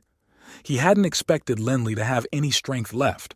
His legs began to become soft and sink to the ground. The stranger did not understand what was happening. With his whole clumsy body, he felt an unreasonable weight, as if some invisible rock was pushing him to the ground. At one point, he broke down and fell, sprawled on the ground like a crushed spider. Number 4 stubbornly tried to get up. It was clear that he was unfamiliar with this type of magic. He could not understand what was happening to his body and legs. The intense pressure made it hard for him to breathe. He muttered that he did not understand why this spell was so strong, but still he stubbornly tried to get up. And using all his strength, he began to get to his feet. And then the stranger decided that he had to solve the situation with cunning. Looking at Linley, he hissed that this magic was stupid, and even under its weight he would still be able to attack Linley. But Linley instantly noticed this plan and rushed with Bebe, the belligerent mouse, to the enemy to prevent him from using anything against them. They were preemptively defeated. He realized that he was not a novice magician who could be trifled with like that, but Linley Baruch. The guy started attacking the stranger with all his might. These mysterious people were members of the same group, and it was because of them that Linley almost died. But at the right moment, using earth element magic healing, Linley and Bebe counterattacked the stranger. The mouse bit into number 4's arm like a real angry beast, shouting Squirtle. It growled with glowing eyes as it dug its teeth deeper and deeper. The stranger shouted in a voice that was not his own, and after a minute of struggling with the mouse, he jumped away from it, covered in blood. And everyone saw that Baby the mouse was no longer so adorable because she was holding the stranger's hand in her teeth. She shouted to Linley that she had torn it off in one bite, so he should start praising her. Linley replied that she had done a great job, thinking to himself that the mouse had become a real beast. The stranger was lying on the ground nearby, going crazy with pain. The killer girl, shouting, "Retreat!" ran over to number 4 and began to pick him up to escape. She finally realized that the enemy was a very powerful magician. At the same time, she feared for her own life. She finally lifted him up and dragged him into the forest. Lenli became dizzy and fell to the ground exhausted, completely unconscious, unresponsive to the sounds and events around him. Lying face down on the ground, he whispered to Dylan because he believed a strange girl. He almost died. Maybe he really deserved to die. Dylan flew over to him and sat down. She stroked the boy's head and told him that having such a difficult experience was the best training, and he had dealt with these events on his own, and that it made him much stronger. Lenli was lying down and couldn't even turn over on his back. He tried to move, but the pain pierced his entire body. The wound was deep and serious. Dylan looked at his agony and said that most healing spells use the water element. Earth magic can only compress the magic, and once its power is weakened, the pain will become 3 times as strong. Meanwhile, in the dormitory number 109 of the Magic Academy, Adelia was sitting on a mortar. The girl was upset about something. She was thinking of her older brother, who had gone to the magical Beast Mountain range a month later and had not been heard from since. She knew nothing about the tragedy that had happened there, but she was waiting for him. Next to her in the room were the residents of the dormitory room. Yale and the guys were discussing Lenli with each other because it was the first time they hadn't seen him for so long since they met him. Everyone was overwhelmed by an inexplicable sadness. Yale was also in a bad mood. He told the guys that since he stole Lenli's sculptures and sold them at the Prue Gallery, people from the gallery were always following him around, and it was really pissing him off. So he was also looking forward to his friend's return to continue his successful new business. But it was clear from the look on the guys' faces that they didn't share Yale's views that he had stolen someone else's work. He snapped at them, saying that they didn't know anything about it and that making money was also the job of a real magician. The boys began to convince him that Lenli had gone to the mountain ridge to make money because he didn't want to sell the sculpture. One of them shouted out to him that he knew Yale was being crooked and did not do it just to solve his friend's problems. The boy with glasses was surprised that Yale had sold someone else's thing and still had the money, and Lenli did not know anything about it.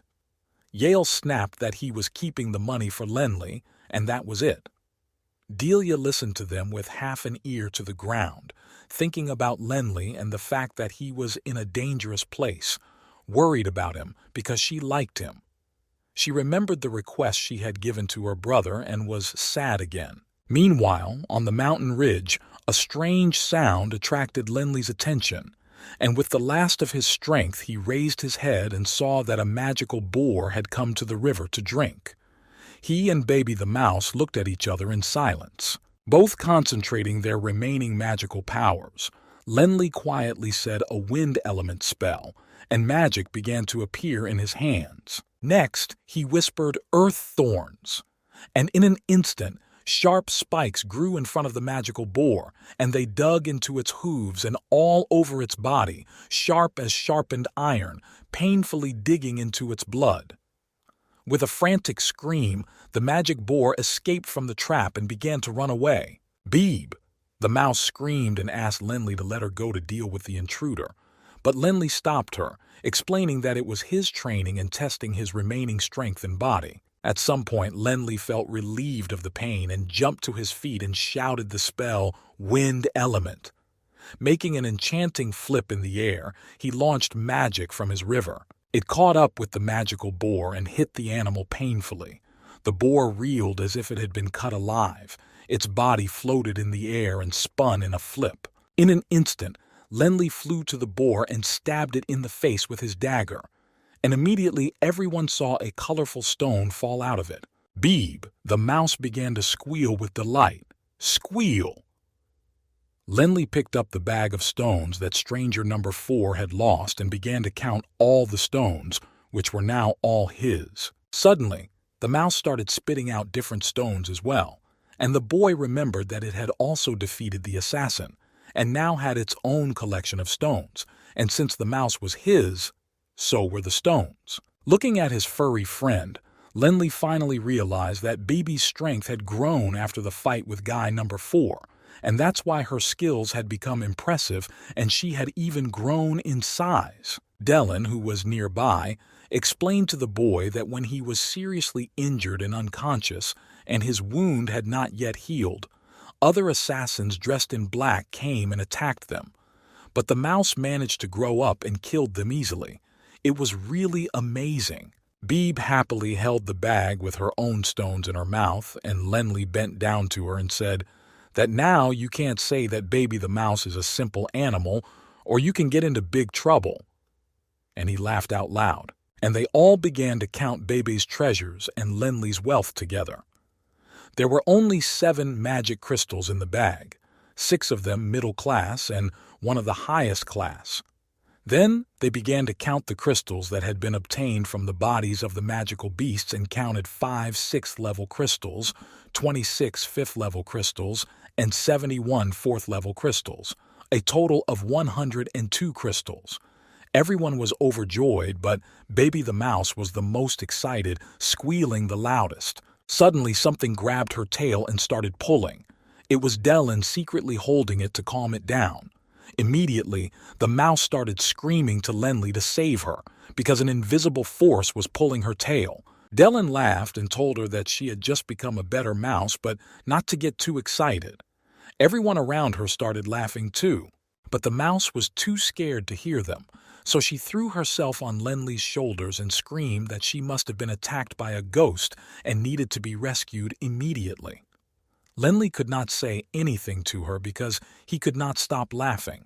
When everyone had calmed down a bit, Dylan told the boy that he had collected a lot of magic crystals, and if they exchanged them for money, they would get about 30,000 gold coins, which should be enough for him. Then she looked at him carefully and asked him if he missed his classmates since he had left the academy almost a month ago. Lenley replied that he did, but he turned to the mountain range and continued that he had heard from the boys that it had a heart, and since he had come so far, he had to go to it and see what this mysterious place was. Lenley stood with the mouse on his shoulder and looked thoughtfully at the mountain range, which looked like a stone dragon from a distance. For some reason, it reminded him of the dragon Velo Ki, who had destroyed the village of Wushan. At this moment, Baby the mouse had an incredible idea that she should probably train as well, because she wanted to fight high-level beasts, because the 5th and 6th levels were too easy for her. The boy looked at her in surprise, silently, and then took off together in a leap. The two of them raced through the air, their wind magic synchronized and perfect. Lenley stood on his feet in flight and began to glide through the air as if on skates, and only the rustling of his feet could be heard as if on ice. After a while, he and Baby stopped at the bottom of a ridge. Not far from them stood a familiar man who looked at them in surprise. Lenley could not believe his eyes. It was the same man who had been there before the fight with Dashta. Before he could even say anything, the man interrupted him and introduced himself. It was indeed Marta, Dashta's partner. Mouse Bebe quietly asked Lenley if he was the same warrior who had run away. Dylan, who was already there, said that running away in that situation was a wise decision, and that this man here proved that he was quite resilient. Marte was very happy to see familiar faces and said that Lenley was indeed a high-level magician. But none of them noticed Marta's stunned look as he stared at the heavy bag of crystals that was tied to Lenley's belt. The man began to speak quickly, without attracting attention, saying that since they hadn't seen each other for so long and were still alive and well, they should celebrate. Waving his hand into the bushes, he said that he had recently killed a wild boar, so Lenley should definitely check out his cooking skills. And he skillfully pulled out his dagger in front of everyone and began to cut the carcass, easily cutting off piece by piece. Mouse Bebe professionally remarked that his technique looked very advanced, and probably not worse than Lenli's. Marte made a fire, and after a while the clearing was filled with the delicious smell of roasting meat. He took the best piece of meat and offered it to Lenli. The boy's stomach turned with hunger, but he remembered that his little friend was hungry too, and gave it to Bebe. The mouse looked at the roasted boar leg with delight. She was incredibly hungry and at one point shoved it all into her mouth, spitting out only the bone. Marte's jaw dropped at the sight. He had never seen anything like it. Babe noticed Mart's shocked look and asked him what was wrong. Had he never seen a mouse eat? Mart could not say a word.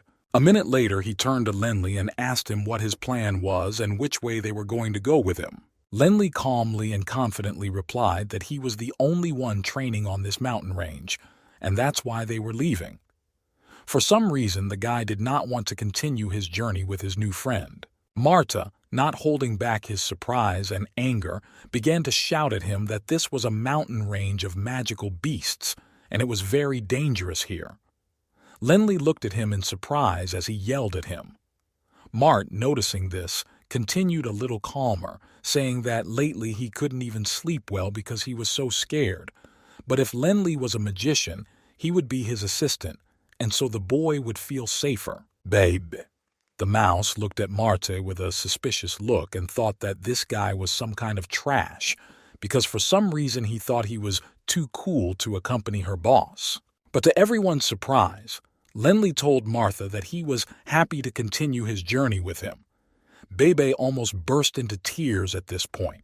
The mouse rushed to Lenli, shouting that she was not so cool and good for him. At that moment, Dellen's hand caught her again unnoticed by her tail. Mart was overjoyed at Lenli's words, jumping up and down and praising him and what a good person he was, and that he would finally be able to sleep well at night. Dellen stood aside holding the mouse by the tail and listened to their conversation. She was not happy about it all and thought, what is Lenli doing? Does one death of his classmate make him think that he is now responsible for Marta? But Lenli silently turned around and walked toward the mountain range, and everyone followed him. And again, no one noticed Mart's evil and cunning look, which was staring at the boy's back. Everyone had been walking for over an hour, and then Marte shouted to Lenli, asking if he was thinking of going back. Bebe, the mouse sitting on the boy's shoulder, glared at him, jealously guarding her favorite boss, and Marta was making her very nervous. We've been here long enough, Marte continued to say to Lenli. The guy continued to walk silently. Marte's face was angry at this silence, and he thought that Lenli was always on the alert. He had no chance. Baby flashed him an unkind look again. She had been looking at him suspiciously the whole way. That damn mouse is always following me, Marte continued to think. Suddenly, Lenli stopped and said something was wrong with the wind element. Lenli shouted loudly that something was wrong somewhere over there, pointing his staff in an unknown direction. Mouse Babe took off and flew in that direction, and Lenli shouted after her to be careful because there might be an ambush. The boy did not feel at that moment that behind him, Marta had pulled out his dagger and a long metal chain. The man looked at his back angrily and thought that the boy had finally weakened his defense and let go of the shadow mouse. The gods were finally on his side. Screaming, not to be blamed, for there is only survivor and earner on the mountain ridge, Marta rushed at Lenli, attacking with dagger and chain. But Lenli seemed to be expecting this attack and turned his whole body toward Mart, grabbing the handle of Marta's dagger with his hand. The boy shouted at him that finally this fox had given himself away. He punched the man in the face, twisting his dagger with his other hand. Mart lost his balance in surprise. For some reason, Lenli remembered his training at the Magic Academy, where he had learned to develop and control the power of the earth element, and he remembered training with Dellen on the mountain range, where they had developed his wind element power. With full concentration, he entered the battle with Marta. Using his two powers of earth and wind, he began to attack the man, landing accurate blows to his face and body. Mart seemed to have no chance to respond to these attacks. His developed face began to bleed. He tried to avoid Lenli's accurate blows, but nothing but screams came out of him. Attacking him again and again, Lenli shouted at him, why did he want to hurt him? For a moment, both men stopped, and Marta replied that didn't the young magician realize how many valuables he was carrying with him? But taking advantage of this pause, Marta shouted that he was good at close combat and launched an iron chain with a metal spiked ball at the end of it at the lance. Luckily, the cannonball flew a couple of centimeters away from Lenli's head and he was able to duck in time. At that moment, Marta got as close to the guy as possible and was about to attack again, believing that the advantage in this battle had gone to his side. But Lenli skillfully dodged his upcoming blow with the words, "Let me show you a real fighting technique," and hit Marta in the face with all his might, knocking him down. The man did not expect such a skillful attack. The boy thought that it was time to use an earth elemental spell and shouted the spell, "Earth Shaking." And in an instant, the ground under his feet trembled as if an earthquake had broken out, and all the stones lying nearby were thrown into the air. Marte began to sway. He did not understand what was happening. The man exclaimed, "What the hell is this magician's skill so strong?" He was really impressed and did not expect such a turn of events. Lenli lifted all the stones into the air, stood firmly on his feet, and shouted, "This is because he is Linlai Baruch of the Dragon Blood Warrior family." His words echoed throughout the mountain range. Meanwhile, on the other side of the mountain range, a boy stood on a hill that looked quite peaceful.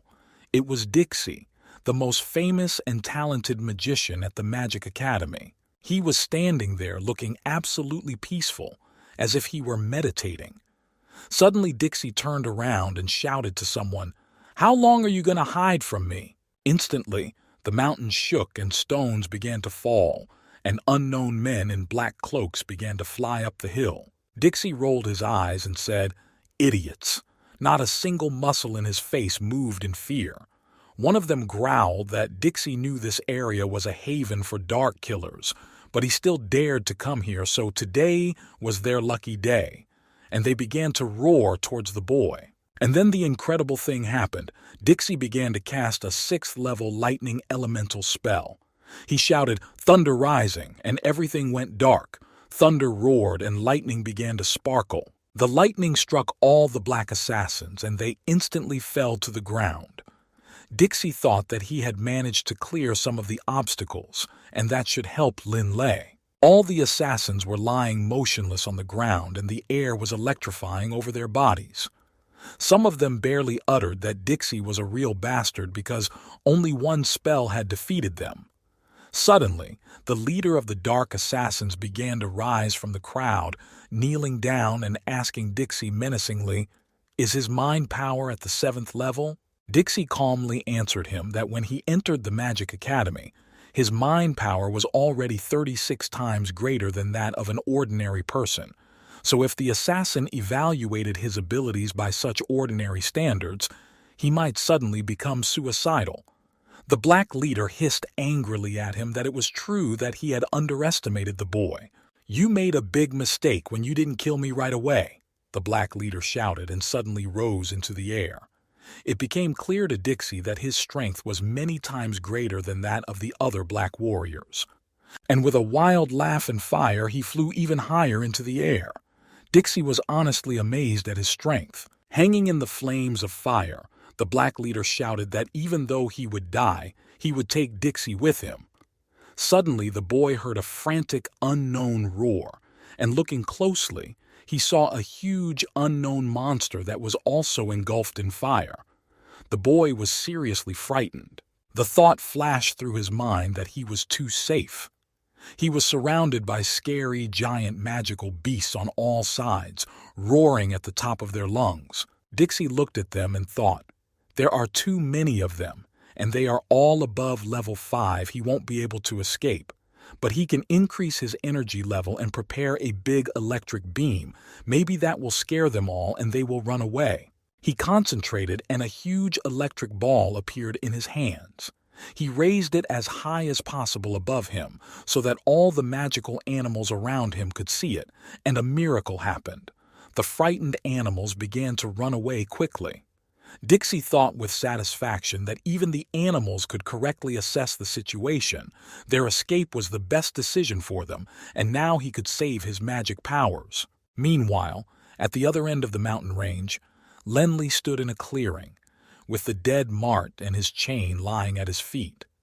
Lenley angrily told the corpse that if it weren't for his craving for money and the attack, they could both have come back alive. Dellen flew over to him and began to look at the dead Mart and said that, "In this place either you kill or they will kill you.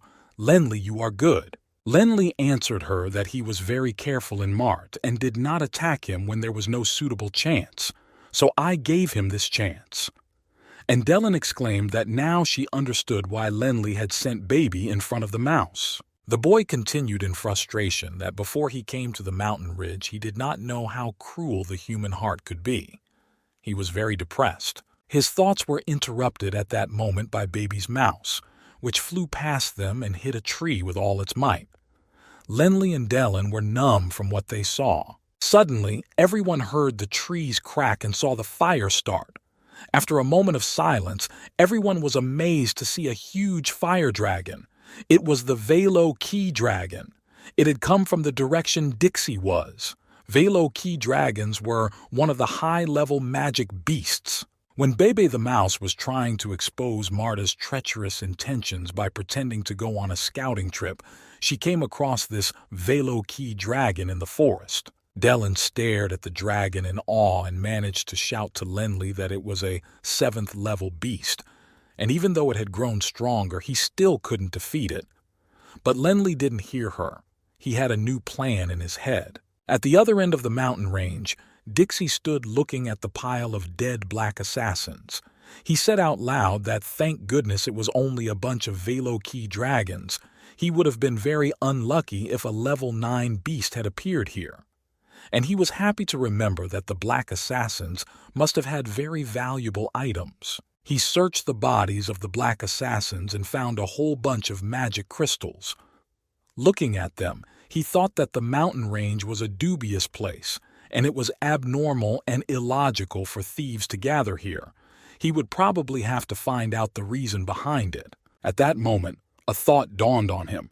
Hadn't all the magical beasts flown towards Lenley? Would he be able to escape from them in time? Meanwhile, Lenley recalled the events in Wushan Village, where the mysterious magician rode a similar dragon called Velo Key. Those events and the destruction they caused left a great wound in Lenley's heart. He heard Dellen's words and understood what she was saying. But he said to himself, although her words were true, he did not want to cowardly run away.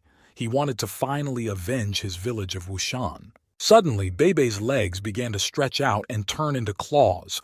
She screamed out in a frightened voice for the first time to Lenley Boss, showing him her hands. Lenley was amazed to hear her shout out, "Can she really talk with her voice?" At that moment, the mouse's tail also began to stretch. She was screaming with fright. The boy rushed to her and shouted, "What's happening to her?" Bebe began to grow in size. Her ears stretched out like a rabbit's. Her legs and body grew before our eyes. Nothing reminded him that he was once a little ball of wool. Mouse shouted to him that she could feel the power overwhelming her. She had become as big as Lenley. She shouted the spell Fire Breath at the top of her lungs. Dellen watched and said that the mouse had evolved.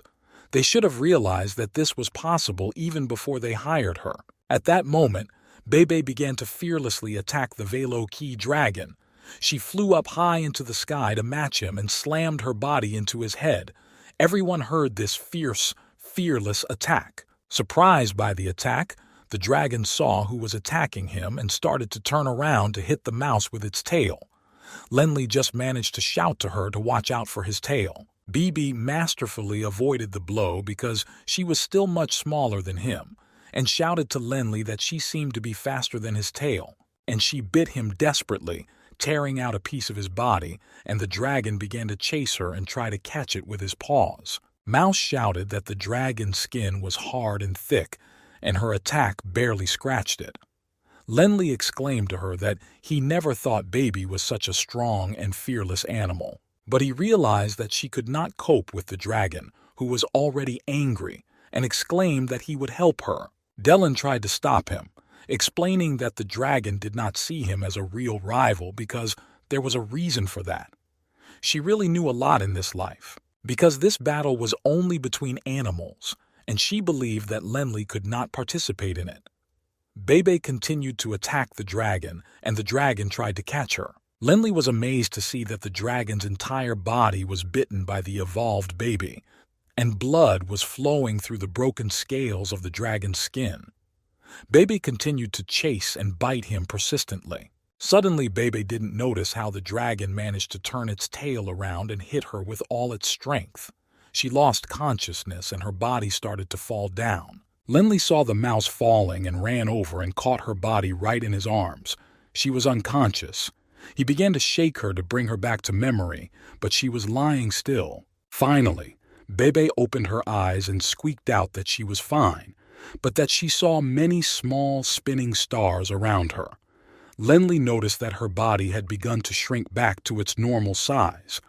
Dylan explained that she had reverted to her previous state and that after the attack, she simply could not fight anymore. Lenli's anger knew no bounds. He looked at the dragon furiously and realized that it was he who had done this to her pet, and he shouted that since Bebe had regained consciousness, he was not stupid enough to fight.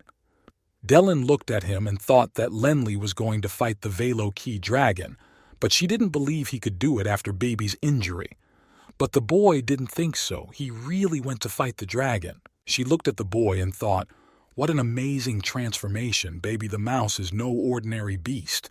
She hadn't seen Lenli happier since she came here, but she was wrong about the boy not being able to beat him. After the fight, Lenli and Baby the mouse lay on the lawn and rested. She told him that the dragon's tail was very hard, it hurt a lot, and if it didn't shrink again, she would have crushed it all by herself. Lenli reassured her that the tail would have killed him for sure. Lenli cheerfully asked the mouse how she felt after fighting the 7th level beast. And does it still want to fight beasts of the 8th and 9th levels? She replied that he shouldn't laugh at her like that, because this time she used her speed to fight, and if they had fought a higher level before, the dragon would not have been such a difficult opponent. Lenli reassured her that one day she would be the strongest. And then Lenli heard Dylan calling out loudly to him.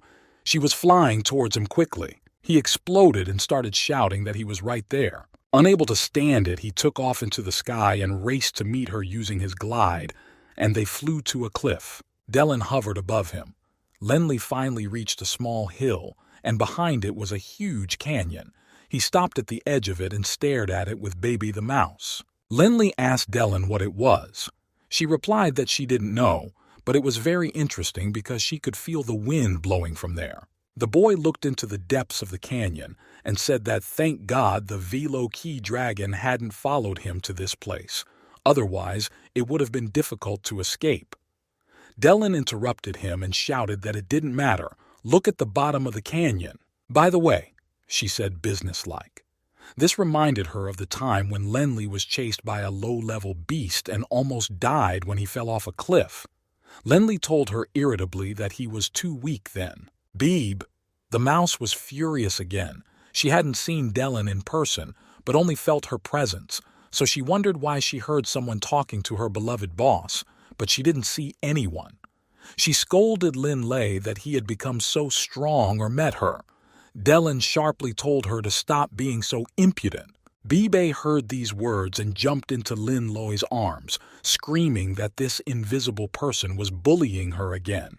And then Dylan lost her patience and exclaimed that since the mouse had become Lin Lei's contact animal, she would show herself in full form. And Dylan materialized, her body clearly visible.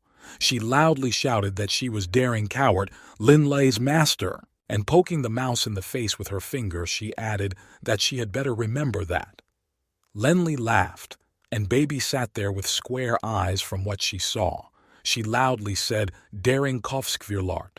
For some reason she called her that. None of them paid attention to Baby's emotions anymore, and Lenli thoughtfully said that there was definitely something in this canyon. To which Dellen replied that she could not go down to the bottom because the ring he was wearing did not allow her to move far away. He decided to use the wind detector to try to see what was at the bottom of the hole. He concentrated and launched the magic of the detecting wind. Closing his eyes, he tried to see the unknown. But the signal he sent was swallowed up by the abyss. He felt nothing. Lenley loudly told Dellen that it seems that this fog is blocking his magic detection, but with his abilities he would be able to pass through it with ease. Dellen was going to fly with him. Dellen said to him that now he should definitely go down and see what was so interesting, and it was definitely there, so let's go down and see. Lenley began to doubt that he might not be able to make it down. It was not very easy. But Dellen had already tugged on his arm and he was off, kicking and screaming down the hill. They were both flying at breakneck speed and screaming as if they were being cut, their voices echoing off the canyon walls. The mouse was also screaming loudly. Suddenly, Lenley had the idea to use the element of wind and started shouting spells to stop his rapid fall. He thought that it would be dangerous for him, because he had never been good at these spells. But he had to do something, so he shouted out the hovering technique. A green magical glow appeared around him and his body began to pause and balance slightly. Dellen smiled and flew over to him, poking her finger into his shoulder and asking if it was really a spell. Lenley screamed for her not to touch him because he couldn't fully control his balance anyway. He was screaming like a little child and Dellen started laughing. He barely caught his balance and started to hover in the air. Exhaling, he explained that he had never been good at this spell, so he was using a simplified version of it that Yale had taught him. All he could do now was fly up or down. Dellen started to praise him, that it was a simplified version of the spell, but Lenley was a great guy because he had learned a lot of spells. She was even a little jealous of him. The boy shouted another spell, "Soar!" and he began to float confidently in the air. Dellen still tried to control him so that he wouldn't fall. The frightened mouse hung silently on his pants. They all went down the canyon together, and Lenley was surprised to say that this canyon was deep. The deeper they went, the wider it got for some reason. He asked Dellen if she had ever been here before. She told him that she had never been here before, but she thought that this place was probably dangerous and that they should be on the lookout. At that moment, Lenley heard a strange sound. "It's some kind of animal," he whispered in surprise. Dellen also listened and said that this sound was not a low level. Even Velokey dragons are weak compared to this sound. She became alert and began to peer into the darkness. The guy who was coming down and recalling what low-level and high-level beasts looked like also recalled the face of a Velokey dragon. Dellen asked him to be quiet so as not to disturb the beasts.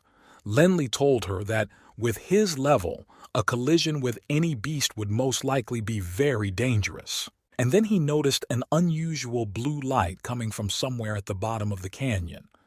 Dellen said it was because of this light that she wanted to come down here because she had seen it before. Suddenly, Lenley saw some grass flashing before his eyes, glowing with this blue light.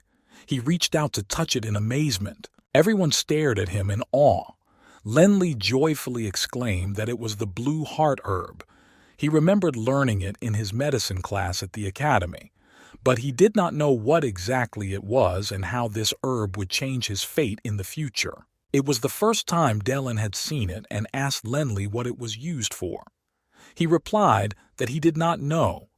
Dellen thought about it, remembered something, and let it slip that as far as she knew it was a rare herb, something like a good ingredient for medicine, so she suggested that the boy pick more of it, just in case. Lenley plucked the first bush with its roots, then began to examine it closely. He noticed that the herb was very cold and remembered that it was indeed described in a medical book, but he continued to pick it wherever he saw it, carefully putting it in a bag. Suddenly, Bebe the mouse began to sniff.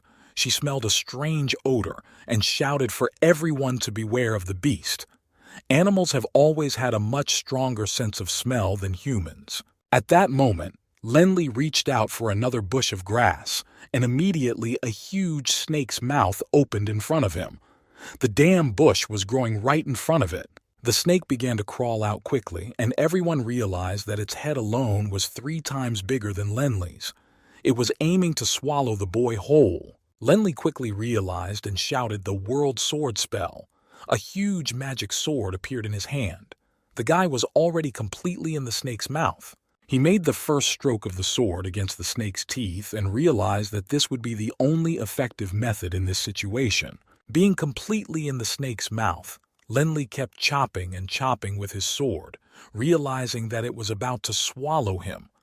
The snake was writhing in pain and could not understand what was happening and why it could not close its mouth. But unfortunately, the cuts that the boy made with his sword did not cause much damage to the snake. It was not enough for it to have a chance to escape. He was too small an opponent. Lenly realized this, but he kept hacking because there was no other way out, and finally, after about 10 minutes, he was able to get out of the snake's mouth and jump away. Bebe the mouse rushed to him, screaming with joy that she thought it was over and her boss was eaten. Dellen happily exclaimed that it was a good and dangerous job, but the guy really scared her, and it was good that he reacted so quickly. Then she explained that this snake is a level 7 beast, and on its hard scales, these cuts are just unfortunate scratches. This snake preys on magicians who come to collect medicinal herbs, but it is a little wounded right now, so it will first assess Lenly's capabilities before attacking, so it is best to stay away. Lenly listened carefully to the girl. Suddenly, everyone heard a loud hiss. Turning around, they saw up to a dozen snakes like them which had already spotted their prey and were crawling to attack. Dellen shouted to the boy to run as fast as he could. Otherwise, it would be too late because the snakes had already spotted him. And Lenly began to fly as fast as he could down the canyon. But the snakes were fast too, and they chased him and almost caught up with him. Lenly shouted a wind elemental spell to maximize his strength. Lenly ran as fast as he could. The spell really accelerated his speed. But the snakes unfortunately did not lag behind. And then he saw some giant black birds circling over his head. He recognized them. They were dragon hawks, beasts of the dragon family. His teacher had once mentioned them. They were the weakest creatures of the dragon species, but stronger than ordinary beasts. Dellen, who was flying behind him, shouted that they were just like dragon beasts and moved in groups, so even a 7th-level warrior would not have an advantage in front. The dragon hawks were flying toward Lenly. Their appearance was terrifying. They had the body of a dragon and the head of a huge hawk. They flew past Lenly without touching him and then flew toward the snakes. A couple of seconds passed and Lenly, along with Baby and Dellen, flew out of the canyon screaming. They landed on their feet on a nearby meadow and finally caught their breath. Dellen aptly remarked that they had made a good escape from both the snakes and the dragon hawks. Lenly told her that he was very tired, but they had found the blue heart grass, and it was just cool. Instantly, a dragon hawk flew out from behind him. Bebe, the mouse, shouted that they had caught up with them after all. Lenly turned back to the monster and thought that the wind element magic was not fast enough. And he started to launch a new magic. Dellen screamed. What was he going to do? The guy shouted the spell, Yellow Earth Giant, loudly, and there was a huge roar. The ground started to move. A huge yellow earth giant 10 times bigger than Lenly rose out of the ground. It began to roar toward the dragon hawk. The dragon hawk rushed right at him and rammed his beak into the monster. Lenly shouted the next spell, Blocking Grip. Dellen shouted that this monster would not last long. And Baby, the mouse, shouted that she would not stand aside. And only Lenly realized that he only had one chance. Beeb the mouse and Lenly looked at each other, and in unison, concentrating, they rushed straight into the dragon hawk's spine. After all, the mouse was a level 5 beast, and Lenly was a level 5 dual elemental mage and a level 4 warrior. They had the perfect tandem, and it should work. Flying up to the dragon hawk, they hit it with all their might, and the dragon hawk roared in pain so that everyone's ears were plugged. With a single blow, Baby and Lenli managed to cut the dragonhawk's backbone in half, and it fell to the ground with a thud. The boy and the mouse shouted in unison with joy. They had done something incredible by defeating such a monster. Bibi, the mouse, looked merrily into Lenli's eyes and said menacingly that the monster was dead. Lenli told her back that it was a good job. They laughed again. Dellen looked at the battle and its outcome with delight and said that one man and one beast, not a bad match. She was incredibly pleased with her apprentice and her contract beast. Lenli looked at the girl tiredly and told her not to laugh at him, and since the danger was over, he wanted to rest for a while. He didn't think there would be so many high-level monsters in the canyon. It took too much strength for such a small boy. Meanwhile, Bebe the mouse was jumping and squealing with happiness, and after about 5 minutes she returned to her previous form, becoming a small and fluffy mouse. But it was today that she realized that she really liked wrestling. She wanted to do it again and again. Meanwhile, Dellen told Lenli that until he became a 7th-level mage, he would be able to use the Jade Earth armor and would no longer be afraid of the monsters. She knew how to give advice in time when it was already over, to which Lenli replied that this option would be true for being here on the mountain range, but for his family, he continued, he needed to get at least level 8 or 9. He looked up at the girl and asked if he could achieve that. She remained silent. Dellen was also silent. The boy thought that there were not many 8th-level mages in Yulon, and his family had only 5 4th-level mages. Finally, Dellen told him that after what she had seen on this trip, she thought Lenli would do well, and smiled. She knew what a capable and brave boy he was, and she was proud of him again. She looked at him and continued to think that Lenli had come to this mountain range as a 3rd level. After all these battles, he was a 5th level, so he would now be able to use spells more skillfully than other 5th-level mages. And he had also found the blue heart herb and accumulated many magic crystals. It wasn't so bad, she thought, as she looked at her student. So, throughout his journey on the Magic Beast Mountain Range, Lenli had met many magic beasts of different levels, namely a level 3 boar that is found outside the ring zone of the mountain range, a level 4 wind wolf that usually lives near the ring zone and is not very active at night, a level 7 green tattooed python that is a high-level beast that lives in the depths of the canyon, and a level 6 dragon hawk that can move in groups and is good at attacking from the air. On his way back, Lenli met many magical stars, but they were already weaker and weaker. When he flew with everyone else to the outer ring zone, the beasts he encountered on his way were not a threat at all. They all flew quickly through the mountainous abundance. Stopping on one of the hills, he looked down and saw that 4 strangers were fighting a huge boar, and the battle was not entirely victorious. Lenli and Baby the mouse quietly climbed up to the top of the tree, something telling him that he should keep a close eye on this particular fight. He looked closely at the boar and wondered if it was the same bloodthirsty boar he had seen before, but there were 4 strangers, so it shouldn't be a problem to defeat it. Indeed, it was a bloodthirsty boar of the 5th level, which aggressively attacked all 4 warriors. One of Kalen's warriors recognized Lenli. Another red-haired warrior named Tony shouted at him that how could a 5th-level monster live in the outer ring zone where there could be 4th and 3rd-level beasts?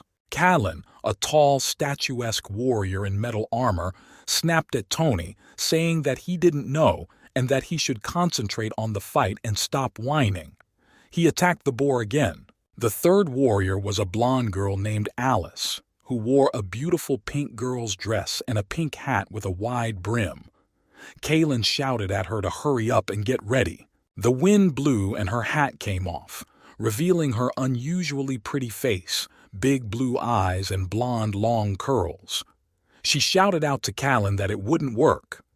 Lenli continued to stare at the warriors from the hill in amazement. Realizing that the fight could end badly and the boar would tear the beauty apart, Lenli decided to help and shouted an earth elemental magic spell. "Earth spikes," the boy added.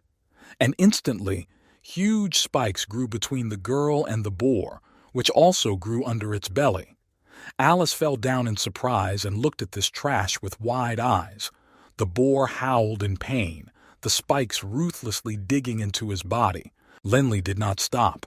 The next spell he cast was Flat Blade, and a familiar blade materialized out of thin air. Meanwhile, the boar fell dead from its injuries, and Lenly deftly jumped on its head and began to cut with the flat blade. The warriors stared at the scene in surprise. Lenly skillfully wielded the blade, cutting piece by piece from the boar's body. He was stubbornly looking for the magic crystal, but he could not find it. But he knew for sure that it was somewhere, and he would not go anywhere without it, even if he had to chop the boar into small pieces. And finally, he found it, the crystal of the bloodthirsty boar. It was big enough and orange in color. Lenly was happy because he was beginning to think that the boar was defective. He proudly put it in the bag on his belt. He was very pleased with the result of his work. He looked up and saw all the warriors standing there, staring at him in silence. It was obvious that they were really deeply impressed. None of them could say a word. Lenly turned without a word and walked cheerfully to his men.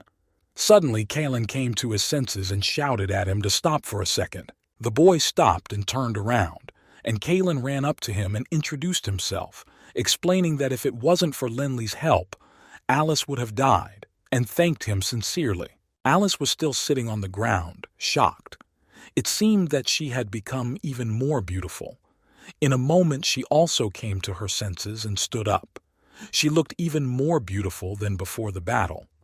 She also began to sincerely thank Lenly for her rescue and introduced herself. Her name was Alice Staff, an earth elemental mage. Lenly looked at her silently and listened. He calmly explained to everyone that he was just passing by and noticed their fight and decided to help. Just then, Dellen flew up and jealously told him that now she understood why he had saved them, and looked angrily at Alice. She really disliked all the girls who were close to her favorite. Alice, who could not see her, thought the boy was strange because he was talking to someone. Kalen continued to say that he couldn't believe that on their first day on the mountain range they had encountered a level 5 beast. It was just bad luck. He hadn't thought that the off-kilter zone of the mountain range would be so dangerous.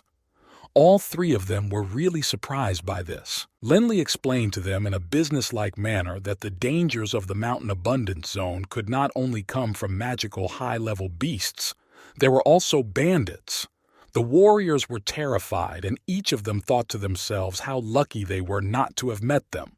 Kalen explained to the boy that they had decided to come here on their own, but apparently it was still very thoughtful. He asked Lenly to help him get out of the ridge because he doubted the safety of going out on his own, and all three of them took turns asking Lenly to get them out of there. They were really scared by the recent events. Lenly exhaled and promised to help them. For some reason, Dellen and Baby the Mouse were not happy about this. They definitely did not like the warriors. The mouse jumped up to Lenly and whispered angrily in his ear, "How could he?" Dellen mumbled that it would not be that difficult. The warriors thanked Lenly and turned back to the road leading home. Now there was a whole troop of them. They were all returning home happily and were glad that everyone was safe and sound. As Lenly walked along, he thought that perhaps because of his strong aura, the low-level beasts would not attack them. Their journey to the Magic Star mountain range was over. After some time, they all reached the capital of the Feng Lai Kingdom, a city also called Feng Lai. When they reached the luxurious mansion of the Kalin family, they saw a gray-haired man greeting them, and he exclaimed joyfully, "It's good that everyone is back safe and sound." It was Kalen's father. His son rushed to him joyfully and explained that they had met the wizard Lenly on their way, and that it was only because of him that they were now alive and well. The father was also amazed by this story. Lenly listened to their conversation calmly, and Alice quietly approached him and explained that Kalen came from a family famous for its warriors. But Lenly did not need them, he told her so. Kalen's father called a servant and took the pouch from his hands and addressed Lenly, asking him to accept 100 gold coins from him as a sign of gratitude for saving his son and his friends. The boy silently took the pouch of money, turned around, and left. Everyone looked at him in surprise. Kalen called out to him, but Lenli did not even turn around. Kalen and his father entered the palace of their family, whose nickname was Debs. His father menacingly ordered him to kneel down. Putting his sword on his son's shoulders, he said that Kalen was almost grown up and almost the leader of the Debs family. But didn't he know that the mountainous abundance of magical beasts was a dangerous place? He continued that he had made a big mistake. If he acted without thinking, he would destroy the whole family in the future after he took over the leadership of the family. The boy was really upset by his actions. Finally, the story returns to the Magic Academy, where all of Lenli's friends from dormitory 109 were standing around. They stood there talking about everything, and suddenly, one of them saw a familiar silhouette and shouted, "Lin Lei, what are you doing?" The silhouette came closer, and everyone saw a smiling boy with a mouse on his shoulder. Linley joyfully shouted that it was really him and he had finally returned. The boys were overjoyed and rushed over to Lenli, shouting with joy that he was finally back alive. They hugged him and jumped on his back. Everyone loved Lenli and really missed him. Yale started shouting that they needed to celebrate this event right now. Lenli laughed and offered to pay for everything. The boys loudly supported this idea. Some of them were surprised to hear that Lenli was going to treat everyone. They couldn't understand where he got the money. Lenli cheerfully told them that he had received many things from the mountain range of abundance, and the boys began to shout with pleasure that there was going to be a party. Because even in his absence, he was earning money here at the academy. Yale proudly announced to him that he had sold all his sculptures for a great price, and now the Prue Gallery had sent him an invitation letter. This is a high honor for him. Lenli was overwhelmed and could not say a word. He asked if it was really an invitation from the gallery. Maybe Yale was confused, but he laughed and promised to give it to him later. And after a while, a real student party began in dormitory 109 in honor of the return of the famous Lenli, with the party shouted from every window of the dormitory. In the middle of the dormitory, gorgeous tables were set up, and there was a lot of food, fruits, vegetables, lots of meat and drinks. Everything was gorgeous and adult.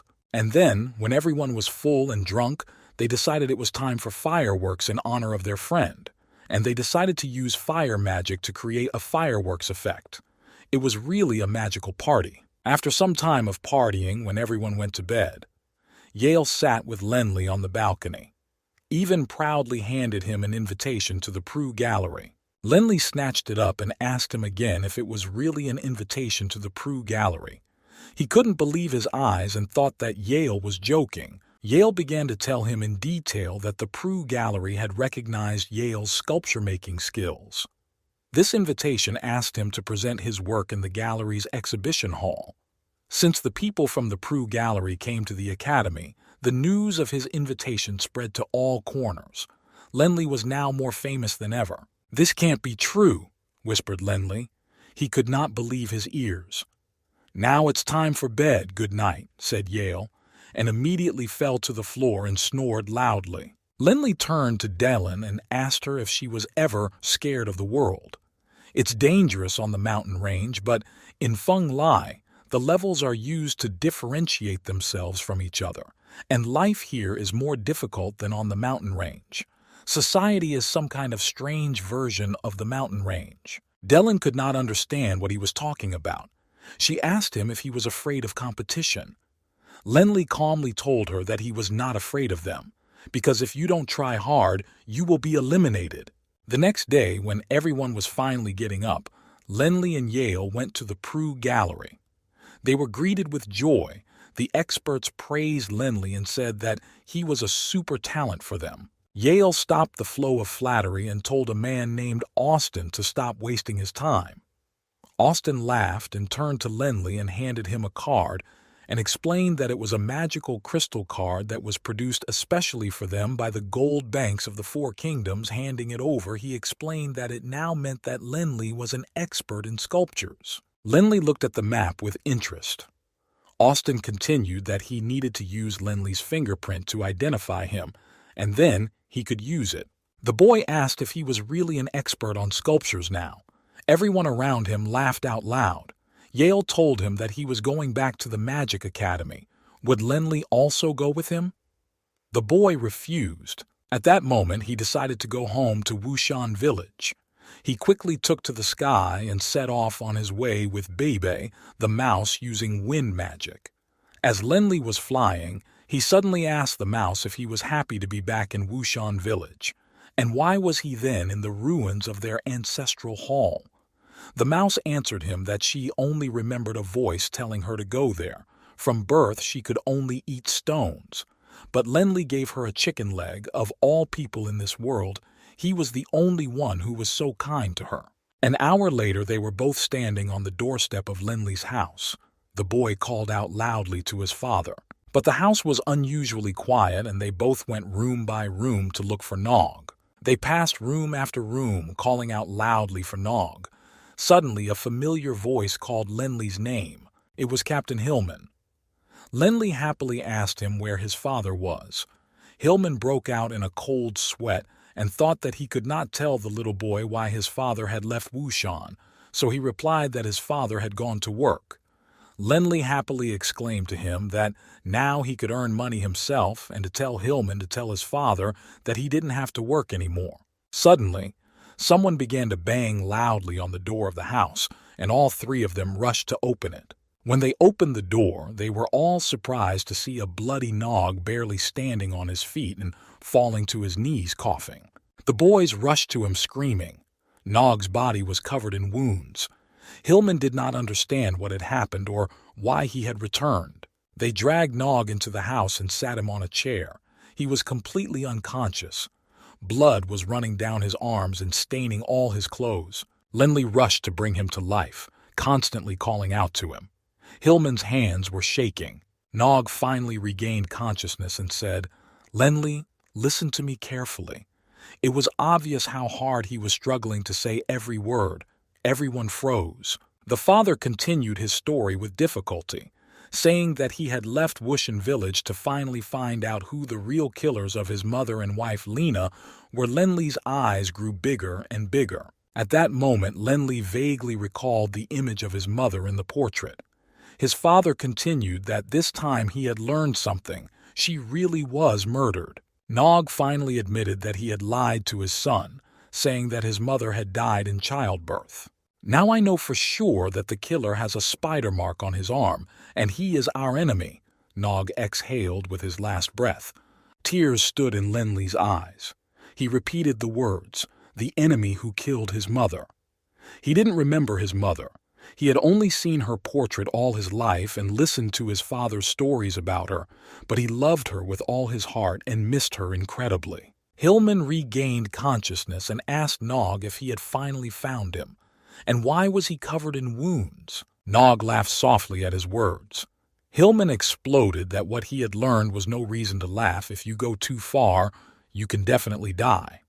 Nog quietly replied that he had not been afraid of death for a long time. Lenli felt dizzy. With a thirst for revenge, he turned around and ran for the exit of the house.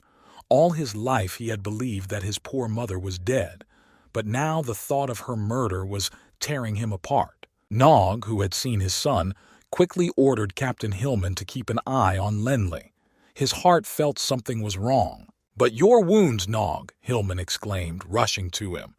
"They don't matter because all that matters now is the lives of my children, Horton and Lenli," Nog exclaimed menacingly. And he asked Hillman again not to let his son get bogged down in the thirst for revenge for him.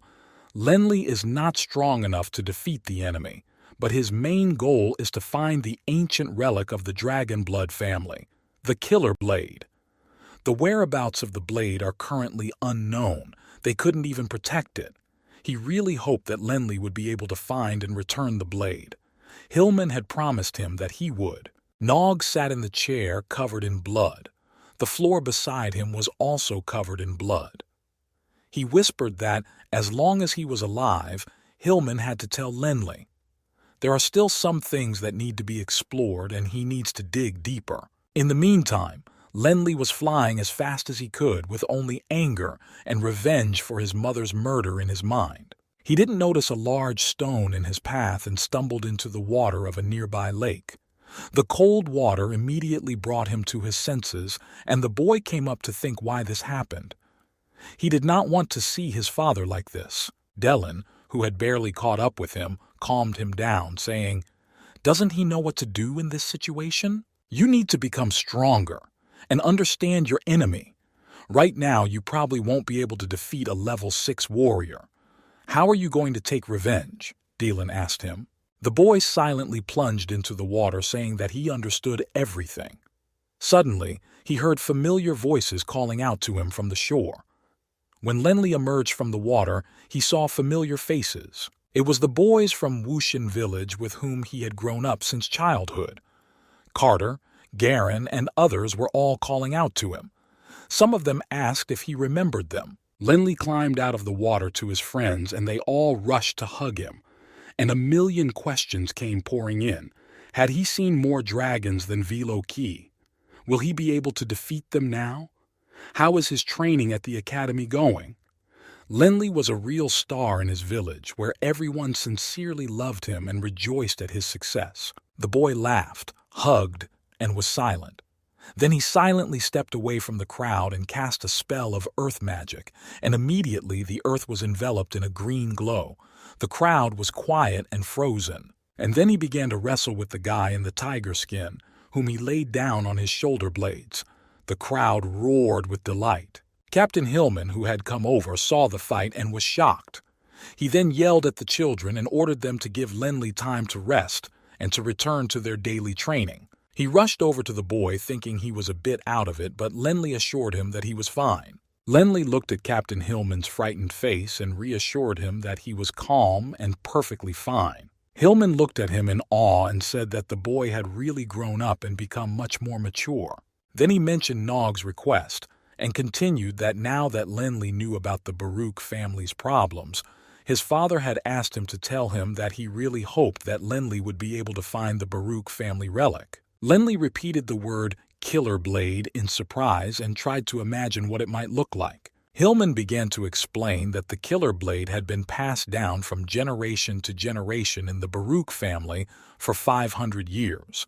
It represents the family's pride, and with it, the dragon blood's abilities become much better. Lenli listened carefully and promised to help his father and find him, and asked Hillman to keep an eye on Nog, as he intended to return to the academy.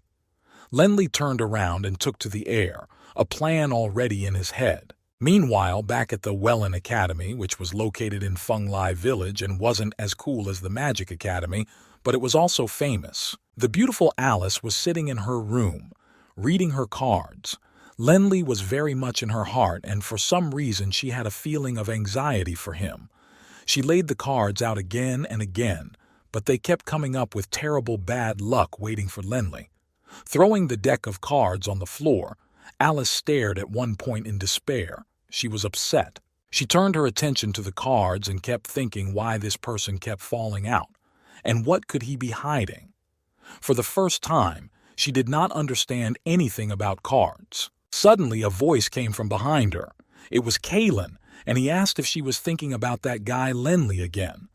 The girl jumped in surprise. Turning around, she took a breath and told him that she was just thinking about Lenli, who had saved her, and that she hadn't thanked him properly for saving her.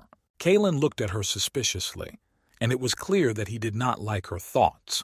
He abruptly walked over and took Alice by the shoulders and told her that, according to the schedule, their vacation with Lenli would be at different times, so the chance of their meeting was very small, and he demanded that Alice pay more attention to him, because he would become stronger than Lenli. It was obvious that he was very annoyed. Alice defiantly asked him who he was to try to control everything from her. She did not like Kalen's behavior. Meanwhile, Lenli continued his journey to the Magic Academy. Looking up, he saw a signpost and thought that he must have already arrived, but it said that it was Feng Lai City. But for some reason, his thoughts were filled with the image of a beautiful girl, Alice, her face constantly popping up in his memory. He couldn't understand why he kept thinking of her when he was supposed to be looking for the killer's blade. Suddenly he remembered that Alice had said that her home was near the gates of Feng Lai, and he decided that since he was here, he might as well check it out. Lenli looked carefully toward the city gates in search of a house and saw that there was indeed one. He approached the door and knocked. The door opened and a man came out.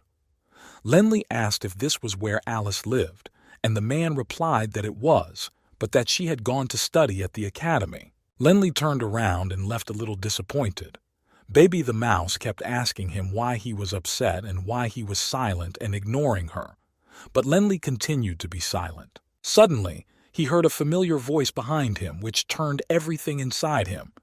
It was the silhouette of a girl running toward him and calling out. It was Alice, and it seemed that she had become even more beautiful since they hadn't seen each other.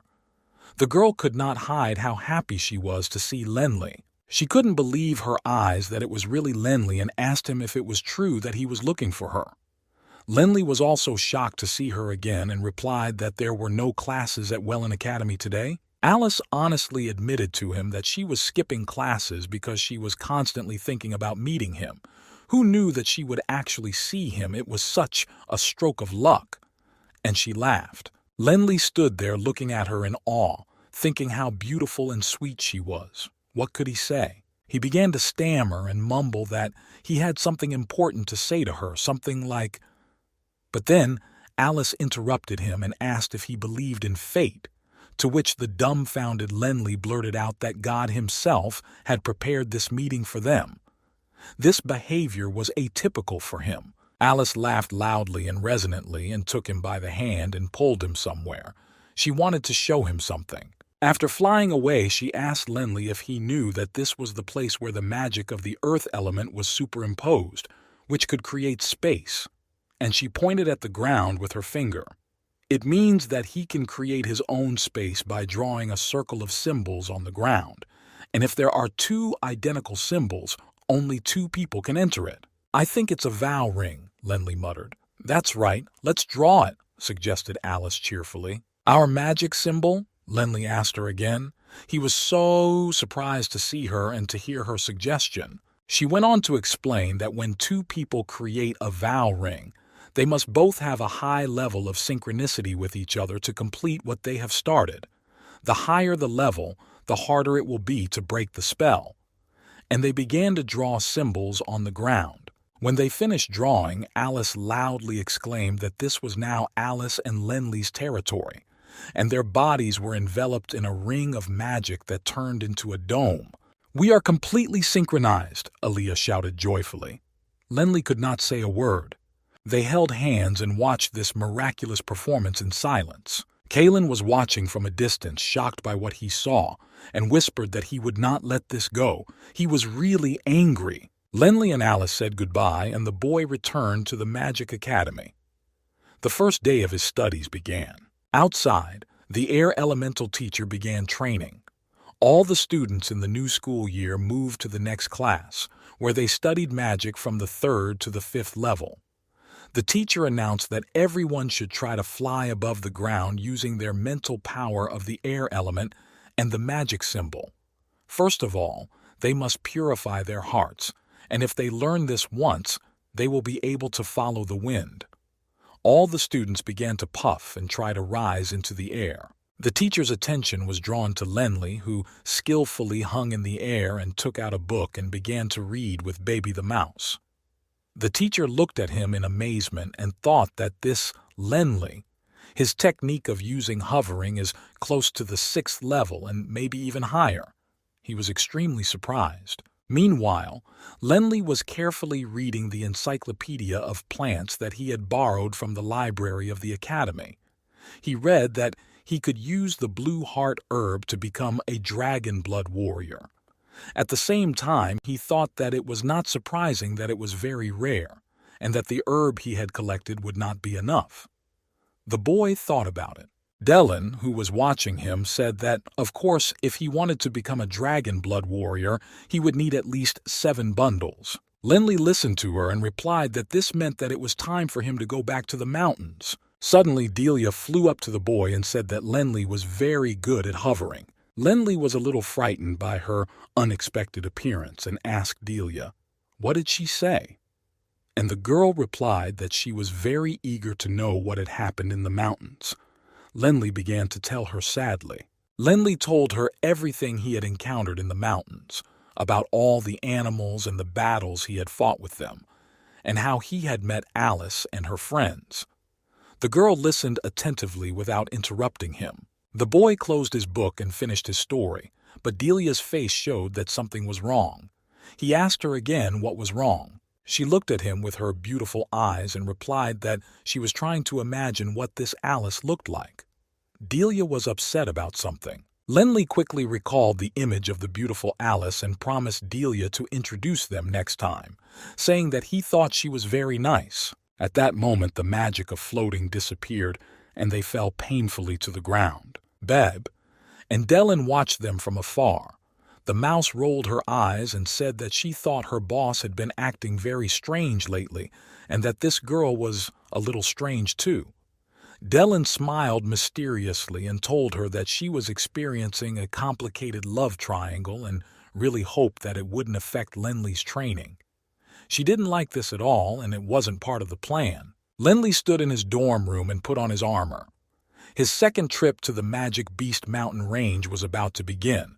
Mouse was also going to go to fight with a businesslike look. The boys in Yale wished him good luck and promised that they would keep an eye out for information about the whereabouts of the killer's blade.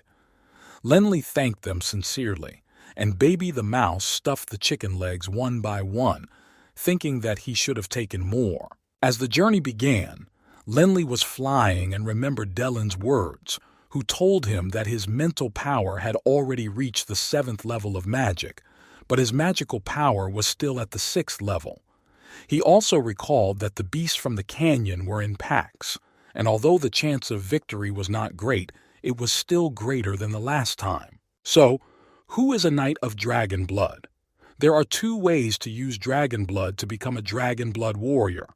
The first is to determine the amount of dragon blood in one's body, and the second is to drink the blood of a living dragon to activate the knight's blood. The blood of a living dragon is very strong. Even getting it on the skin can be harmful, not to mention drinking it, but there is a solution to this problem, and it was the blue heart herb. It had to be mixed with the dragon's blood, but 1 bush is not enough. The more blood you needed to drink, the more herb you needed. The test showed that Lindley's dragon blood was not enough to become a dragon blood warrior, so he needed the blue heart herb to train and become a dragon blood knight. Lindley firmly decided before his journey that he would try something to become a full-fledged dragon blood knight. After a short period of time, they all landed on a mountainous abundance of magical beasts, near the familiar misty canyon where he had found the grass last time. Dellen summarized that usually people don't return to the misty canyon a second time, but her Lindley came back for another adventure. Lindley blurted out that he would do it for his family and abruptly jumped into the canyon. While Lindley was flying, he decided to prepare himself some improved armor and cast the 7th level Jade level Earth armor spell. And the spirit of the guy's elemental aura began to take the form of a water drop, which meant that Lindley was beginning to become a 7th level mage. Dellen watched him and said that his armor looked much better this time, not like the last time when it was just a pile of rocks. Suddenly, Baby the Mouse noticed the flock of dragonhawks from the last time, but on this trip, the dragonhawks could not do anything to Lindley. His jade armor completely protected him from the birds. The mouse flew on Lindley's shoulder with delight and demanded the same armor for himself because he saw how useful it was. The boy laughed at this little warrior. After flying some distance, they both noticed a blue heart grass growing ahead. Beeb.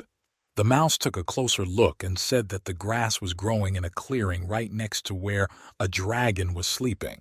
Dellen flew over and advised him not to use his magic for the time being, because if he fought an 8th level beast, his jade armor would not help but rather disturb the beast. Suddenly, Baby exclaimed that she was taking over. Lenli could not understand what she was talking about.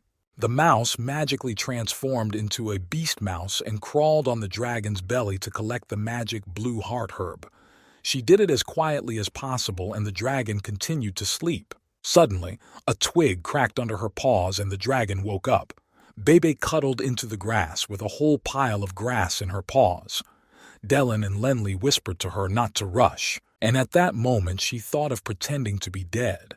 She lay there and didn't move, pretending to be rotten, thinking that she was just a shadow mouse running by and hoping not to be eaten.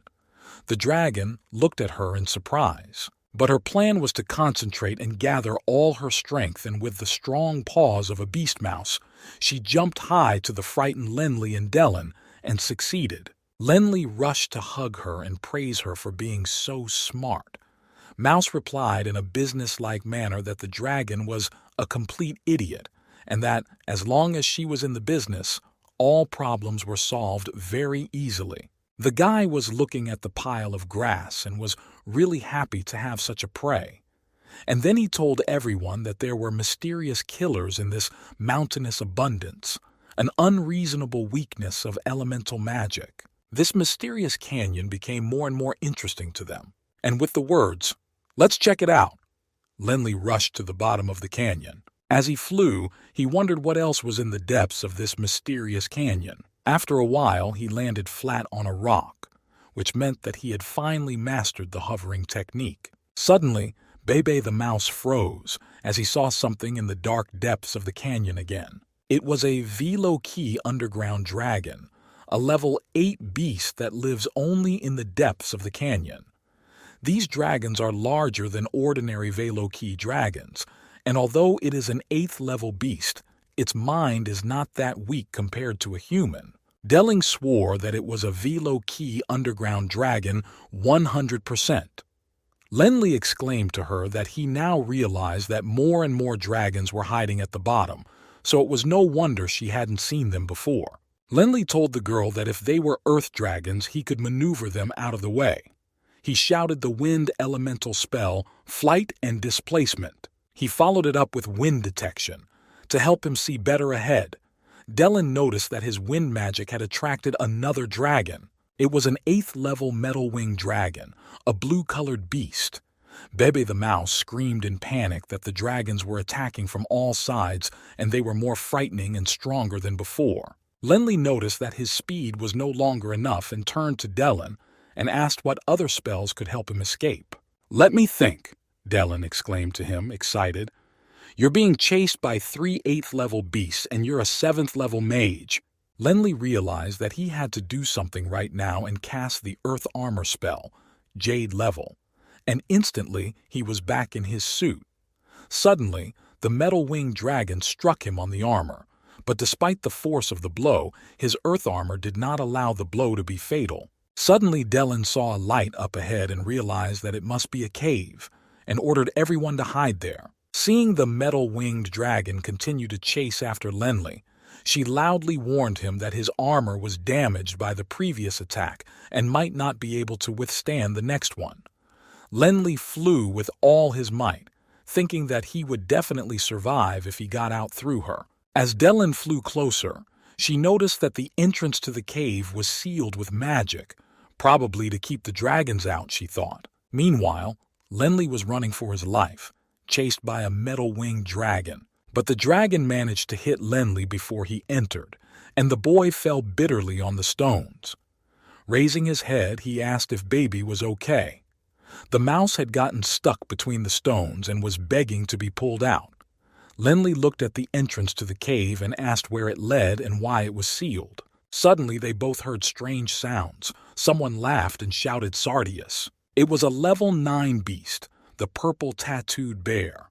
300 years ago, the metal-winged dragon had scratched out his eyes and made him blind, and now the bear was threatening to kill him at last. Dellen listened to the bear and did not believe that it could speak. Suddenly, it started to cry out, "Oh no!" And Lenli saw Dellen quickly hide in the ring hanging around his neck. He wondered what she was doing. Dellen sat frightened in the ring with her feet together, shrunken 1,000 times. She explained to Lenli that it was a saint-level beast that could talk and fly. Its magical abilities were so strong that it would definitely notice her, so she was hiding in the ring for her safety. While they were talking, Baby the mouse was sneaking up on the bear to bite him in the ear. Dellen stopped this fearless individual. Lenli looked at the bear and thought that saint-level animals should look different. Meanwhile, the bear was saying that after all these years, he would finally get his revenge. Who would have thought?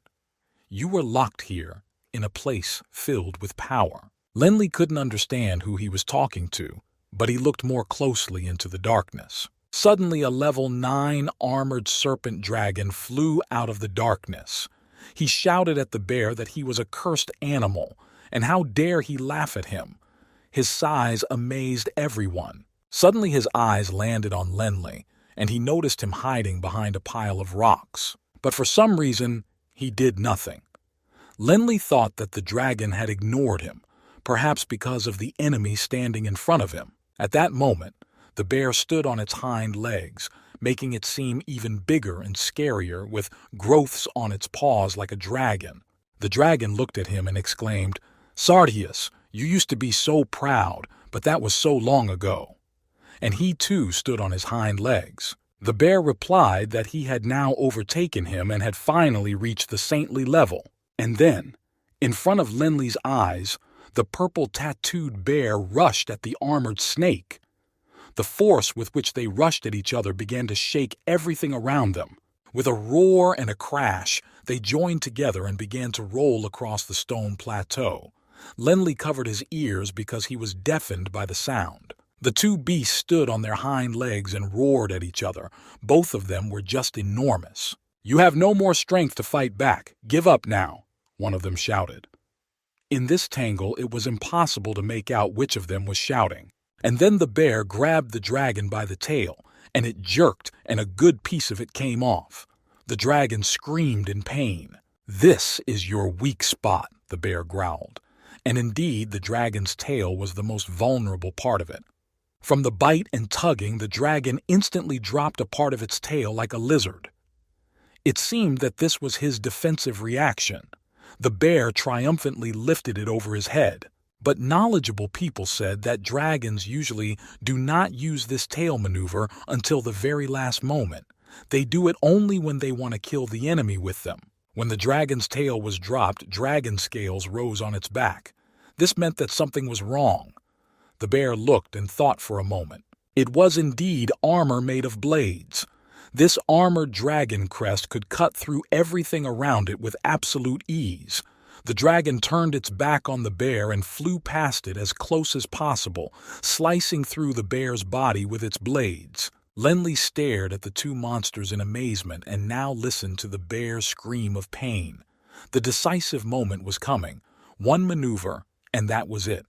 Who would win? But both monsters instantly fell with a thud, and there was no winner. Only a huge mountain of bloody bodies now lay silent. There was a deafening silence. They were lying right at the boy's feet. Suddenly, Dellen shouted to Lenli that this was a chance to find out if he could become a dragon blood warrior. This opportunity must not be missed. Next to the bodies was a mangled dragon's tail. When he finally woke up from his stupor and heard her words about dragon blood, he finally realized that he had gathered enough blue heart herb, and this was his chance to become a dragon blood warrior right now. He quickly flew up to the dragon's head, but it turned out that the dragon was still alive, and instantly opened its mouth when it saw the boy. Dellen screamed at him to be careful. Dellen was just a disembodied soul with very limited energy, but she flew up to the dragon's head and used her powers to restrain it a little bit. Beeb the mouse shouted for Lenli to put on the jade armor immediately, but Lenli shouted loudly that it was too late and he would not have time to do it. Beeb the mouse immediately transformed into a beast and shouted, "Boss, I'm coming to your rescue," and rushed to her beloved master. She fearlessly and with all her might hit the dragon's head with her whole body, and he started screaming out of surprise and pain. But of course, their strengths were not equal, and the dragon threw Baby away with one paw. Even with such wounds as his, he was still strong. Baby lay unconscious on the stones. Lenli, who was not far away, felt a wild pain in his head, all because he was bound to the mouse by a contract. He also screamed in pain, and in that moment of pain, Lenli stopped feeling Baby's mouse. The boy's eyes instantly became bloodshot. There was a lump in his throat, and his temples were pounding. He loved his little friend, his assistant, with all his heart. So in a rage, he shouted at the dragon, drawing attention to himself. Lenli wanted revenge right now. Lenli ran with all his might toward the dragon. Delin flew behind him and shouted that he was crazy. It was a level 9 armored dragon, and even when wounded, it was very strong. Lenli would not be able to resist it. But the guy could not hear her. He was out for revenge. The boy took to the air and started circling the dragon, confusing it as it tried to follow him. Everyone saw that Lenli was preparing to cast one of his spells. He was fully concentrated, and the stones at his feet began to rise into the air. Lenli shouted "Flat Blade," and the spell began to work, illuminating everything around him with a pink light. He flew up to the dragon and began to slash at everything he could with all his anger gritting his teeth. Lenli skillfully and coldly cut the dragon's body, making large and small cuts with his flat blade. Delin looked at him with horror in her eyes. The dragon was screaming like a mongrel lizard. The guy shouted, "Let Bei go," and began to attack mercilessly again, no longer feeling anything around him but his anger. He immediately shouted the following spell, "Earth Spikes." Sharp stone spikes began to grow out of the ground, piercing the dragon's entire body, and he began to scream in pain. Suddenly, Lenli managed to fly very close to the dragon's mount and, using all his fencing and magic powers, slashed a flat blade across its throat. The blood hit the guy right in the face, and he choked on some of it, but he didn't even notice. He kept on cutting. The boy, shouting that he wanted to take revenge for Bebe, rushed at the dragon with all his anger. But the dragon noticed him and turned around with his whole body and grabbed his body in its claws. It brought him too close to its snout, and the boy's whole life flashed before his eyes, and Lenli thought that it was probably the end. But the boy heroically looked into the eyes of his enemy. It seemed that he was made of anger and revenge, and then the dragon roared, and he fell dead. Lenli fell out of his claws, and a terrible roar and his last breath were heard all around. Lenli's face was covered with the dragon's blood, and he could not understand what had happened to the dragon. Delin shouted that Lenli had defeated the dragon. Even though he was injured, we shouldn't forget that it was still a level 9 beast. Lenli sat there and could not get up. He was in terrible pain inside. He could not breathe normally. He started coughing and choking, and suddenly Delin had an idea and shouted to him that he was sick because he had drunk the dragon's blood and now he had to eat the blue heart herbs. Lenli took the herbs out of the bag with the last of his strength and began to chew them. There was no other option. Suddenly he felt that he was getting worse. All the blood in his body began to boil. He could not understand what was wrong with him and why it was not working. Delin explained to him that after he drank the dragon's blood, his own blood began to boil, which is why he was in so much pain. The boy started screaming in agony. The girl also could not understand what the reason was. Either the herb did not work or the dragon's blood was too strong. Something happened that was not clear. And suddenly, in front of everyone's eyes, a dragon's tail began to grow on Lenli's body. His skin began to be covered with dragon scales, and horns began to grow on his head like a real dragon. The boy began the process of dragonization. He fell to his knees in pain, screaming an animalistic cry, blood flowing from his mouth. Delin quickly put her hands on Lenli's hot head and shouted that he must hold on because she was using magic to keep the dragon's blood out. And then suddenly she heard Lenli mumbling something, and she was frightened, thinking that the boy had gone mad. But in fact, Lenli was reading the Dragon Blood Secret Manual. To be more precise, he was reading the hidden part of the manual that mentioned how to activate the power of dragon blood. Suddenly, Lenli began to scream as if he was being cut, and Delin was very frightened and flew to the side. The boy was lying on the lawn, screaming in a voice that was not his own, his body twisting in different directions. This scream woke up Baby the mouse. She started calling out to her boss, but she could not understand what was happening. She flew to Lenley and began to shake him, saying that she was fine now and asking him to regain consciousness. But Lenley did not respond. Suddenly his body began to be covered with scales and spikes again, and he sat up, regaining consciousness. Mouse told him in surprise that he smelled like a dragon. Lenley's head was covered with spikes like a crest right in front of the surprised baby, his eyes glowing with fire like a dragon's. Finally, the mouse realized that its boss was transforming into a dragon and had already passed the first and second stages. And now the third stage had come. Lenley got back to his feet. His skin turned blue and covered with scales. His height doubled and his clothes were bursting at the seams, and dragon spikes grew all over his body. Finally, Lenley looked at his blue-scaled hands and saw that he now had the body of a dragon. He could not believe his eyes. Dellen looked at him with the mouse and said that this was really the power of a dragon. She had no idea that members of the Baruch family had the power to transform into dragons. She was very surprised and saw it live for the first time in her life. Meanwhile, Lenley tried to fly up into the air, but his strength left him and he fell back to the ground. Meanwhile, Bebe the mouse also began to transform into the form of a beast. She flew up to her beloved boss, and Lenley opened his eyes and whispered happily that it was so good that she was alive. She honestly admitted to him that for a moment she thought she was going to die, and told him that the passage to the cave was open, and began to load Lenley on her back to pull him out. Dellen watched in amazement as this mouse flew up with Lenley and carried him, and thought that this mouse had recently survived the attack of a level 9 armored serpent and was able to survive. It was strange and impossible. The girl began to put her thoughts together, and thought that maybe this shadow mouse was related to the man from the dark forest in the northern region of Yulan. Maybe she was his creation. Then Daling thought that Lenley's transformation was a definite success.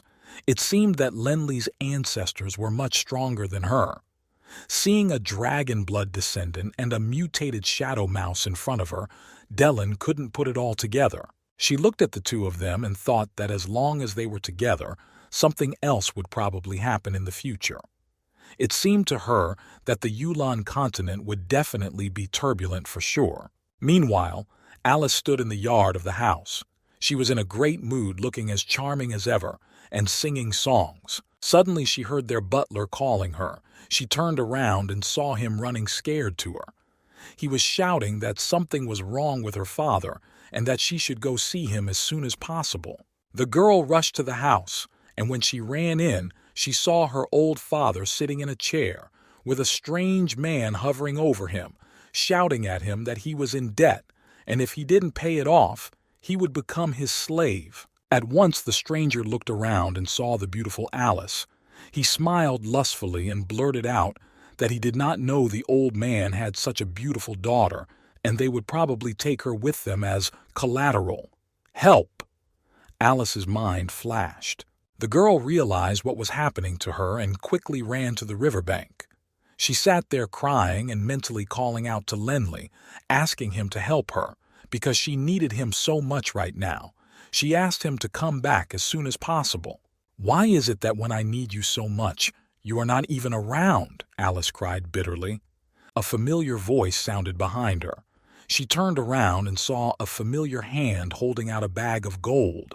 The familiar voice said, "Take this gold as a token of my attention. The Debs family will cover all your debts." It was Kalen standing in front of the sun in all his glory, confident and handsome. He came closer to the surprised Alice and told her that no matter what trouble she got into, he would always be there for her. At that moment, Alice remembered her card readings and thought that maybe the cards showed her betrothed not to be Lenley, but Callan. Meanwhile, the events are transferred back to Lenley. At the bottom of a mysterious foggy canyon in a cave under a boulder, there was something truly magical. Dellen flew around and looked closely, and she came to the conclusion that there seemed to be a very strong magical seal. In the center was a sword of unprecedented beauty, glowing with a purple glow. Dellen looked at it and made her guesses. Who put this sword there? Who put the seal on it? Maybe it was to hold a level 9 dragon? She was silent, and after a minute she let out that this magic seal was very complicated. Even a level 9 armored serpent didn't need such a strong seal. Suddenly, a beast mouse landed beside her, bringing Lenli, who had already regained consciousness, on it. Dellen joyfully rushed over to him and asked him if he had seen this amazing sword and magic seal. She told him in a businesslike manner that she did not know why this powerful seal was there, but that this sword was very valuable. Lenli looked at the sword and replied that most likely someone very powerful had put this seal. Dellen could not stand it and nervously shouted that this was why she had to take it back. And did Lenli realize how high the price was?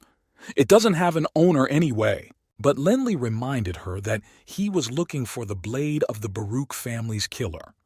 Dellen didn't want to hear anything. She argued with him that this particular sword must have cost several thousand gold coins to create, and that it was priceless. The aura of this long sword was very unusual, and it was most likely one of the 4 blades of the higher realms from the Hell Continuum. She was very determined. Lenli listened to her tantrum in shock and replied that he knew nothing about the 4 realms or the continuum. Dellen rolled her eyes and clicked her tongue. After taking in more air, she began to explain that on the Yulan continent, Lenli is one of the strongest in his nation, so it was time to teach him something else about existence. There are 4 higher realms of being: the continuum of life, the divine continuum, the lower continuum, and the continuum of hell. After the saintly level is God, and after the divine level are the rulers, and above the rulers are the 4 super deities.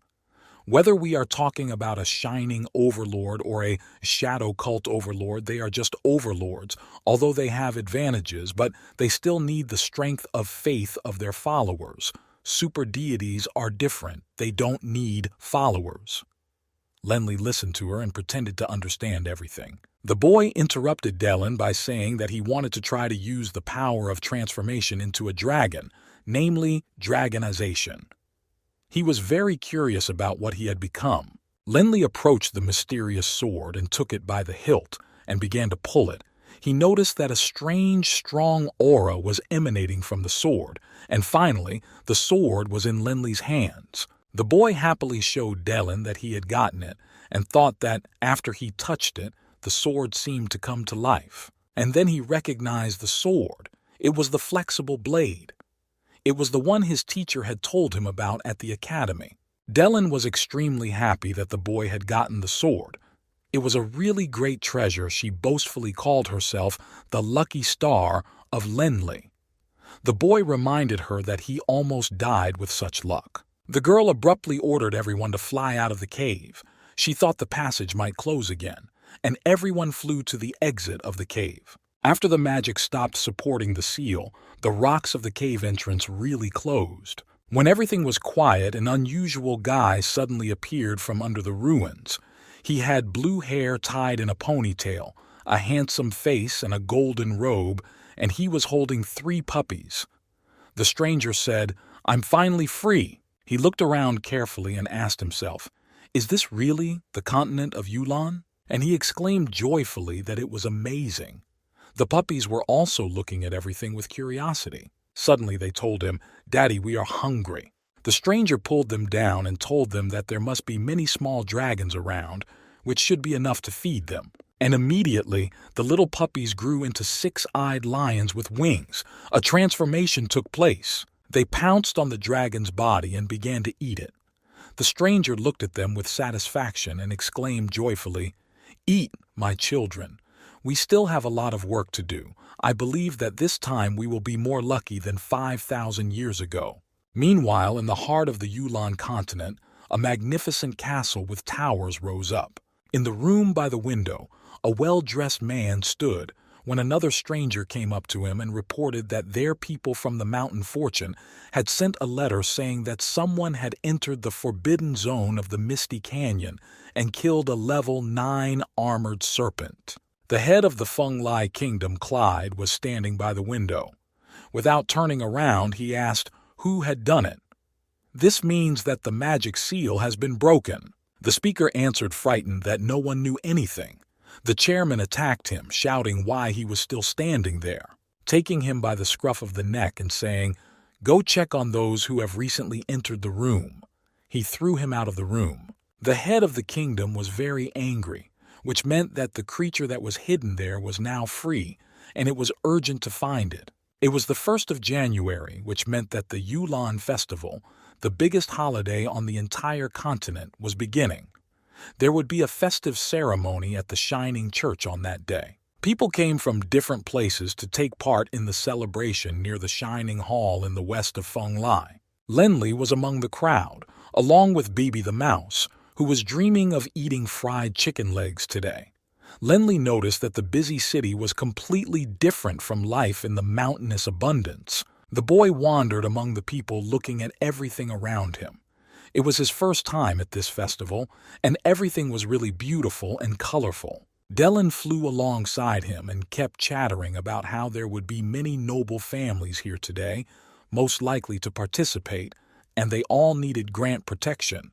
Lenli would even be able to see the kings of the Holy Alliance. Suddenly, a crowd of people shouted, pointing toward the boy, "Ghost!" Baby also started screaming that something had touched her face, and it was definitely some kind of ghost in broad daylight.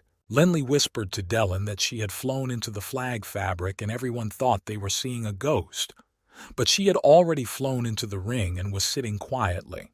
Lenli was making fun of her. Dylan got out of it and told him that she wasn't scared, but that there were saint-level fighters in the crowd and they could sense her, so she would stay in the ring for a while to avoid getting caught. Lenli thought about her words. The guy stopped. The knights defending the Shining Church passed him. She could afford it. And Lenli was already thinking that he needed to get stronger as soon as possible, because now his abilities were not enough. And then the crowd gasped. Everyone saw a living bishop. The bishop, dressed in white robes, was riding in a gorgeous white chariot, accompanied by knights also dressed in white. Lenli looked at him and asked himself, "This must be the leader of the Shining Church.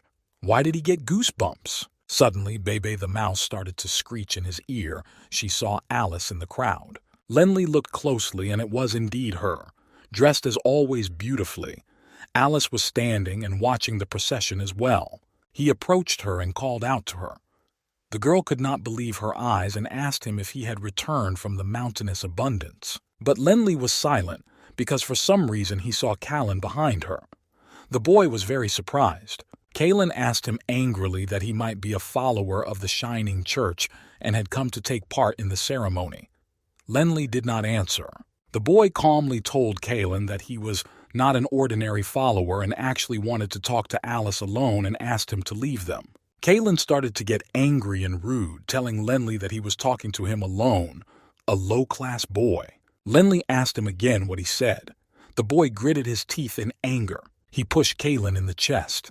He started yelling how dare he start a fight during the festival. Alice rushed to break them up. She looked at Lenli with sad eyes and said she would talk to him. Taking the boy by the arm, they left. But Baby, the mouse, showed her tongue to the clansmen, and Callan shouted at her to get out of here and called her a rat. But Callan started to chase her again, calling her a rat, but the mouse was hard to catch up with and she called him an idiot and offered to run after her. Alice and Lenli came out to the clearing, and it was hard for both of them to start this conversation. The girl started first, stammering and telling him that at first she really liked Lenli. But now that she had been with him, she realized that a lot of their relationship was incompatible. She continued that in her heart Lenli was a real hero who had come down from heaven, but she realized that this would not be enough. Callan, for example, could easily solve her father's gambling debts at the expense of her family and future, Alice said. Lenli asked her if this was the only reason she thought Callan was a better match for her. Alice burst into tears and said yes. Lenli sadly replied that he understood her well. He silently turned and walked away from her. Alice shouted after him, asking if they could still be friends. Lenley was cold with nervousness, but he nodded his head silently. Alice stood there and cried her eyes out, feeling sorry for herself and Lenley. After saying goodbye, Lenley returned to the Magic Academy, to dormitory number 109. All the boys in the dorm were watching their conversation and they were crying too. Yale told them all that he had just found out Lenley's heart was broken, but he thought the guy was calm. Lenley sat by a stone and meditated for a very long time. Suddenly he took out his flat blade and began to carve something with it. The boys gasped. "Is he making sculptures?" exclaimed Yale. Lenley continued to carve something, moving the knife easily. His thoughts were all about Alice. The guy was really hurt by their last conversation. He was in love with her. After 20 minutes, a sculpture was already visible from the huge boulder. Lenley carved 5 images of the girl, showing her in different emotions. The boys were amazed by her beauty. Yale said that it was obvious that he was feeling very sick. The nerd was amazed at her appearance and the time spent, and the third guy shouted that it was supernatural skill. Meanwhile, Lenley was finishing his sculpture thinking that this year was just like a dream and now he was finally starting to wake up from it. He looked at his creation and decided to call it Waking Up from a Dream. He felt lousy at heart. The sculpture was finished. Dalen flew around it in awe and looked at it closely, and Baby the Mouse was also shocked. Dellen flew up to him and said that he had reached the level of master in working with stone. She realized that the story with Alice had hurt him, but she reminded him that he shouldn't forget that they had many important tasks to accomplish. Lenley looked at her with tear-dry eyes as if he had really woken up. He exclaimed that indeed he must become the pride of the Baruch family and avenge his mother. He turned around and walked to the dormitory. His friends who had been following him scattered to avoid him. Lenley walked into the room and saw that all 3 of his friends were sitting at the table, each of them doing something. It looked rather strange. The boy kept thinking about something and he said out loud the words of the poem, "Ask the world what love is. He is very sick." Yale continued to read the poem after him and said, "Moonlight in front of the bed. Relationships are like dreams." Lenley looked at his friend in silence. He thought that his friends were still worried about him. He had to think of something to get out of this situation. So he pulled out a flexible blade and hit the table. It split into pieces, hitting Yale in the head. Lenley cheerfully exclaimed that his ability to read poetry was amazing, so he wanted to fight him, and he showed everyone his cool sword. Yale laughed and said he was ready to help Lenley with this pain and was even willing to take the blows. The nerd exclaimed that it was so rare for the 4 of them to get together, but it was so cool. Instantly, Lenley became gloomy and told them that he wanted to tell everyone something. And the boy blurted out that he was going to apply for early graduation and leave the Magical Academy. The room was silent, and all the guys were stunned, unable to say a word. After a while, all the students and teachers gathered in the magic arena of the academy to test Lenley's abilities and consider his application. Lenley stood in the middle of the arena, and the examiner asked him if he was using this reason to graduate so early and take the 7th level mage test. Lenley answered yes. He was confident in his abilities. The crowd of students began to whisper, all saying that it was impossible for him to reach the 7th level in 2 years. No one believed that he could graduate early, and only Lenley was confident. The teacher looked at him carefully and told him to show him a 7th level spell for evaluation. Lenley used a 7th level flight technique and quietly and smoothly flew into the sky. The boy performed a perfect aerial coup. His flying technique was much more advanced than when he was on the mountainous abundance of magical beasts.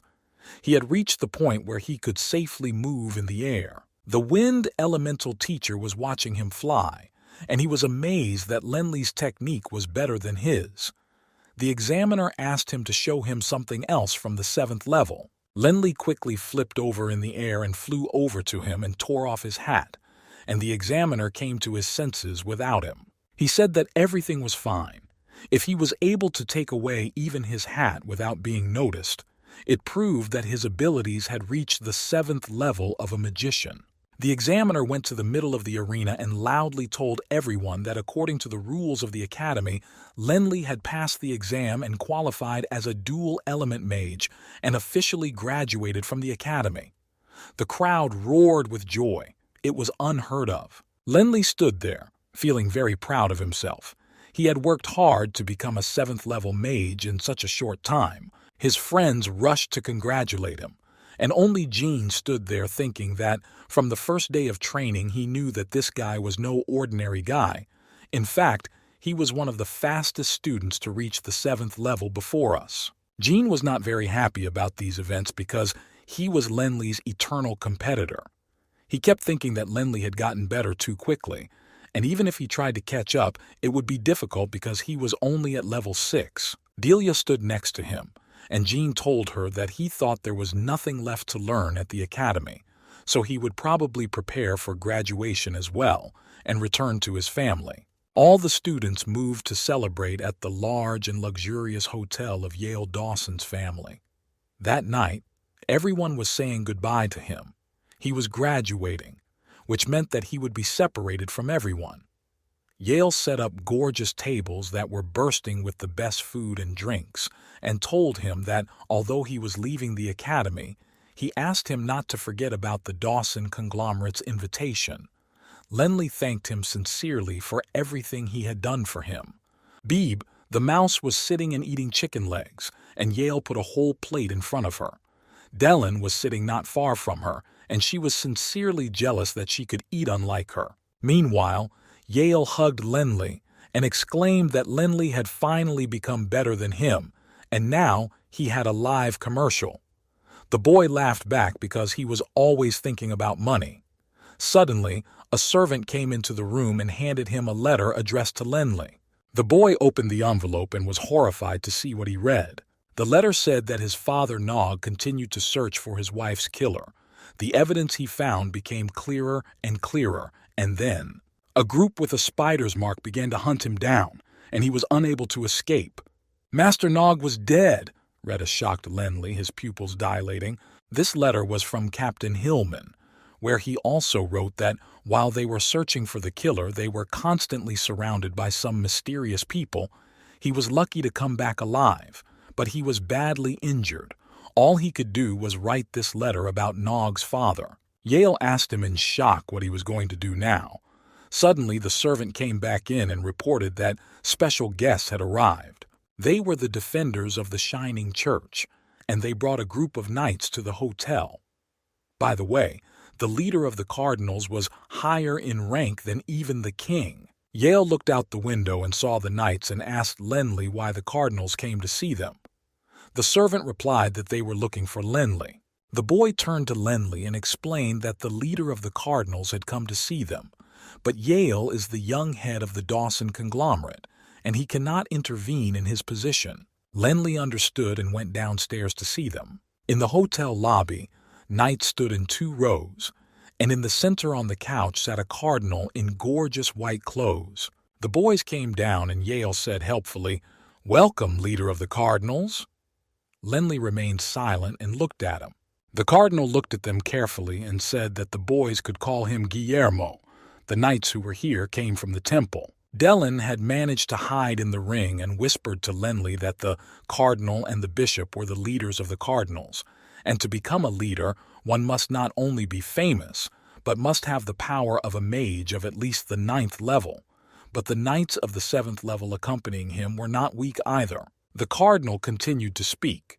He had heard that a student had graduated from the Magic Academy and had become a dual elemental mage at the age of 17, and he was curious about what he looked like, but now he saw that Lenli was unsurpassed. "Lenli, since you are a resident of the Holy Alliance lands and a citizen of these lands with excellent results in magic, I, as the head of the Cardinals, am proud of you.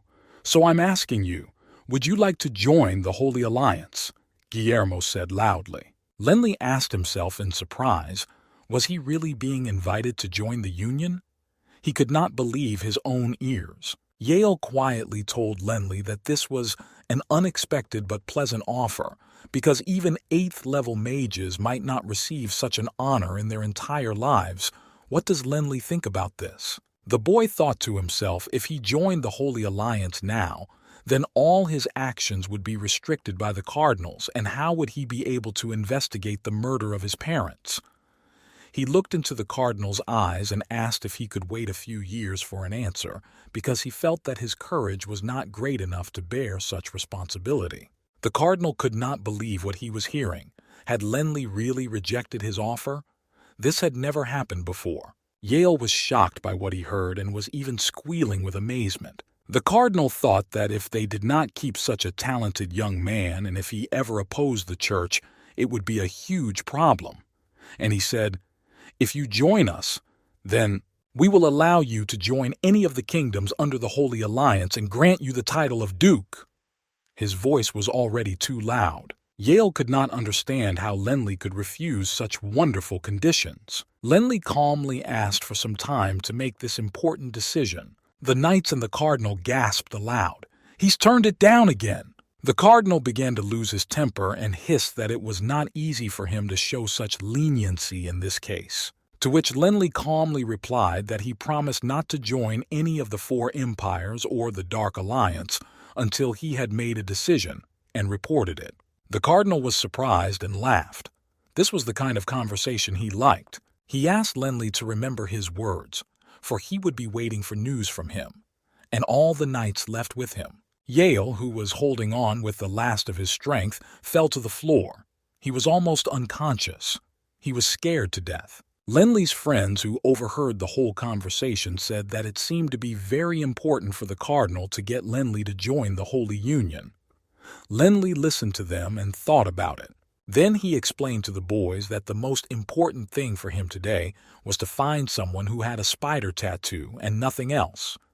The guy was very determined. "He is the enemy of my family, and there is nothing more important to me than revenge," exclaimed an excited Lenli. Although Lenli had graduated from the academy, he still had some business to take care of at the academy before returning to Wushan village. In addition to his affairs, he trained hard, realizing that it was a necessity for him. He was standing on his head in the middle of dorm room 109 with a golden glow on the floor. It was gravity field training. Standing on his hands made him stronger. Yale suddenly burst into his room shouting that he had some news. Suddenly he fell down. He tried to get up, but nothing worked. He exclaimed that Lenli had strengthened the gravitational field. His magic had become even stronger and his heart was about to stop. Lenli turned off the gravitational field and Yale finally stood up. And he began to quickly tell him that he had just found out that the assassin's blade was in the hands of one of the Feng Lai kingdoms, namely the Lucas family. Lenli could not believe what he was hearing. The guy shouted at him that if he wanted to take the blade he would get in trouble. Yale replied that it would be difficult, but I've prepared a carriage for you. There's no point in sitting around thinking." And he showed a beautiful carriage with Bebe the mouse already riding on it. Lenli quickly got into it without hesitation. While they were riding, Yale told him the details that the Lucas family is quite ancient and has thousands of years of history. In the kingdom of Feng Lai, they are not the richest, but they have a very strong influence on the nobility. He also heard that the head of the Lucas family is a stubborn old man who collects weapons. The boys continued to ride, talking through the forest. So far, their journey had been uneventful. Suddenly, their carriage stopped. The horses could not take a step. Yale began to get nervous and told Lenli that he would fix the situation. A tall, middle-aged woman with red hair and a scar on her face stepped out to meet the carriage. Her clothes were different from those worn on the Yulon mainland, and she had 2 men with her. "Is this a normal way to invite someone? If you want to see Lenli, ask me," Yale yelled at her. The woman laughed out loud at his audacity and replied that if that was the case, she had no choice but to move Yale. So the 2 men pushed Yale to the ground and twisted his arms. But Lenli could not allow this to happen and pulled out his flexible sword. Noticing that these men had a dark power, he shouted the spell, "Purple Blood," and the battle began. Lenli bravely threw himself into the uneven carnage and began to attack, but the men were not weak either. The woman watched them silently. She stood with her foot on Yale's back and said what a strange weapon Lenly had. Although she was about to make her move, her mission was to capture the boy. Meanwhile, a frightened Dellen caught up with Lenly and whispered that if he fought, he would not win. "There will be no winner. The fight is not equal, and there's Yale under the sword of that mimic, so don't rush," she finished. Lenly stopped for a drink and asked the woman if she would let his friend go if he went with her. Yale shouted that he should not go with her. She told him that of course they don't touch Lenly's friends, and she removed her foot from Yale. Lenly silently left with this trio. Yale was desperate, so he unharnessed his horse and decided that it would be faster without the carriage. Jumping on his horse, he went to get reinforcements to save Lenly. Meanwhile, the three strangers silently led Lenly through the oppressive forest. Dellen, whom they did not see, flew alongside the boy and made guesses. She thought that these strangers came from the Dark Alliance. Lenly listened to her in amazement. Lenly remembered yesterday's arrival of the Holy Alliance. Today the Dark Alliance came, but they were opponents. Dellen meanwhile tracked the road and said that they would be in the Mountain Abundance after a while, and then, when they passed the south of the Mountain Abundance, they would enter the Alliance territory. Suddenly the strangers stopped and the woman shouted out for someone to stop hiding and come out to meet her. A group of hermits came out to meet them, and the leader of the group calmly told her that Lenly had joined the Holy Alliance. So why did the Dark Alliance dare to kidnap him? The Alliance seems to be showing a lot of disrespect for the Shining Church. Lenly listened in astonishment to his words, which were not true. Dellen said that there was some unexplained drama. The woman replied in disappointment that who knew that the Shining Church would get here so quickly. It seems that Lenly is really important to this bunch of hermits. The leader of the Shining Church deserters calmly begged them to let Lenly go, as they would have no chance of winning. There were indeed many more of them. Dellen used the fact that she could not be seen or heard to hiss in the woman's ear that she had achieved her goals. The old man had unknown skills, and those four were level 7 and above. She advised her to fight and giggled. The woman soberly assessed the situation and asked the old man if they let Lenly go. Could they leave in one piece? He nodded silently, and she and her gang took to the sky and shouted to Lenly that if he wanted to join the Dark Alliance at any time, their doors would always be open to him. And she quickly ran away. Beeb, the mouse, also laughed at the strangers for calling Lenly strangely while running away. The leader asked him if he was okay. The mouse saw a mouse on his shoulder, but it didn't look like him. Lenly looked at the leader and thought that he had kind eyes and did not have the same pressure as the cardinals. The leader invited him to go with them to the capital. At that moment, Bebe whispered to him, weren't they going to visit the Lucas family? If they returned home, what would happen to the blade? And at that moment, everyone heard the sound of horses and turned around to see Yale with a whole crowd of people. He had ridden with the entire Dawson family army because he loved and protected his friend so much. But he saw that he was too late. The leader told Lenly that he hoped the boy understood that the Shining Church would always be his shield and said goodbye. Lenly thanked him sincerely. Yale exhaled and exclaimed that he now understood that help had come from the church and suggested that everyone rest. But Lenly refused, and they continued their journey. After a while, everyone saw the house of the Lucas family. They were immediately met by a servant who greeted them and invited them to follow him, and led them into the house. Lenly was now the youngest 7th-level magician of the Yulon continent, and Yale was the young head of the Dawson family, and so they were not stopped when they wanted to meet with Patriarch Jabs. Upon entering the luxurious room, they saw an elderly man who welcomed them to his home. He introduced himself as Jebs, the patriarch of the Lucas family, and invited them to sit down. Beeb, the mouse, angrily offered to scratch the patriarch's face, but Lenly stopped her.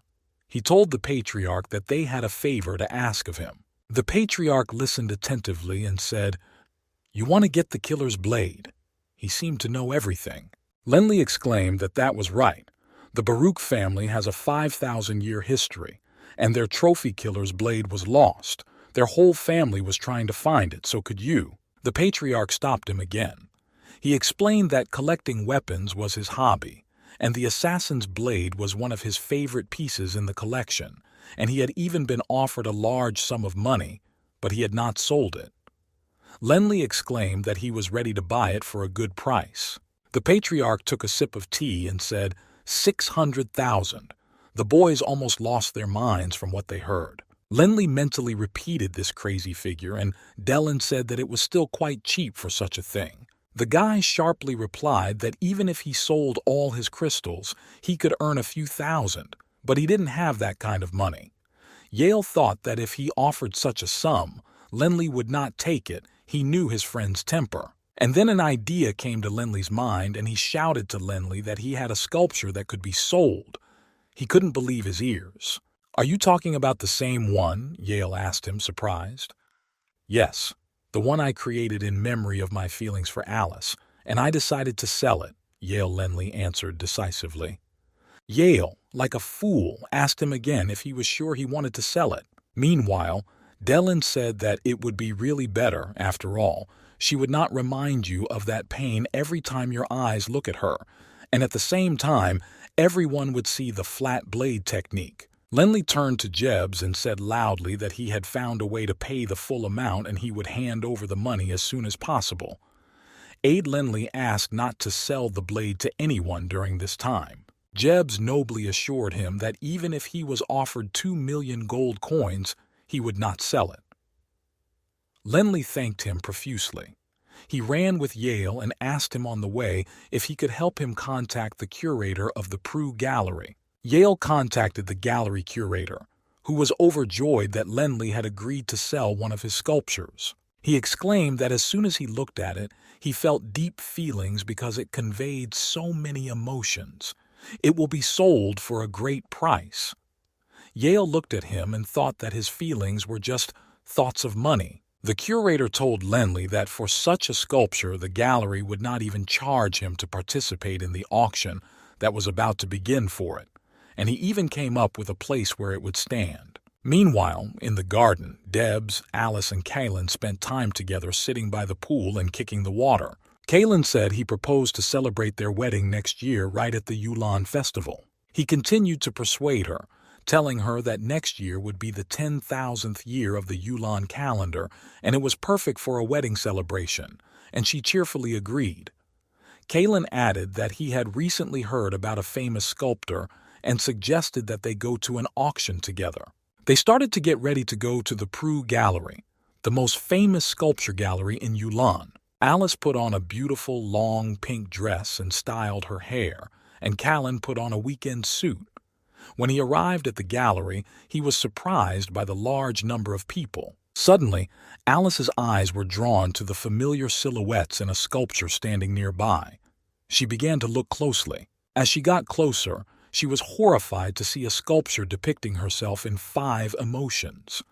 The sculpture was called Awakening from a Dream, and the author was Lenli.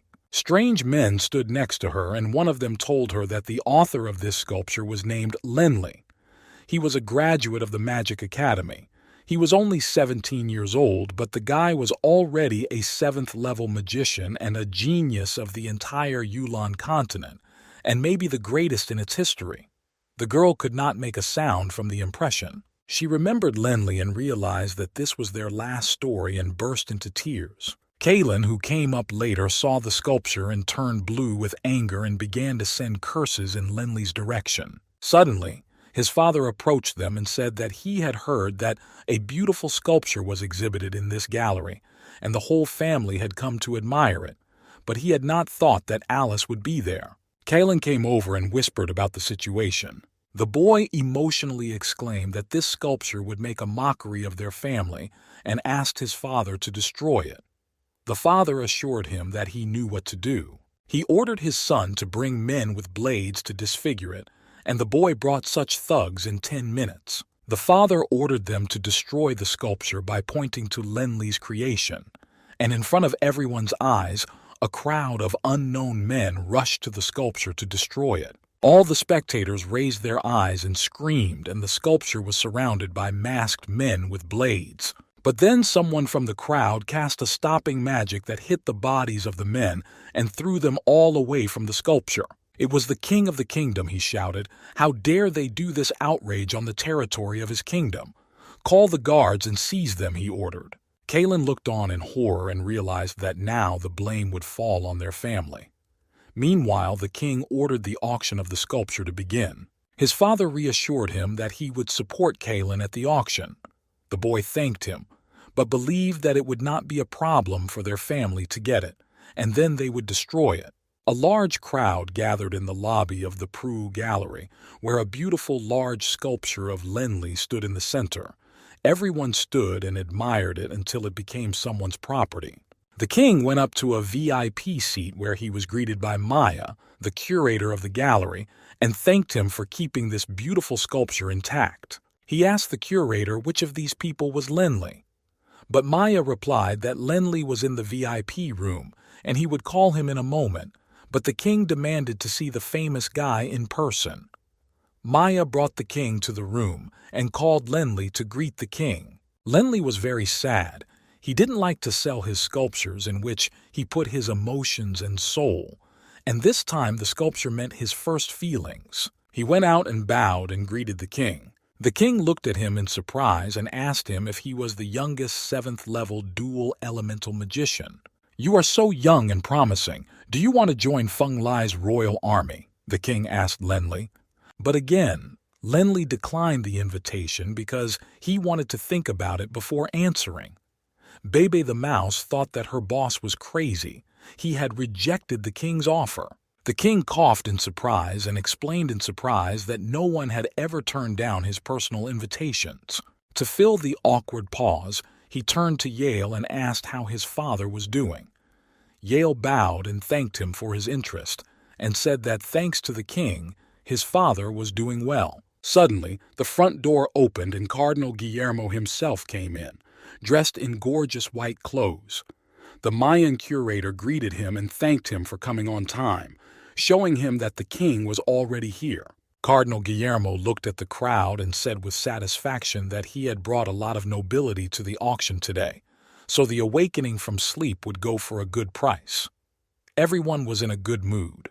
The curator gave both of them the auction plates and told them that the auction would start soon and invited them to the VIP boxes. The crowd of visitors buzzed with delight as they looked at the sculpture, some saying it was a work of art, others that it was beautiful. The king and the cardinal were standing on the balcony, talking. In the middle of the crowd stood an angry Kalen, who, seeing such distinguished guests, was furious that Lenli was so highly praised. His father kept calming him down and saying that he would support him. He took him to the room to prepare for the auction. The auctioneer stood at the podium and announced the opening of the auction. He also announced a bid for the sculpture Awakening from Sleep in the amount of 1 million gold, with each bid step being at least 100,000. He banged a wooden hammer and shouted, "The auction has begun!" The initial bid of 1 million was too high for most of the guests, and everyone whispered among themselves. Alice continued to cry the whole time, and Kalen calmed her down and promised not to let her and his family be embarrassed. Kalen made the first bid, and it was 1.5 million. Kalen was bursting with anger. The host named their family and announced his bet. Yale snuck in and reported to Lenli that he had seen Alice in the room with Kalen. He was a sneaky spy. The bets began to rise. They announced 1,700,000, then 2 million gold. Lenli watched the auction from the VIP balcony. Some chubby lady shouted out 2.5 million and the room began to buzz loudly. The king, who was sitting next to Lenli, yawned and said that everything was very boring. Then he said quietly, "Let me make the auction interesting," and ordered the auctioneer to hold up a sign and shouted, 5 million! The whole room turned to the square-eyed man and gasped. Everyone realized that the auction would be unusual. The king turned to Lenli again. This time he offered him to be his right or left hand. The boy apologized again and asked for time to think. The king no longer knew how to convince him. The host of the rally began to speak. 5 million times, 5 million times too, and was about to knock a third time, and then Kalen shouted 8 million. It seemed that he was going to burst. The king looked at the guy who had interrupted his great bet. The crowd began to make noise and shout. For many of those who were there, it was a lot of money. Kalen was wickedly happy, because now he could end the competition with Lenli once and for all. His father called it out loud as a sacrifice they had to make. Lenli noticed Kalen's bet. Bebe next to him shouted that with 8 million she could buy a lot of chicken legs and would eat chicken every day. Kalen was sure that no one could beat his bet, so he shouted for everyone to go home. Yale, like a sneaky snake, suggested that Lenli hang up the bet to outbid Kalen and make him mad. But Lenli forbade him. He wanted to sell the sculpture for more money. The host announced Kalen's bid and started the countdown. He declared that 8 million was an unprecedented price and asked for the sake of argument if there were any other bids. The crowd remained silent and he began his countdown. 8 million once, 8 million twice. Suddenly, someone in the crowd shouted out, 10 million. The host almost had a heart attack. A woman's voice loudly repeated 10 million. It was Delia. She had also come to the auction and announced her bid with determination. All the auction participants turned around and looked at her in surprise, whispering. Someone asked if a young girl could bid. Someone asked what family she was from. Kalen screamed in surprise, and Elisa, who was next to him, also gasped. They were very surprised by her. He shouted hysterically, 11 million! But his father stopped him and explained that their family could not afford more than that. Alice stared at Delia's figure and could not understand who she was. Who could bet as much as 10 million? As soon as Delia placed the bet, everyone knew who she was. Her manager noticed and asked her to go back into the room. Lenli stared at her figure and it seemed painfully familiar. Suddenly, a black-haired young man with a 99 sign appeared in the crowd and exclaimed that the sculpture was incredible and he was betting 11 million. The cardinal almost fell off the balcony in surprise. He recognized the stranger. The king noticed the cardinal's reaction and began to peer into the crowd looking for the one who had surprised him so much. And when he saw the young man, he also whispered in surprise, "Why is he here?" The boy stood on his heels in the middle of the crowd and showed his sign as a sign of confirmation of the bet. He was wearing a fox coat and a long, beautiful coat. He was young and handsome. The cardinal and the king exclaimed with one voice, "The lunatic! He is here!" Surprise mixed with fear on their faces. The boy said out loud with satisfaction that the sculpture was now his. He loved the process, the furor, and the result. The king could not calm down, he thought. Wasn't Lunatic gone? Why did he reappear? He was really afraid of something. They both looked at him closely, and both decided not to stay any longer so that Lunatic would not notice them. The king apologized and took his leave. Lenli was surprised by their behavior. The auctioneer was frantically shouting out the bid 11 million times, 11 million twice. Dellen was paying attention and couldn't understand who had outbid her. She saw the lunatic and said, "Of course." Her manager asked her if she would hurt the feelings of the guy standing in the mortar if she continued. "Grandpa Sue, don't worry. Give this note to that man. He'll read it and understand," Dellen said as she handed over the note. She held the sign up high and said loudly, 12 million! The crowd started screaming as if everyone was going to have a heart attack from the surprise and the amount of the bet. The lunatic read the note, laughed and said that it was okay. Since it was such a big deal, he wouldn't go against her. 3. The host hit the gavel, confirming the bet. The crowd sobered up a bit from the thud. The sculpture was finally sold. The presenter announced that the Leon family had won with a bid of 12 million, and Delia began to walk down the stairs in victory. Yale shouted that it was Delia, and Lenli's surprise was overwhelming. He looked at her and did not understand why. And then Kalen's father came up to her. It was clear that he wanted to ask her manager something. He turned to Mr. Sue, asking if this lady was a representative of the Leon family. But at that moment, Alice jumped up to her and started screaming. How could she do this, knowing how important the sculpture is to her? "Why did you fight me?" Alice demanded. Delia leaned over to her and said quietly, looking at her, that she didn't understand why Lenli liked Alice so much. "It's none of your business," Alice told her. She could not control herself and rushed to Delia. But Delia turned away from her, reminding her that since they had broken up, they were now people from different worlds, and that she should remember that, and walked away from her proudly. Lenley was looking at the figure of the sleepwalker from the balcony and could not understand who he was. The sleepwalker said loudly and with satisfaction that even though he was leaving, he had seen many interesting things and it was worth it. He left the gallery cheerfully. Lenley quickly got his money and ran as fast as he could to Jabs and burst in and called out to him. The latter was sitting motionless at his desk. With the words, "I'm here. You remember our agreement. Here are your 600,000. The guy poured a pile of money onto his desk. "For the assassin's blade, right?" Jebs asked him again. "Yes, that's right. Count the money," Lenley replied. Jebs said he had one more condition. He pulled out a polished stone tile and asked Lenley to carve a signature. His request was quite remarkable. Lenley pulled out his flat blade, and in no time his signature was on the tile. Jebs stammered out that he was blind and didn't know that Lenley was a brilliant sculptor and apologized. The guy turned around and left with the blade. Mouse Baby asked to be allowed to sign it herself next time, and Jabs looked at the signature on the plate with satisfaction. Lenley walked away looking at the blade and thinking that he had finally returned the family heirloom and fulfilled his father's request. Meanwhile, events were unfolding in the village of Wushan. The soldiers who were training outside noticed a group of people coming right at them, and they pointed it out to the surprised Captain Hillman. A whole cavalry of knights was coming at them. They were coming right at them.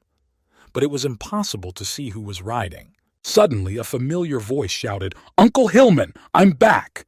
It was a jubilant Lenley shouting. Hillman whispered in surprise, "Lenley, what is it? What's going on?" Seeing Hillman's surprised look, Lenley explained that the Cardinals had sent these cavalrymen to protect him and asked them to come inside to talk. They entered the Baruch family home, where every corner reminded Lenley of his joyful childhood. Then they went to the Hall of Fame. On the shelf where all the busts of deceased relatives stood, there was now a bust of Nog. Lenley knelt down and put the box that contained the killer's blade on the floor and said that he had come back and brought it, so its loss was no longer a disgrace to their family. Hillman was amazed. He asked him loudly how he had found the blade and why a bunch of cavalry with him. "What did you do to achieve all this?" His mind was exploding. Lenley silently handed him his certificate. Hillman read it in surprise and asked him that the 7 stars were proof of 7th-level magic, which was the level of a 2-elemental mage. "So did you graduate already, Lenley? You're only 17 years old and you already have a 7th-level dual-elemental mage certificate. Your father would be so proud of you. It's an honor for the entire Baruch family. You're a great boy. Your father would be proud of you." Hillman could not calm down. "But what is this cavalry? Does this mean you've joined the Shining Church?" the captain asked. Lenley stood up and began to explain to him that after his graduation, the cardinal came to him and offered him to join the Shining Church, but he refused. Then he received invitations from various forces who hoped that Lenley would join them. The Dark Alliance also sent people after him. And after the auction, the king of Feng Lai also wanted him to join the army. The cardinals sent cavalry to protect him on the way to Wushan village, so they didn't have to worry about other forces luring him away. Lenley concluded his story. "So you've come a long way in such a short time. Wait, did you say that the king invited you too?" Hillman asked again. "Yes, but I want to talk about something else now. I want to know how my father died and who the enemy of the family is," Lenley blurted out decisively. The boy burst into tears and shouted for the captain to tell him everything. And Hillman began his story. It all began with an investigation into the cause of his mother's death. He and Nog found out that the year Lenley's mother was kidnapped, she was not killed immediately. The man with the spider mark was only ordered to kidnap her. The cause of her death remained a mystery, the captain said. When they decided to continue the investigation, the man with the spider mark found them and followed them constantly. But Master Nog knew about the properties of the spider tattoo, and it meant that together they would not have escaped. A fierce fight broke out between the unknown man and Nog, and at the end of the fight, Nog shouted at Hillman to run away. But Hillman refused to leave him, but Nog ordered him to do as he was told. The captain guiltily explained that he really wanted to stay and help his father, but he forced him to escape, and with tears he apologized to Lenli and added menacingly, "But he found the one who killed his mother and father. It's the younger brother of the head of the Feng Lai Kingdom, Luke Patterson." "So? The younger brother of King Clyde?" Lenli's surprise was overwhelming. "So the king invited me to join them, and his younger brother is the murderer of my parents?" Lenli exploded, his eyes filled with rage. "I will never forgive this," he hissed, and his fists clenched like dragon claws. "I'll have my revenge," he yelled at the top of his lungs, and his blood began to boil in his veins. Hillman tried to calm him down because he could not let the dragon's blood get out of control. He continued to tell him that because he and Nog were wearing ordinary clothes, the man with the spider tattoo could not recognize who they were. The guy interrupted him and quietly asked him to help him with something. Hillman told him that he could ask for anything, because he had sworn to Nog that he would help him get revenge. But Lenli asked him to give the killer's blade to his younger brother Horton. "But Horton is still training for the O'Brien Empire." Hillman answered him in surprise. But Lenli didn't hear him and gave him a magic crystal card and explained that there was money on it, and it should be enough for both of them for a while. "And I'll be fine on my own," Lenli summarized. "Then let's go and I'll show you something." Hillman answered him sadly and left the room. They went into the dilapidated room, and Hillman took out an urn among the stones and began to say that it contained Nog's ashes. When he left them, he did not announce it to anyone. For some time he secretly kept these ashes, and now that Lenli had returned, the boy must decide what to do with them, and gave it to Lenli. Lenli took it in his hands and walked silently to a flowering sakura tree, where he scattered his father's ashes at its roots and covered them with earth. The boy put up a memorial sign where he had engraved his father's name and surname with his own hand. He was crying bitterly, but he told Hillman that he would mourn his father for 7 days, and Hillman left in silence. The cavalry approached the boy and asked if they could now return to the shining church because Cardinal Guillermo was waiting for them. The boy let them go. He didn't want to meet anyone during the morning and continued to sit by the tombstone. The cavalry sent a letter to the cardinal about Nog's death and Lenli's mourning. The cardinal was shocked when he read the letter. At the same time, King Feng Lai also received a letter about Nog's death and ordered everyone to gather for the funeral in Wushan village. His servant could not understand why he would go to an old, poor family. Meanwhile, in the bedroom, Dellen was sitting on the bed. She felt that something had happened to Lenli and could not sleep. She quickly got dressed and ordered the carriage to be ready. It was already late at night outside. Dellen sat in the carriage and bitterly thought why God was punishing Lenli so much by sending him trouble all the time.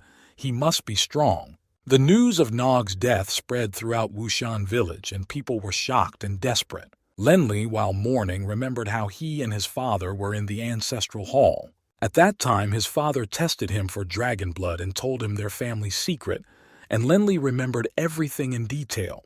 When Lenli was in mourning, he spent the night in a small building near the cherry tree with his father's grave. He found a tattered book there, and at night he read the secret dragon blood training manual and began to train. Reading and repeating all kinds of spells, he could feel the dragon's blood in his veins. After training for 7 days, he became much stronger and felt like a dragon 100%. He also learned how to control the blood in his body and how to dragonize properly. Lenli had perfected his skills. Beeb. The mouse looked at him with delight and said that after the transformation, Lenli's dragon-like smell became even stronger. And then Dellen finally appeared, and she slyly asked the boy how he planned his revenge, but it was her advice on this that he asked. Beebe suggested that she should deal with Patterson herself for Lenli, and then it would all be over. But the boy replied that there was no need to hurry because Patterson was the younger brother of the king and it would most likely be difficult to deal with him, and based on his abilities, it would be difficult to fight him.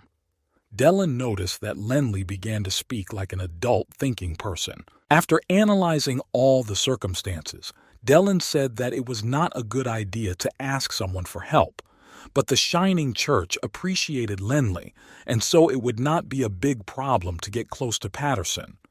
After dealing with the king, the boy could easily get close to Patterson, but he had to be very careful. Lenly stood in the form of a dragon and said that everything was right. The main thing was to get close to Patterson. Suddenly, someone knocked on the door. Lenly was surprised to think that it was already midnight, and who could it be? And he was also completely dragonized. Quickly returning to his previous form, he opened the door and saw Delia there.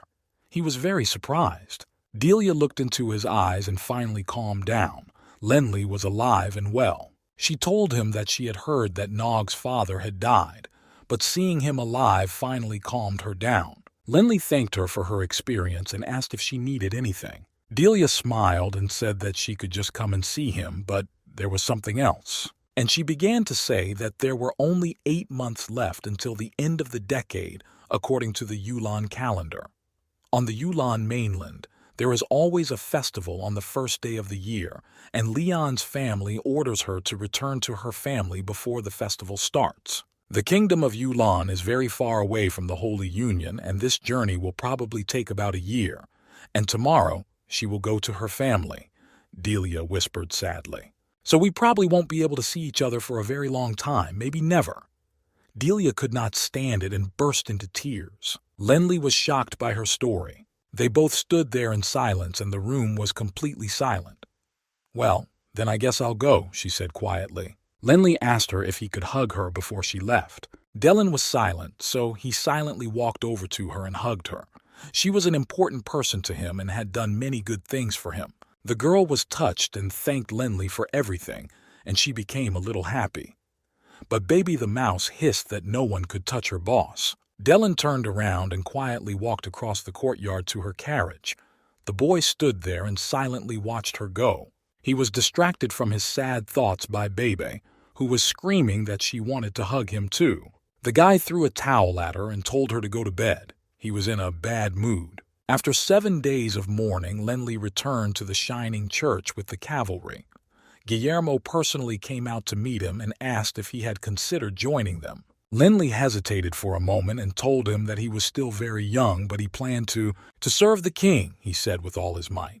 Guillermo was surprised and said that the capital of the kingdom and the Shining Church is Feng Lai, and the king obeys the orders of the Shining Church, which means that the boy refuses an invitation to a high position and chooses a lower one.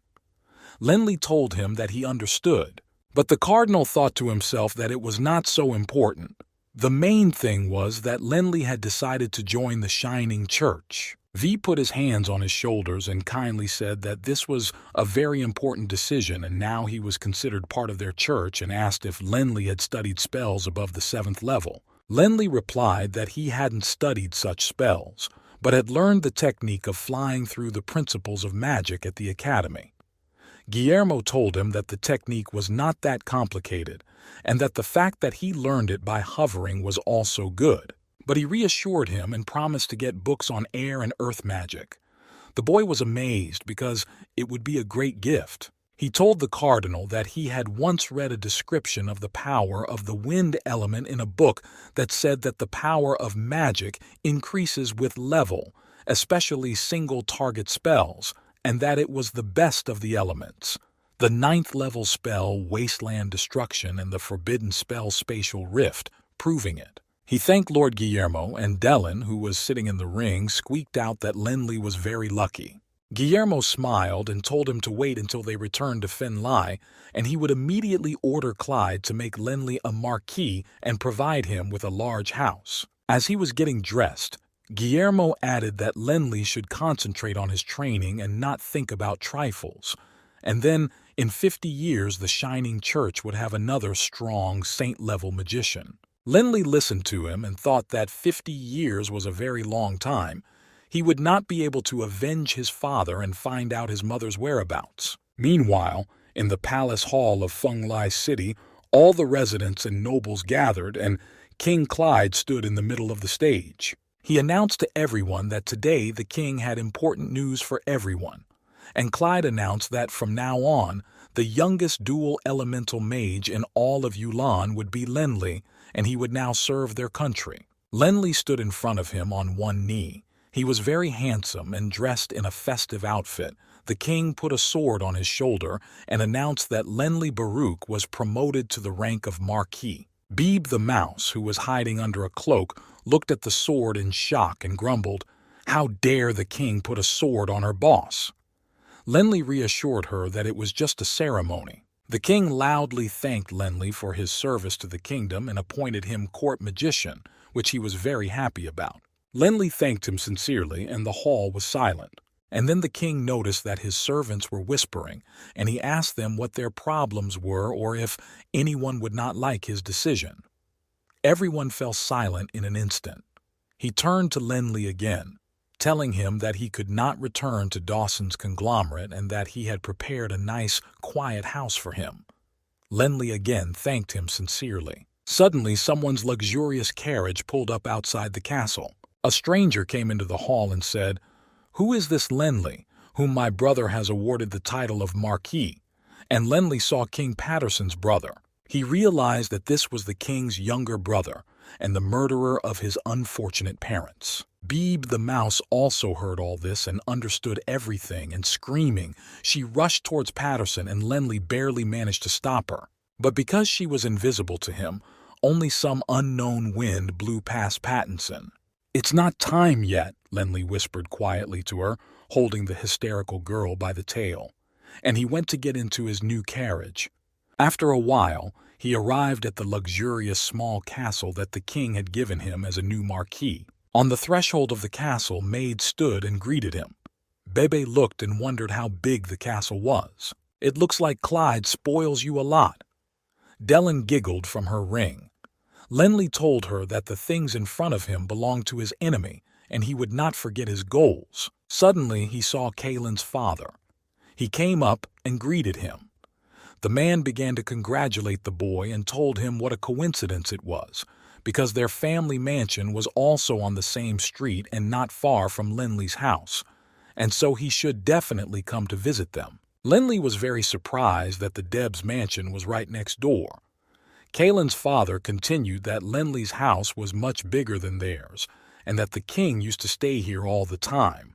The man looked at the boy and thought that he hadn't seen him for a long time, and he had really changed a lot. After Lenli was given the title of Marquis, he became a title higher than the Debs family. Suddenly, Lenli's surprised gaze fell behind Bernard's back, and he was amazed to see the figure of Alice standing there, looking at him in surprise, noticing that he had become completely different. Just then, Kalen approached and realized that the enemy's paths had crossed again. Beeb could not stand it and began to shout that he was an ungrateful brute, because he had forgotten how he had been saved in the mountains, and how dare he say such things about her boss. But Kalen didn't hear her, but he noticed how angrily she was staring at him. Lenli turned to Bernard and said that he was leaving now and would not bother him again. And he turned around and left. Alice looked at his back and thought sadly that Lenli had not said a word to her. The guy returned to his new luxurious home. For a while his life will now be here. He decided to start training again and started by restoring the gravity field and doing handstands. "I must train more in the gravity field and then my skills will grow," thought Lenli as he stood on his hands and broke out in a sweat. Suddenly Dellen said that someone was in the room. "Who is it?" Lenli shouted. A frightened maid was standing in the doorway, holding a tray of tea and fruit, and she dropped everything in her fright.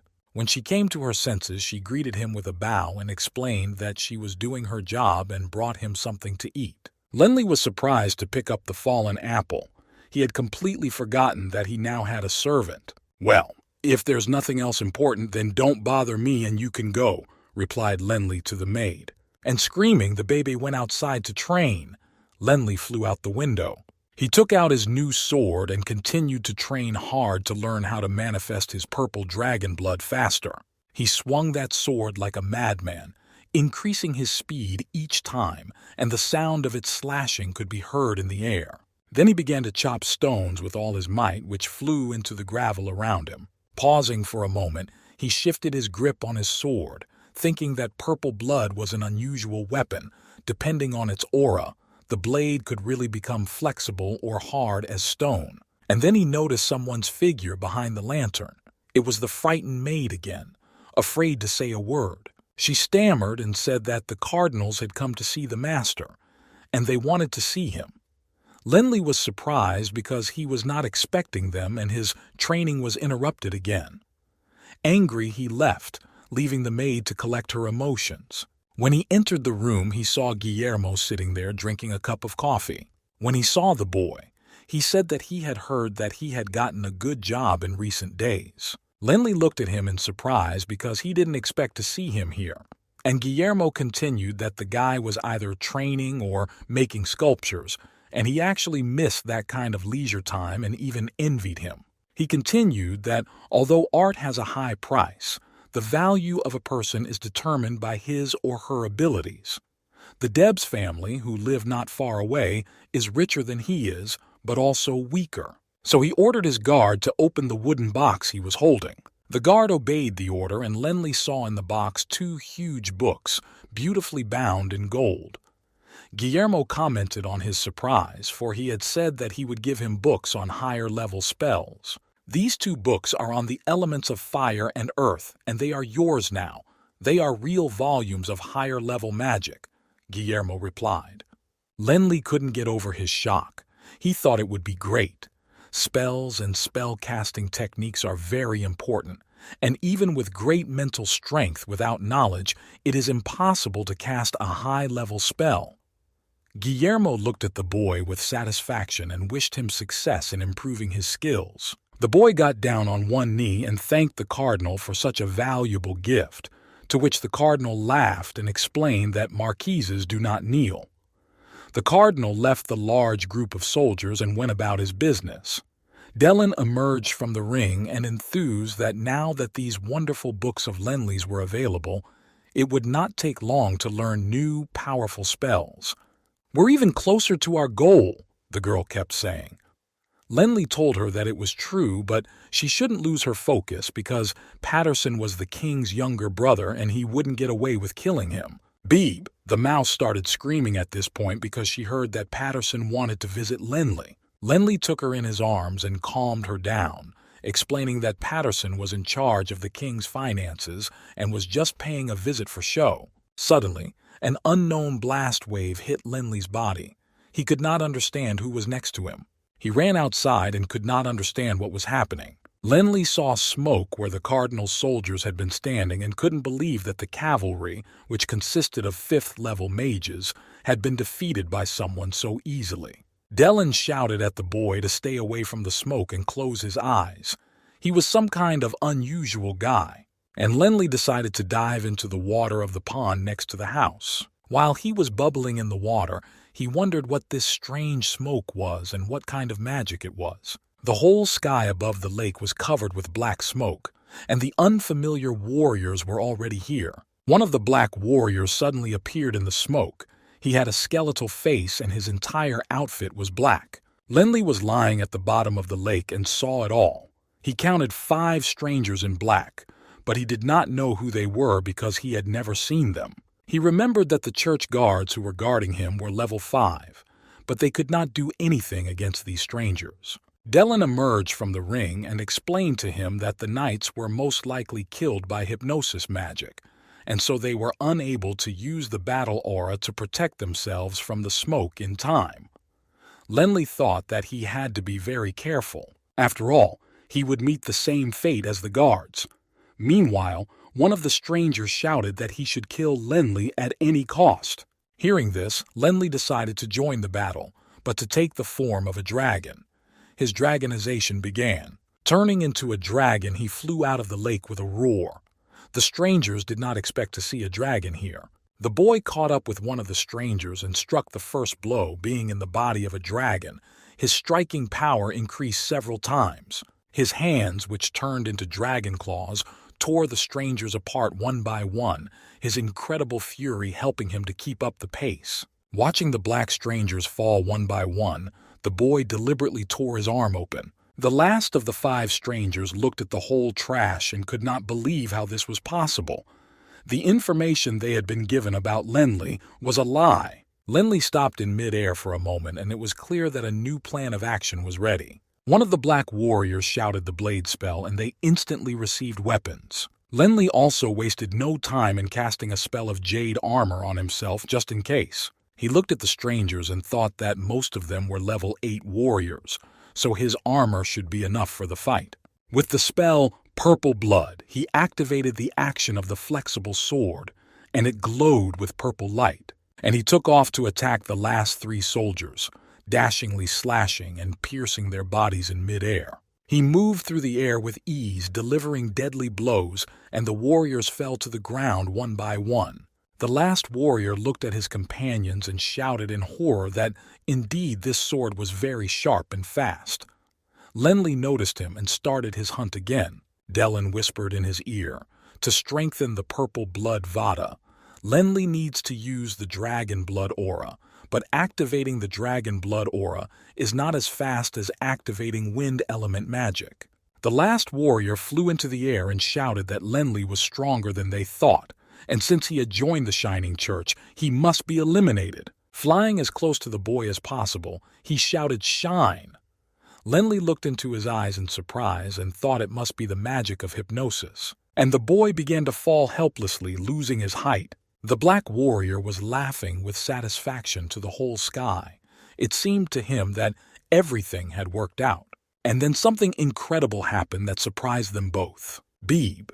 The mouse flew up into the sky and bit into the black warrior's stomach, who was not expecting such a surprise. Before the attack, she transformed into a beast mouse, and thanks to her master and his dragon blood, she was the strongest beast mouse on the continent. The black warrior fell helplessly to the ground, dying. He managed to say that this could not be, that he was an 8th-level warrior could not defend himself against a 4th-level shadow mouse. After recovering from the battle, everyone heard someone approaching. Dellen could see that it was the allies of the guards, and they definitely didn't expect Lenli to deal with the Dark Alliance assassins alone, she said. Lenli quickly shouted out Red Reincarnation and cut himself again on the arm. The guards had already approached Lenli and asked if he was okay. Guillermo was walking quickly behind them, and he turned and asked if Lenli was injured. Guillermo explained that he was running errands and heard some strange loud noises coming from here. Lenli showed his wounds on his arms and said that they were not critical and thanked him for his concern. There were 2 long, deep cuts on his arms. Guillermo looked at them and began to tell him information about the killers. And looking at their corpses, he explained that they were 8th-level killers. And he thought to himself, how could Lenli have defeated and killed them if he was a 7th-level dual elemental mage, and it was unrealistic for him to do so? Guillermo really didn't understand it, but he didn't question the boy either. He told Lenli that he would send someone to clean the yard of his house. Beeb the mouse looked at Lenli pitifully and asked why he had cut his hand. She adored her master. Dellen quietly reassured her and said that the boy most likely did it to hide the truth about his abilities. And it was true, because until the time came to show everyone his power of purple blood and dragon blood, but to avoid unwanted problems, you have to hide your abilities, especially when your opponent is Patterson. Lenli answered them both. Meanwhile, other events were unfolding inside the Shining Church. An unknown gray-haired cardinal said, "So you're saying that Lenli has defeated all the assassins of the Dark Alliance?" Guillermo stood in front of the stranger and bowed and replied that it was true, Father, and that Lenli's ability was enough to allow him to finish the fight with only minor injuries. The priest was surprised to hear that the people of the dark cult were taken care of, but Lenli was left with injuries. He then asked Guillermo again that the Shadow Clan knew that Lenli was a 7th-level 2 elemental mage, and do you think they would have attacked him knowing that? Guillermo answered that the assassins who attacked Lenli were not weak. They were good at dark hypnosis magic. Lenli's skills are great and he works hard. In 50 years he will become a saint-level magician, but it is hard to say anything now if he becomes one of them. I hope Lenli can get better training and better protection. I think he should train with Lord Lao, Guillermo said politely. Lao? Asked the Holy Father in surprise. Ask Lao himself first, he said. thinking that Lao has legendary power for the entire Yulon continent, and this is a good candidate. Everything will be done right away. Guillermo bowed and left. Father stood there motionless and thought, did Lenli really single-handedly deal with the Shadow Clan assassins? Baruch. The Baruch family was one of the 4 families of warriors, dragon blood warriors. Meanwhile, Lenli was sitting in the middle of his Kanata, in great pain. His wounds from the purple blood were very painful and did not heal well. Mouse Bebe brought him some medicine and reported to the procession bowing. Lenli sat and thought that Guillermo knew he was attacked, and he would not have sent anyone if he was not important to him. Surely he suspected something. So the guy decided to pay a visit to the cardinal and got into a carriage and left. He wanted to play a little trick on the cardinal. When he arrived, the cardinal came out to meet him with a smile. He was really glad to see him. Lenli noticed a very thin and strange old man next to him and asked who he was. Guillermo introduced the old man as an ascetic of the Shining Lao Church. Beeb, the mouse, was very surprised to hear that this was the legendary Lao, and he was even thinner than the other ascetics. And then Lao jumped to Lenli and grabbed his hand with lightning speed. Everything happened so fast that the guy didn't even have time to blink. It was very strange because Lenli was a strong warrior, but he could not thank him for anything and was so easily grabbed by some weak old man. "What are you going to do?" the boy shouted, and Lao silently ran his finger over his wound, and in an instant it healed and disappeared and Lenli's eyes became square. Lao bowed to him and quietly said that he had healed his wounds. He was indeed legendary. Grandpa asked if he was really Lenli. Guillermo said he was very talented. Lenli confirmed that he was, and then Lao suddenly said that he would not train him. Everyone around him looked at him in surprise, because he only trains people with a good heart and a pure soul, but he looked deep into Lenli's soul with his eyes, and he continued that his desire to kill was too strong. Listening to him, Lenli thought that this old man was very insightful because he never forgot about revenge for his parents. He's always thinking about how to kill Patterson, and so apparently this is clearly increasing his thirst for murder. And the guy said that if that's the case, he's going home, and he left in silence. Shocked, Guillermo apologized to Lao for the boy's behavior, explaining that he was only 17, and asked him to forgive him as well. Lao replied that it was okay. It meant that Lenli could be independent in making his own decisions. But he continued to tell him that people like Lenli are becoming a terrible weapon for the Shining Church, and in the future the boy may become a praetor of the church tribunal, and therefore Lao's training would not be suitable for him. But the old man added that Guillermo shouldn't worry about finding a teacher. A strong personality will find his way to success, because Guillermo is also a 9th-level archmage, and he can achieve success on his own than from his instructions. Meanwhile, Lenli finally got home and lay exhausted on his bed trying to sleep, the mouse also lying next to him. Someone was knocking on his door again, and when he opened it, he saw a maid who brought several invitations from the Debs family and asked to see them. The boy was quite surprised.